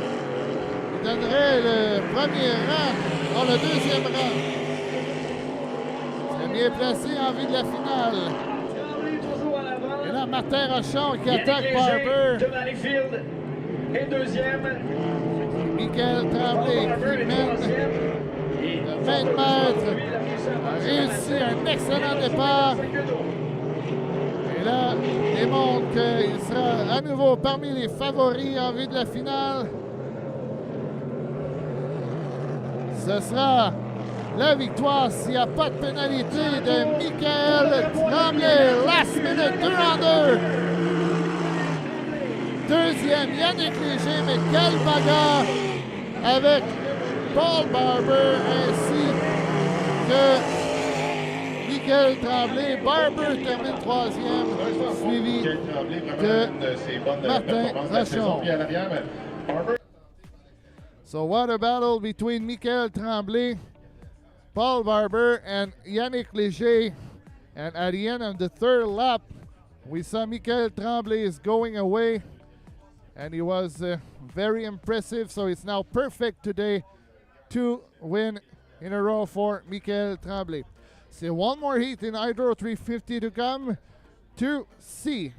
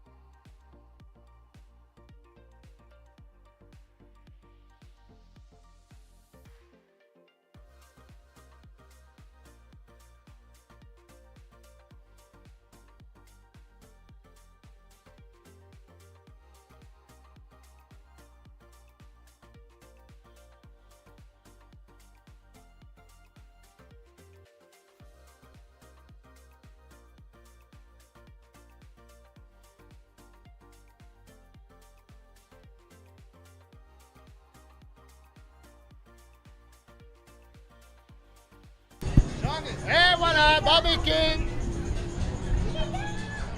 Alors, John vient d'arriver pour la description de la manche 2C. Et regardez qui est sur l'eau. Bobby King, right over there. John, that's your heat. All right, we're back for heat. Rerun of 2C. If you were with us earlier, Bobby King rode the tail of the 447. I mistakenly said it was a 666, but it wasn't. Danny held his lane. Chris Robert rode the 447. They came. And Bobby's out here. You can see he's not have the wing on the front of the boat. So he's just going to try to ride this one out. Out the wing. Try to pick up some points. Tomorrow. Bobby won his qualifier earlier today. Les autres inscrits viennent passer devant. Not going to try to win this one probably, but he's going to try to get the points. And then tonight, that team's going to have to put that wing back together. We have 4 over here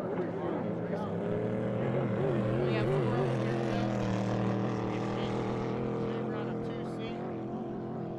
Disqualification for the 447. Caused an accident last time. Out. Non, je suis 25 pour la victoire.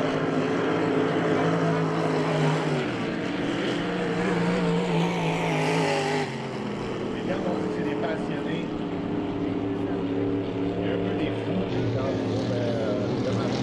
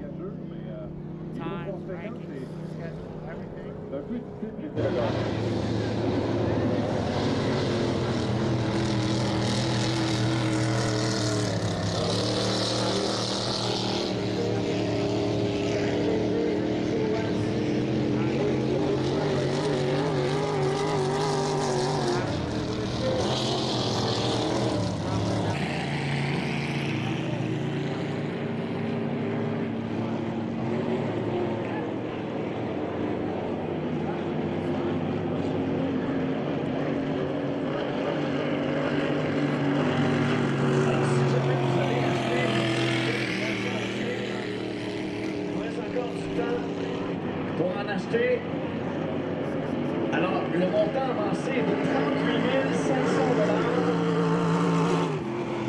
Et le montant au gagnant, évidemment, c'est la moitié. C'est près de 20 000, 18 000, 18 19 000 $ pour un moitié-moitié.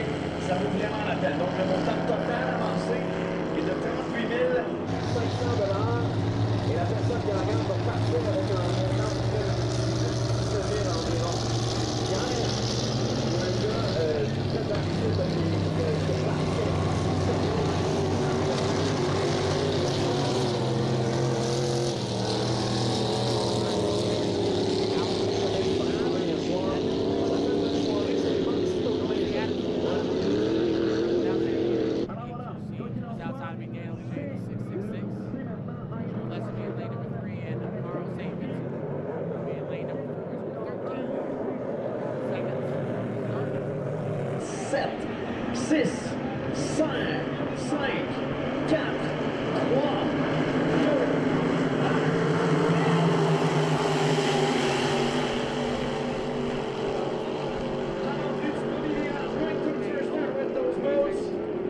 avec Bobby King, un couteau entre les dents.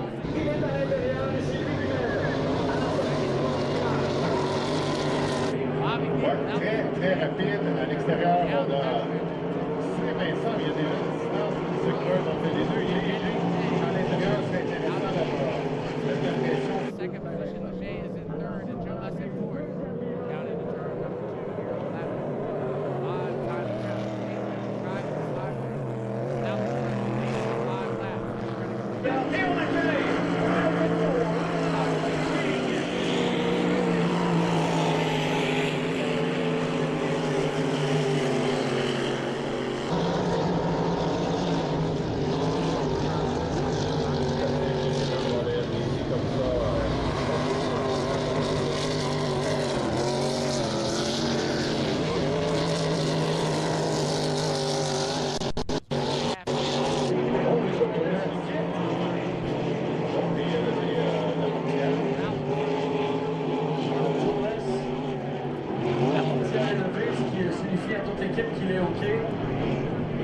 parcours. Alors, nous sommes à 3 embarcations et on poursuit ça avec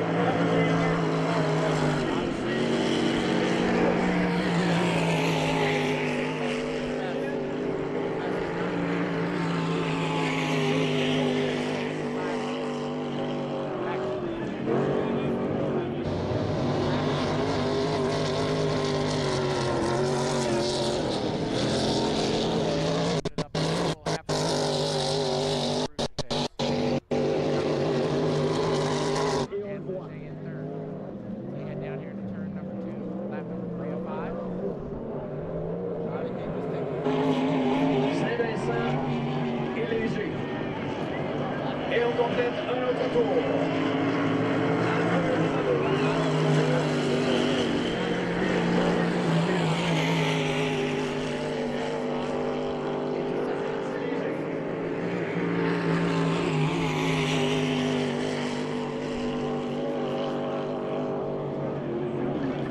La distance, c'est environ 3 queues d'eau entre les deux embarcations. King qui avait réalisé le temps de référence ce matin.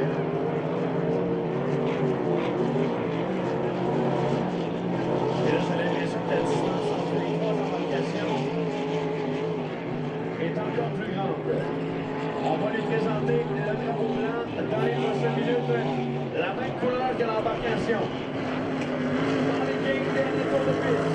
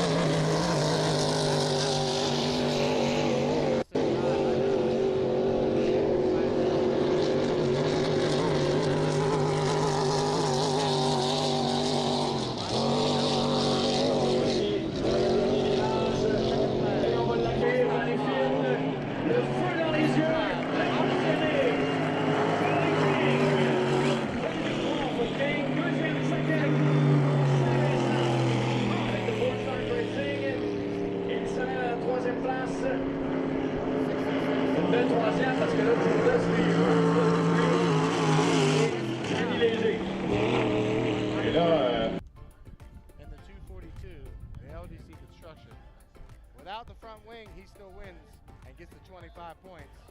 So Bobby King will go 2 for 2 on the day here in H350 qualifying racing. Up next will be Vintage. Vintage will be coming up next.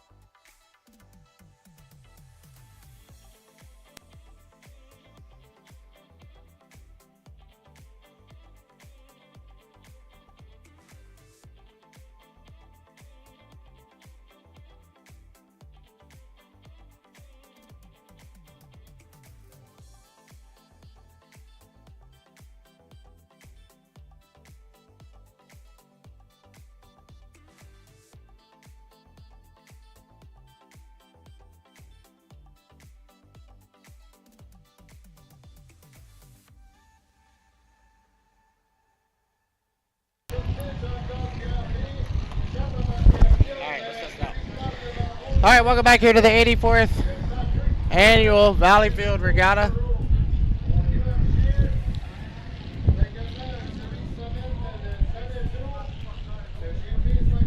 All right, I got some Grand Prix out here on the race course for the vintage. Let's see what we got out here. We got the H6 in this gangway, given by Lyle Dismore, and the GP 132. I don't have the 132 on my list. I'm not sure. I apologize. I don't have the 132 out there. The GP 17, the Mystic Miss, the Midnight Miss is out there. Patrick Obed.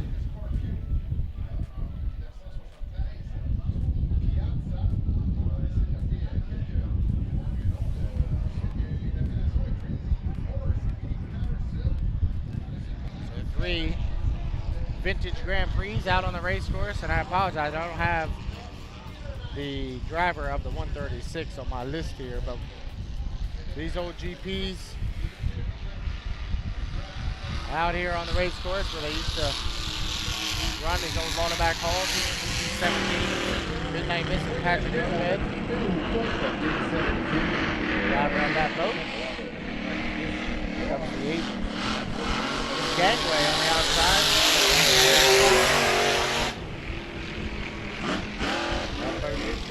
Driven by Lyle Dismore.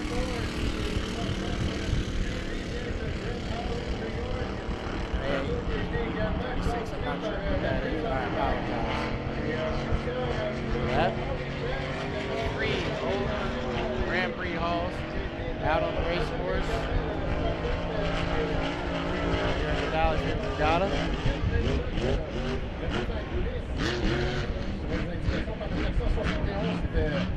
Said earlier we had 19 boats, vintage boats here this weekend. The 84th running of the Valleyfield Regatta. I imagine next year, for the 85th, it'll probably be a ton of these vintage hydros out on the race course. At speed, this gangway and Lyle Dismore really running hard on the outside. That GP H5 actually. Okay. Steven, we're good now. We're good now.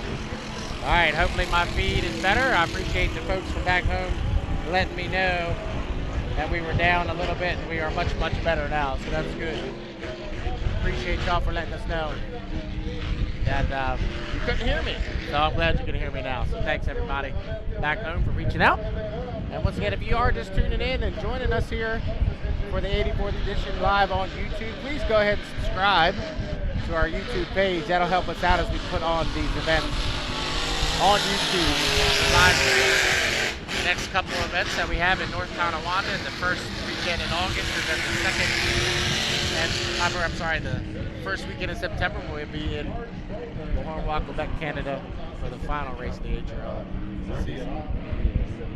So the Grand Prix, your vintage are out on the water right now. After this we'll have Jersey Speed Skiff's third qualifier, followed by ProHydro, and then 3 qualification teams of Grand Prix Hydros to round out the day here at the 84th edition, day number 2 of the Valleyfield Regatta.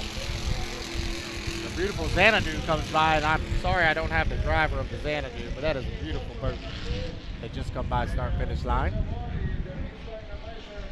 Here comes Lyle Dismore going way wide in the H6 in this gangway, and then the Midnight Miss comes by as well. Just off the exit turn number 2 down here to start-finish line. The cool thing about these old conventionals, the motor's in the front. And when they go by, the butterflies are facing backwards. You can see when they let on and off the throttle, because the butterflies open up and close. Oh, it looks like we lost the Xanadu off the exit of turn number 1, unfortunately. We'll have to get a tow rope on that GP. The vintage GP is always a sight to see here in Valleyfield. There's everybody in the stands. Actually, they stand up to watch these old cab over vintage hydros come out on the race course and do a couple runs for the fans here in Valleyfield. really cool sight to see when these older boats come out on the race course. Checker flag is being displayed on the race course to send these guys back in to the pit area. One more flyby, and a gangway allow Gilmore. And then one more time for the 17. Midnight Miss and Patrick Obed. He comes by start finish line. Now, can we get these guys to head back to the pit area or not? Because they do not have any radio communication. The Midnight Miss saw the checker flag and went back, so we'll put the black flag out on the race course to get these guys back into the pit area so we can complete our card for the day. We have 5 heats of racing left for you. Jersey Speed Skiff, 3rd qualifier, be coming up next. That'll be followed by ProHydro Heat 2A. Then GP 2A, 2B, 2C will be our final 3 heats of the day. While we have a second, we can go over. Wow, back in the area. We can go over our final heats for Grand Prix today. Heat 2A will have Tyler Eccles, Eric Longevan, Jeff Bernard, and Brandon Kennedy. Heat 2B will have Jimmy King, Bobby King, Ken Henderson, and Ken Lupton. And 2C will have Patrick Howard. Well, I'm sorry, no, 39 is a scratch. But 2C will have Kevin Egret, Jack Lupton, and Andrew Tate. Reminder for 2A, 2B, and 2C, the boats that have accrued the most points will be on the outside. And they'll be coming up in just a few. Up next, Heat 3A for Jersey Speed Skiff. Stick around.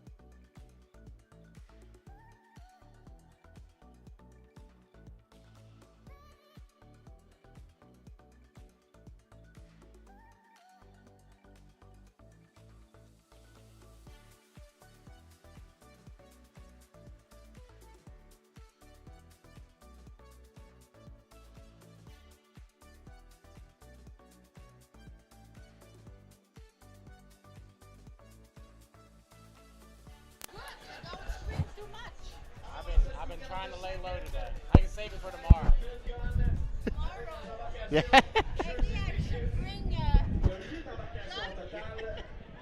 All right, welcome back here to the 84th edition of the Valleyfield Regatta as we're ready for Heat 3A for Jersey Speed Skiff. Abigail Langford, Louis Bourdain, Tom Packard, Courtney Truelove, Dave Greenlaw, Jimmy Stewart, Max Sawancio, and Jay Hardy. That's out the lineup. All 8 boats should make the call here for Heat 3A for Jersey Speed Skiff.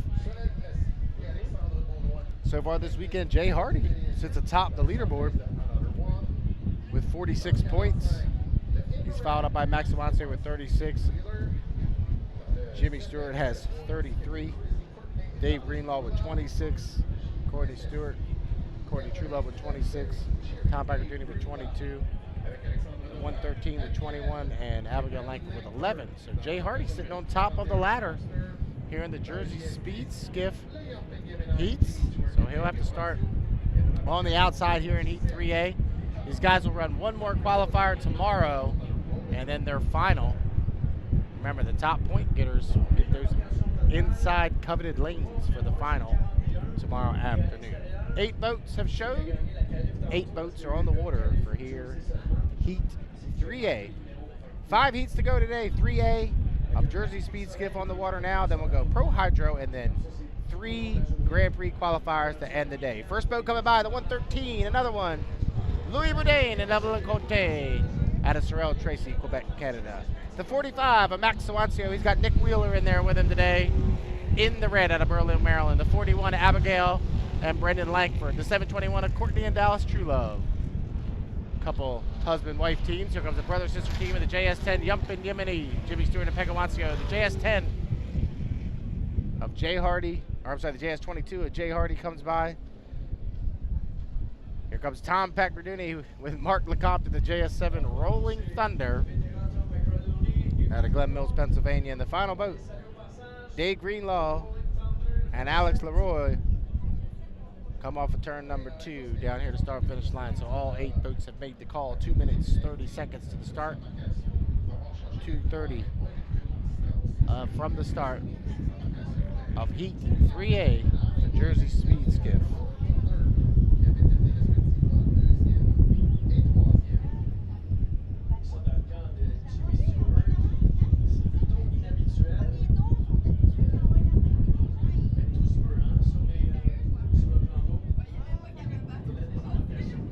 Thanks to everybody that's been checking in with me to let us know how the stream is making out. We really do appreciate it. If something's wrong, we want to know to make sure that you can hear us out there on the World Wide Web through YouTube at Hydroplane Racing League. Good friend John Wodarski just checked in. Throttled is well represented here, John. Don't you worry, buddy. Those novice guys are kicking butt in the mornings. A great program that they started up here with the outboarders. John Wodarski checking in. The driver in the the driver of the H12. Hope to see him out with that boat sometime here in 2024. Boat starting to line up on the backstretch here with 118 to the start, 118 away from the start of Heat 3A for Jersey Speed Skiffs. Abigail Langford, she'll have lane number 1 in the 41, the Grabster. Lane number 2 will be Louis Bourdain in the 113, another one. Lane number 3 will be Tom Packard Jr., the JS7, the Rolling Thunder. Lane number 4 will be Courtney Truelove in the 721. Going Skiffing Crazy. Lane number 5 will be Dave Greenlaw Jr.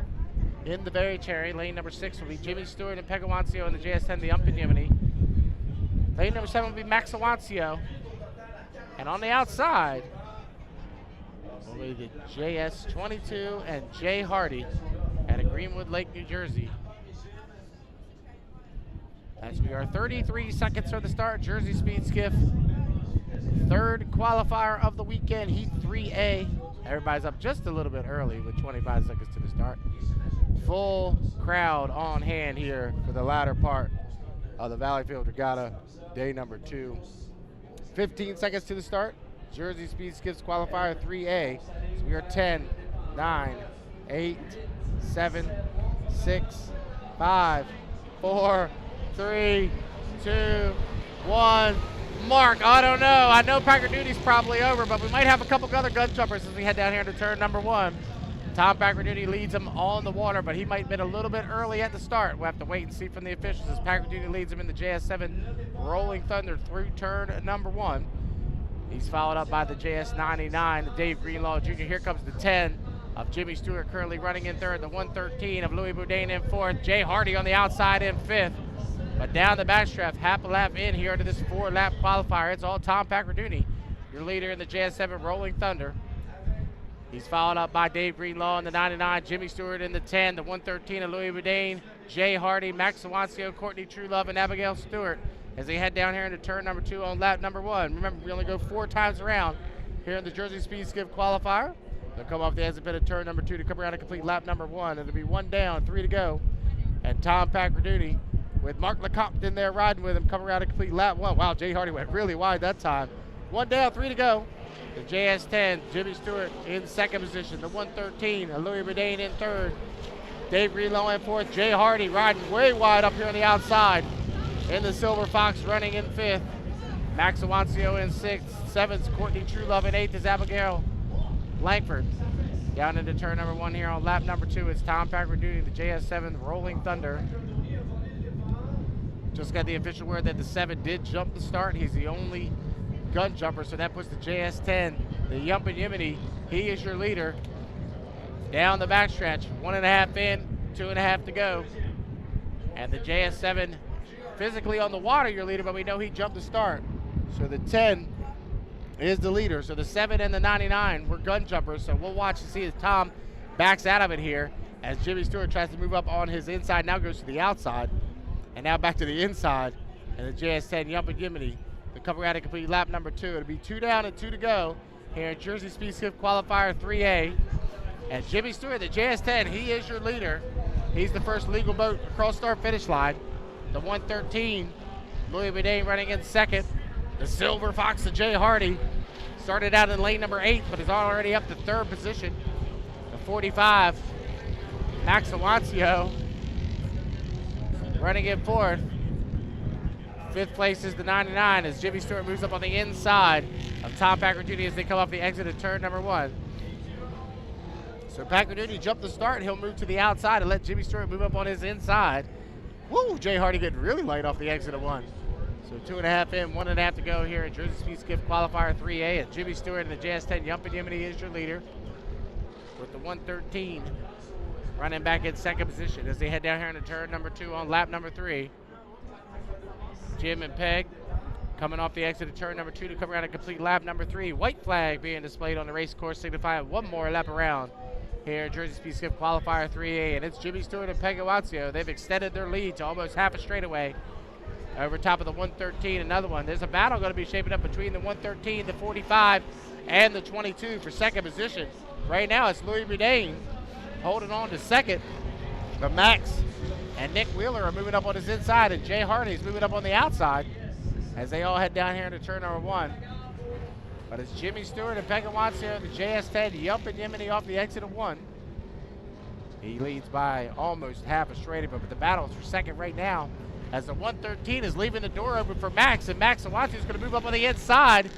Here goes Max to the JS45 in the red, moving up on the inside of the 113. The battle right now is for second position as the 113 is getting all sorts of rough water out there in lane number 4. But here comes Max. Max going to dive hard down on the inside of the JS45 in the red.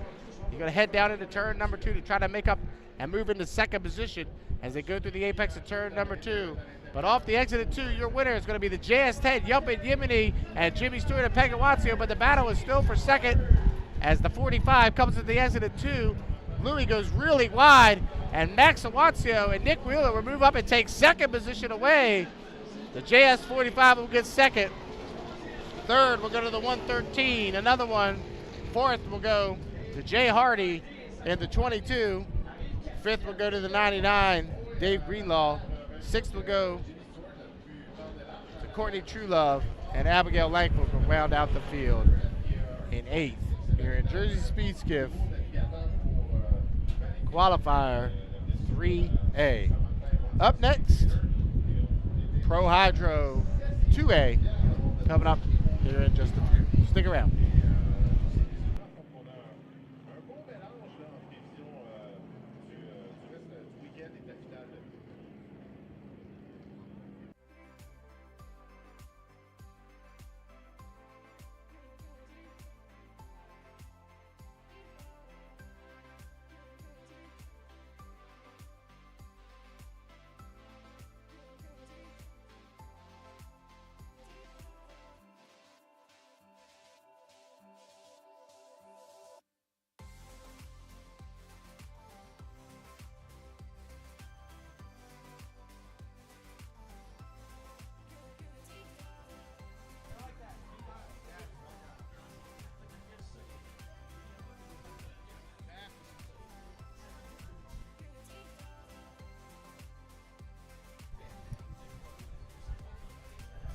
Alors, je suis en compagnie de Jean Théoret, qui est analyste lors des qualifications Grand Prix dans le Parc Sauvé.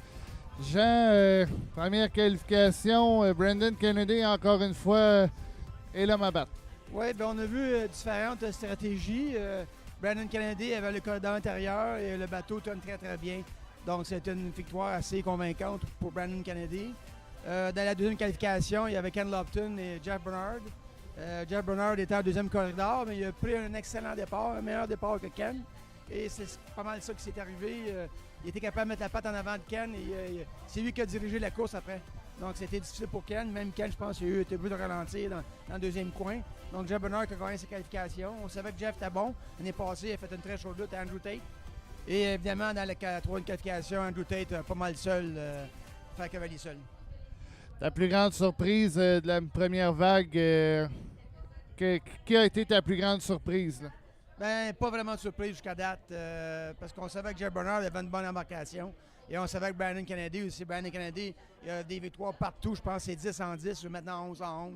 Donc, pas toute surprise jusqu'à présent. Toi, en étant pilote dans les années 90, quel couloir t'aimais le mieux? Ben moi, avec mon embarcation que j'avais à l'époque, j'aimais bien le couloir 1. Mais on n'avait pas trouvé le couloir 1. C'est pour ça que c'était très, très important de prendre un excellent départ. Si tu prends un meilleur départ que les autres, c'est toi qui diriges la course. Est-ce qu'on s'attend à des belles courses là, dans la dernière ronde? Parce qu'on sait que là, les couloirs sont inversés, donc les meneurs au classement vont partir à l'extérieur. Oui, ça va être intéressant parce que là, les bateaux les plus rapides vont être à l'extérieur. Donc, ça va être plus difficile pour eux de gagner. Mais encore là, si tu prends un bon départ et que c'est toi qui diriges la piste, ça va donner des bons résultats. Un gros merci, Jean, puis bon plaisir pour la dernière vague. Aucun plaisir. Alors, c'était Jean Théoret qui est l'analyste sur dans le Parc Sauvé avec Éric Tremblay et Luigi pour les courses Grand Prix. Là, on s'en va en classe ProHydro. Souhaitons que tout fonctionne là, pour le premier qui s'est avancé sur le parcours. Dominique Maisonneuve, le Formax V109. Jay Whitehair qui a donné une belle lutte à Mike Monahan plus tôt dans la journée. Et on attend toujours le M60 de Monahan.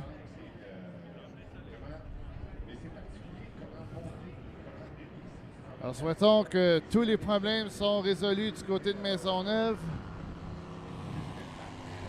Très beau bateau, le bateau rouge, noir et blanc. Voilà Monahan qui sera à l'intérieur. Jay Whitehair, le Steeler, qui est là aujourd'hui. Et Monahan qui a sorti cette embarcation.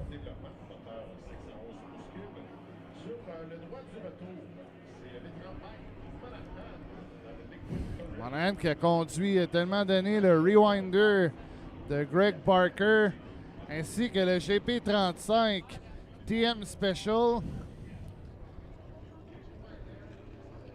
On entend encore des ratés du côté de Maisonneuve. On est à 2:45 du départ. 2:44 away to the start.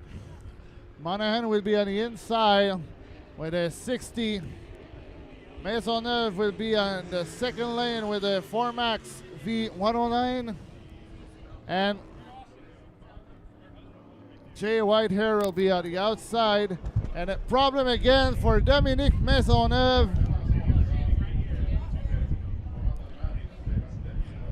Uh-oh. Alors, est-ce qu'il est dans une mauvaise position? Est-ce que... Get out of the way. Tell him, get out of the way. Get him out of the way. He's right in a bad spot.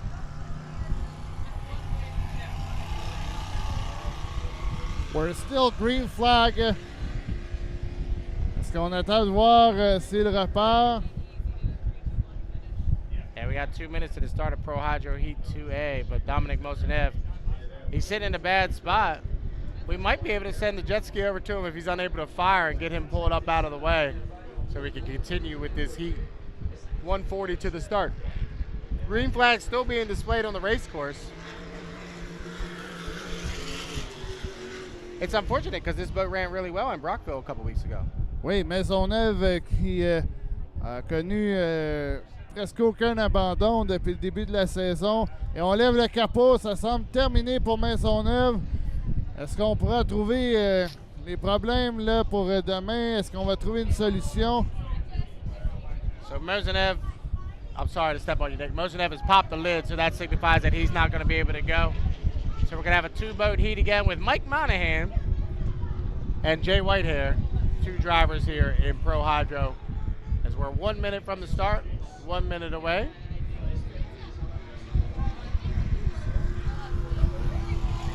Unfortunate for Dominic Mozanev. I know they put a lot of time and effort into getting that 109 running. It's unfortunate they're not going to be able to go. Oui, on va sûrement travailler très tard là, ce soir pour trouver le problème sur l'embarcation. On ira aux sources voir qu'est-ce qui s'est passé dans le cas de Dominique Maisonneuve, mais c'est pas dans son habitude. Même en 2,5 litres, il était extrêmement fiable. So 20 seconds away to the start. On est à 15 secondes. Oh, Monahan à l'intérieur. Déjà beaucoup d'avance. 8 secondes. 4, 3, 2, 1. Et ce sera un excellent départ. Oh, Whitehair dans le Steeler. À l'extérieur. Monahan lui est avantagé à l'intérieur et c'est lui qui est en tête. The 60s on the lead with Mike Monahan. Whitehair, pas très loin. Est-ce qu'on aura un excellent duel comme un peu plus tôt aujourd'hui? On croyait avoir au moins 5-6 embarcations à Valleyfield. Est-ce qu'on pourrait en avoir plus peut-être pour Tonawanda aussi que Beauharnois? Un tour de complété. 1 lap done. 3 to go. Whitehair still 1 rooster tail behind. Regardez la queue d'eau de Monahan. Whitehair qui, lui, a une embarcation en bois. On appelait dans le temps un stud hacker. Monahan qui a gagné quelques fois ici à Valleyfield. A conduit pour tellement de propriétaires. Greg Barker, Bill Villauer également. Michael Grandel. Et on voit que Whitehair remonte. Jay Whitehair still closer to Monahan with 2 laps done.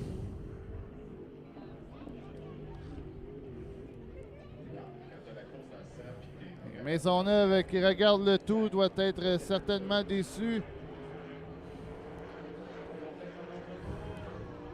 Et Monahan qui s'éloigne de plus en plus de Jay Whitehair. The white flag is up. It's a 4 laps race. And still 3 more to go. 3 heats of Grand Prix. Est-ce que Whitehair a ce qu'il faut pour remonter sur le Steeler?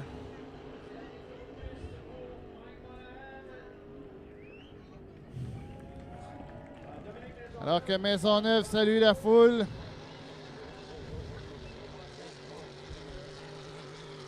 Et Monahan qui s'éloigne là de Whitehair. Sera surveillé demain.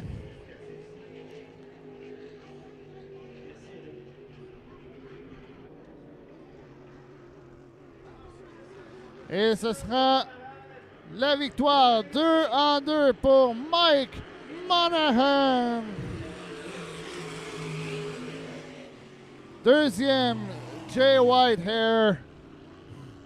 Alors, journée parfaite pour Mike Monahan. Et là, de l'action, en voulez-vous? Grand Prix, 3 courses encore à venir. John, 3 races of Grand Prix. It's the next race. 3 heats coming up next. JP, we will introduce them to you. 2A, 2B, 2C coming up next here in just a few minutes. Stick around. Grand Prix coming up.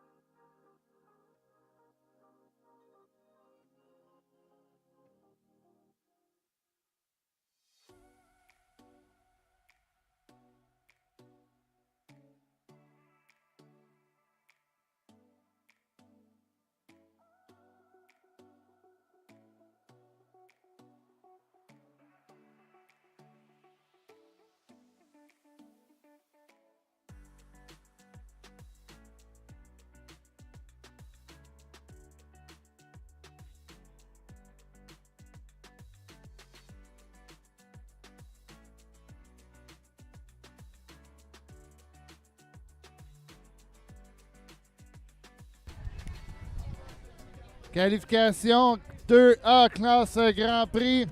On aura à l'intérieur le Miss René Tyler Eccles, qui a dû abandonner ce matin. Éric Langevin également, le 212, partira dans le deuxième couloir. Jeff Bernard, le Bad Influence, qui partira troisième avec une victoire ce matin. Et celui qui est toujours parfait, 13 en 13 maintenant, Brendan Kennedy, partira dans le quatrième couloir. Heat 2A making their way out of the pit area. This should be a good one. We've got Bernard and Kennedy, Langevin and Eccles. Those are the 4 boats. Make the call here for Heat 2A. Grand Prix Hydros making their way out on the race course for their second qualifier of the weekend. Bernard and Kennedy both won earlier this afternoon, with Jeff Bernard taking home Heat 1B, Brandon Kennedy taking home Heat 1A. First boat coming by, the GP79, the Bad Influence, sponsored by Reliable Diamond Tools. And Jeff Bernard, he's the driver out of Kent, Washington. Tyler Eccles in the Miss Renee, the Richards Racing Team out of the great state of Washington in the GP17. Brandon Kennedy, Riverton and Printing, sponsors the GP35, TKO Racing, TM Special, and the final boat, the Silco Racing, the 212, Eric Langevin out of Valleyfield, Quebec. All 4 boats have made the call. We are 3:18 from the start, Nick, 3:18 away. À surveiller Brendan Kennedy qui partira dans le quatrième couloir dans le TKO Racing GP35, ainsi que Jeff Bernard qui pourrait mettre fin à la séquence de Kennedy s'il remporte, mais également attention à Éric Langevin qui nous surprend de plus en plus dans le GP212. So, the GP79 will be in the 3rd lane. Brendan Kennedy will be in the 4th. The 2 drivers has won his heat this morning. Alors, c'est les pilotes à surveiller dans cette course. Regardez Brendan Kennedy. Oh! Brandon Kennedy come by on a timing run from lane number 4. That's where he will be positioned here in Heat 2A.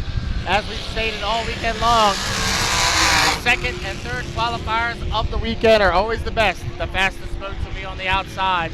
As you see here, you've got defending GPA champion and Jeff Bernard. He'll have to start in lane number 1. Kennedy's going to cut the race course. Kennedy, he's got a 11 for 11 streak since the beginning of the GP Challenge. It will be very difficult to maintain that here with all the boats and the speed that's inside. Kennedy will start in lane number 4 here from 2A. The question is, can he maintain the 11 for 11 since Guntersville? He was your winner in Cambridge, Maryland. The boat ran decent earlier in Sorrel Tracy. They were down in Guntersville. They were perfect. Madison, they were perfect. So far in Valleyfield, he won the time trials yesterday with a lap of 32.699 seconds. He won Heat 1A earlier today. Can he maintain his undefeated streak since Guntersville here in 2A? We are 1:15 from the start. Grand Prix Hydro Heat 2A.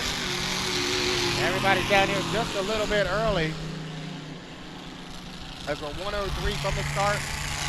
And once they get down here into turn number 1, we'll get them lined up for you. Tyler Eccles in the Miss Renee. Out of the state of Washington, we'll have lane number 1 in the GP17, the Miss Renee. Lane number 2 will be the Silco Racing and Eric Langevin in the 212 out of Valleyfield. Lane number 3 will be Jeff Bernard out of Kent, Washington, driving the Reliable Diamond Tools presented by, the Bad Influence presented by Reliable Diamond Tools. And the final boat in lane number 4 will be Brandon Kennedy out of Bear, Delaware. River City Printing sponsors the TKO Racing TM Special. Those are the 4 of them. We'll line them up inside, outside. It'll be Eccles, Langevin, Bernard, Kennedy. We're 15 seconds from the start. Heat 2A at the 84th edition of the Valleyfield Regatta. We are 9, 8, 7, 6, 5, 4, 3, 2, 1.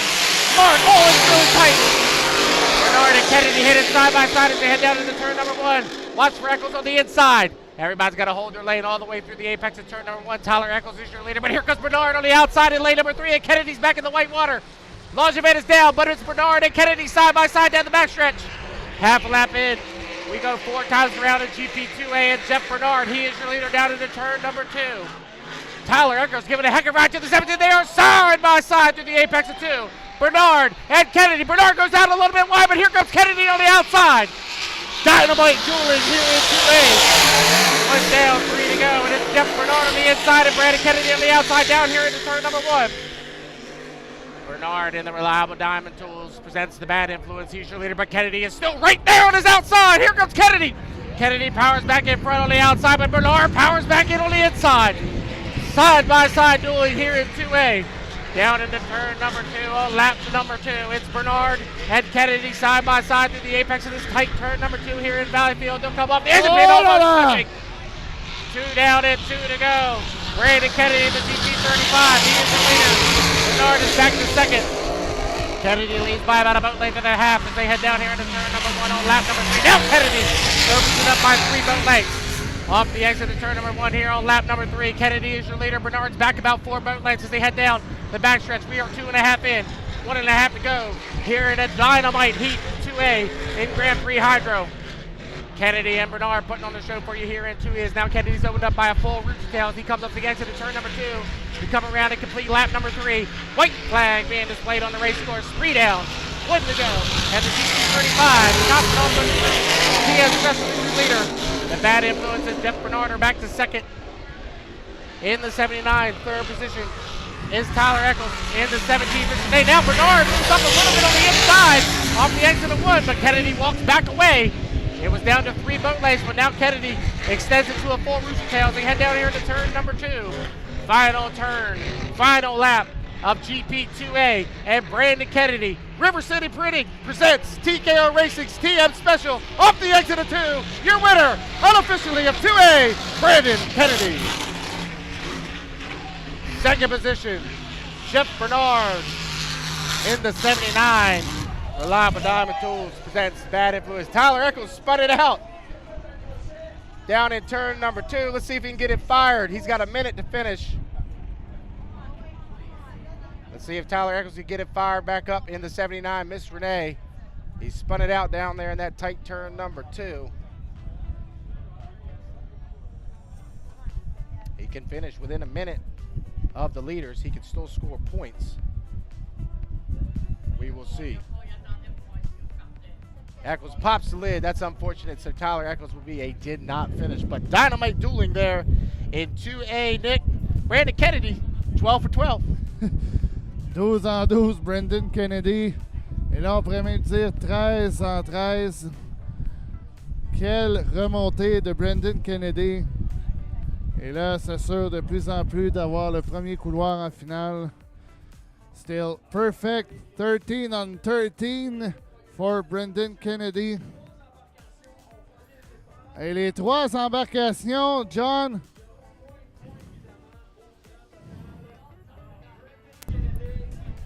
Alors, Kennedy qui a sauté le départ, mais aura moins de points. Et ça peut être crucial pour le choix de la finale.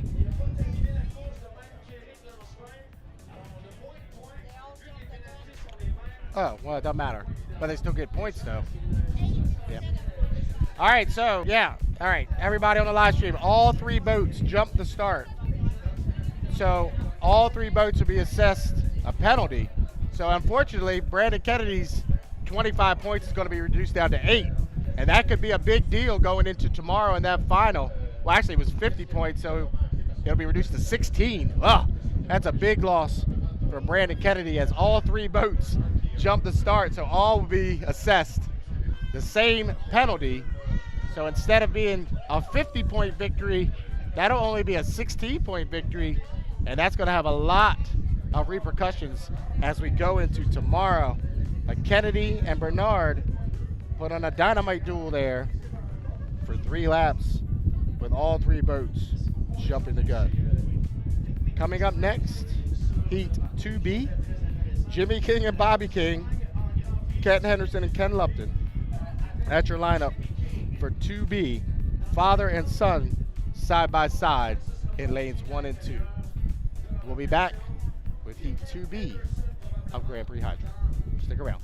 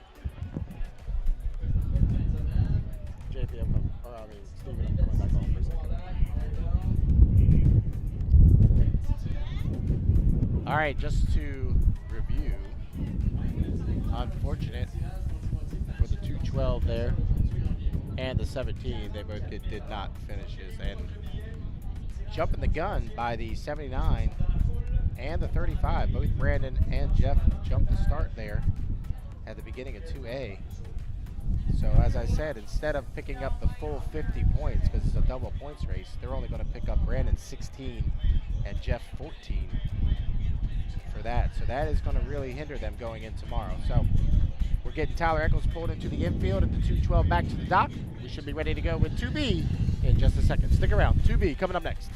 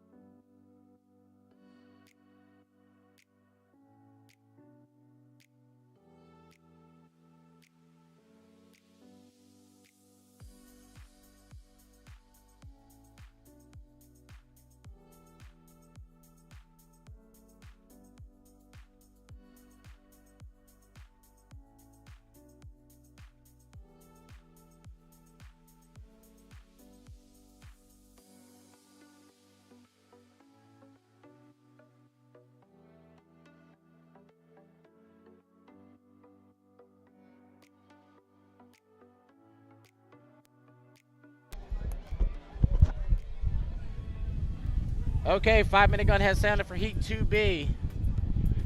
Jimmy King, Bobby King, Ken Henderson, Ken Lupton. That's the lineup for 2B. Nick, what do you think about 2B, bud?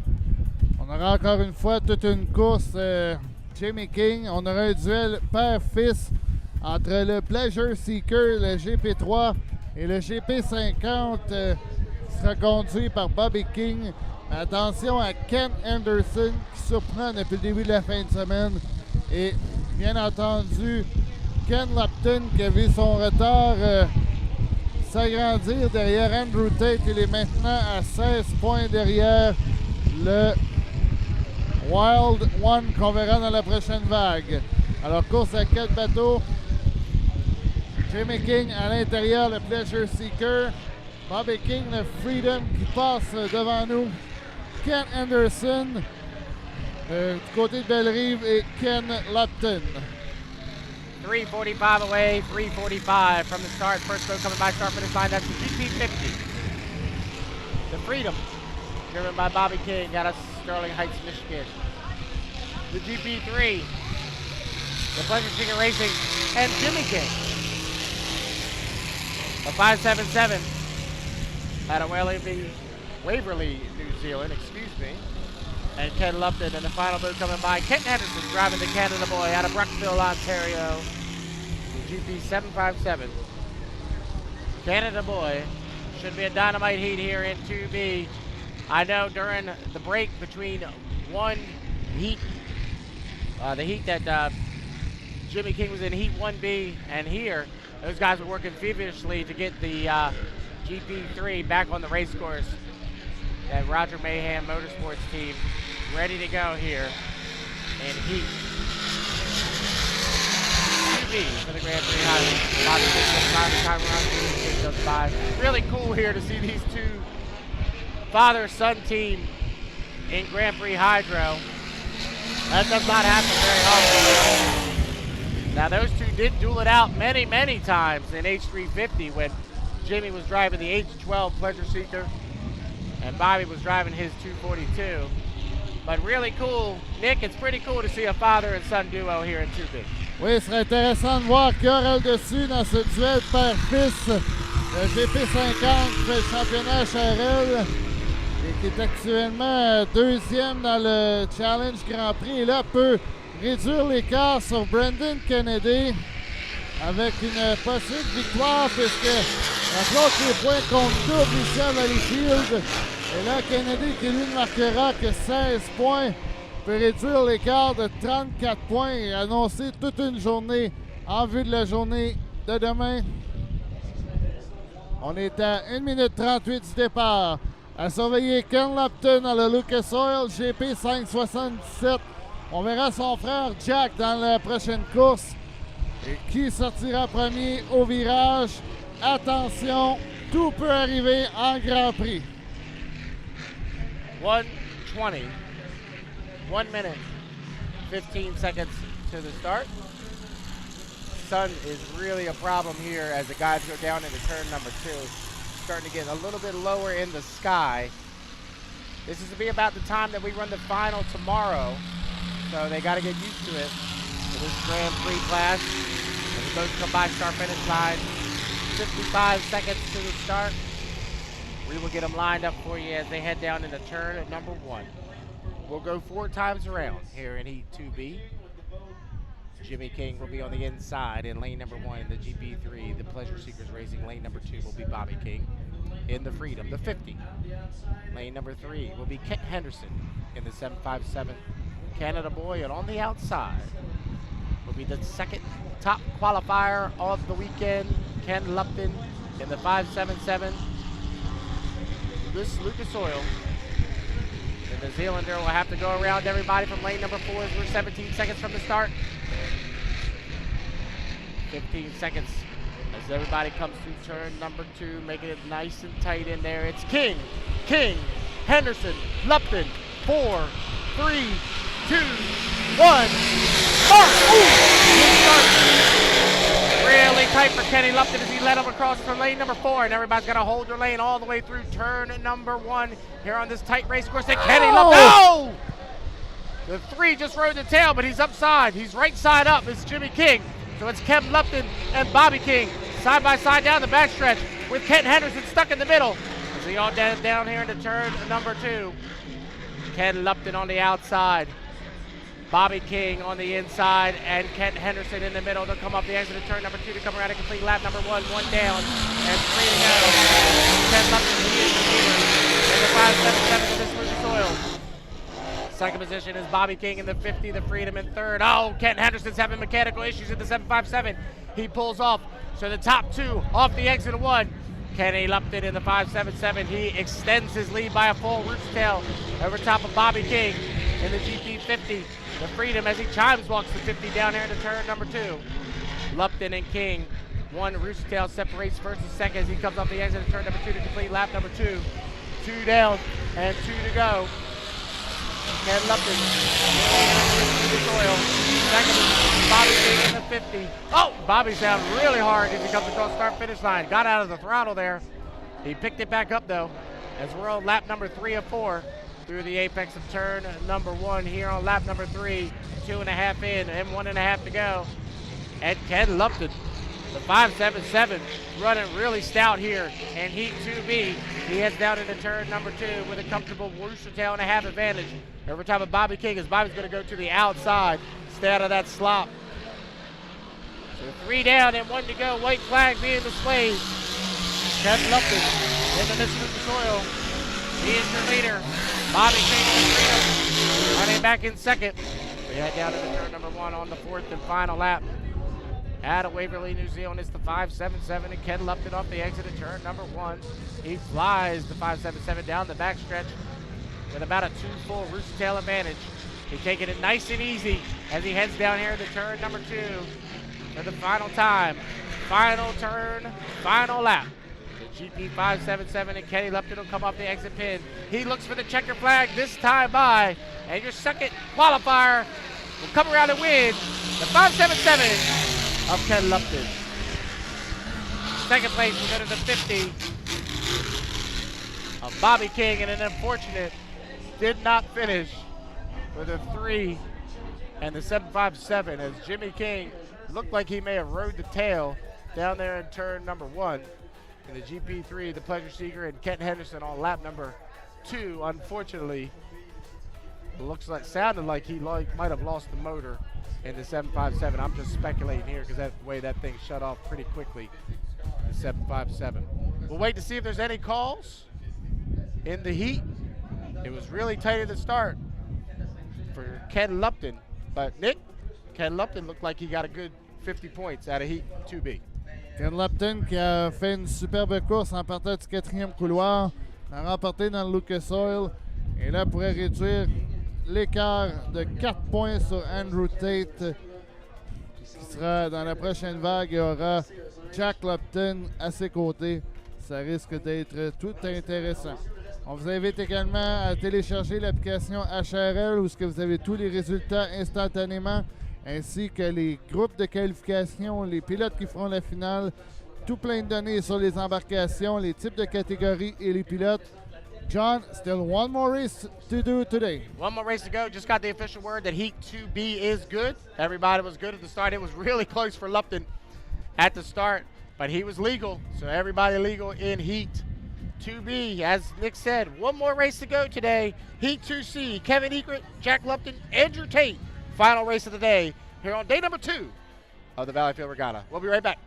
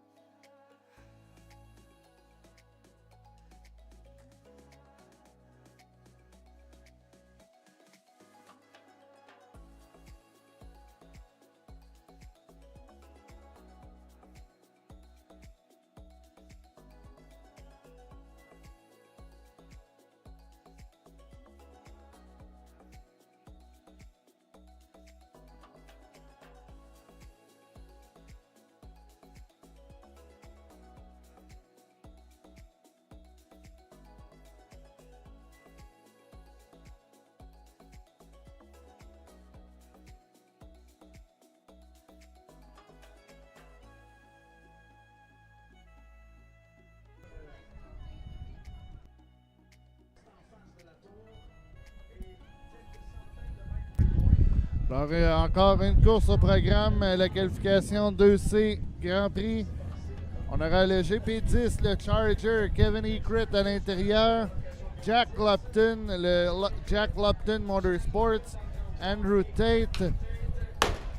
Et John, on a tapé le 1300 personnes aujourd'hui qui ont regardé le live stream. C'est énorme, comme on dit, pour les régates. Et on s'attend probablement à beaucoup plus demain là, pour les finales. Final heat of the day. Day number 2 of the 84th annual Valleyfield Regatta. Heat 2C. Gonna make their way out. Just for everybody that's joining us, we do appreciate you. Please, tomorrow, 9 a.m., our novice are gonna run a lot. They're gonna run 4 times in a final tomorrow. So the novice are gonna start the day at 9 a.m., and then we'll get into the heat racing right around 10:30.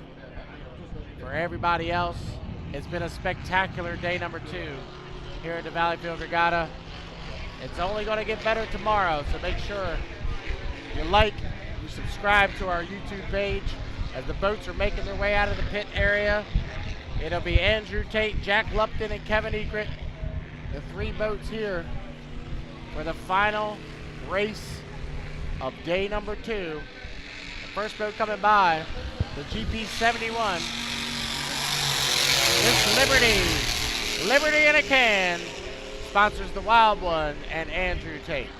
Next boat, the GP33, the Lupton Motorsports, Jack Lupton, out of Waverly, New Zealand, and the final boat. Making his way down the back stretch, the GP10, the Charger, Kevin Ecrit, Nick, all 3 are out on the race course. For our final heat of the day, we're 3:18 from the start. À surveiller évidemment le meneur au classement, HRL, Andrew Tate, dans le Miss Liberty Wild One. Il aura à l'intérieur de lui Jack Lupton dans le GP33, qui a terminé 2e derrière Brendan Kennedy ce matin. Et Kevin Ecrit, faut pas le négliger. Alors on espère que vous allez apprécier cette dernière course de la journée. Comme John vous l'a spécifié, demain 9h avec les Novice. Ça annonce toute une journée de course demain. Le soleil sera au rendez-vous.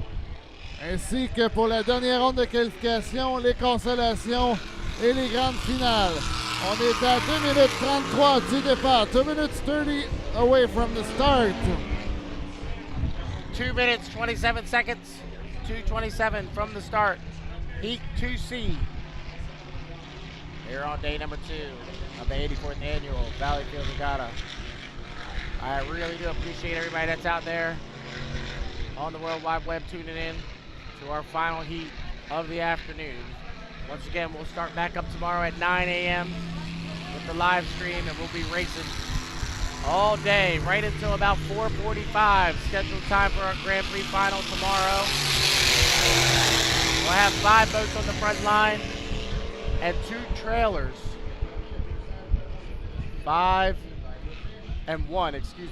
boats on the front line and 1 trailer for the GP final tomorrow. So 12 boats are here. 5 boats will make it directly into the final. 1 will go through the consolation. So every point matters. That's why we were talking how important 2A has become, because Brandon Kennedy would have been on top of the charts. Now, if the 71 can win this heat, he will top the charts after day number 2. He's got 100 points coming into this second qualifier.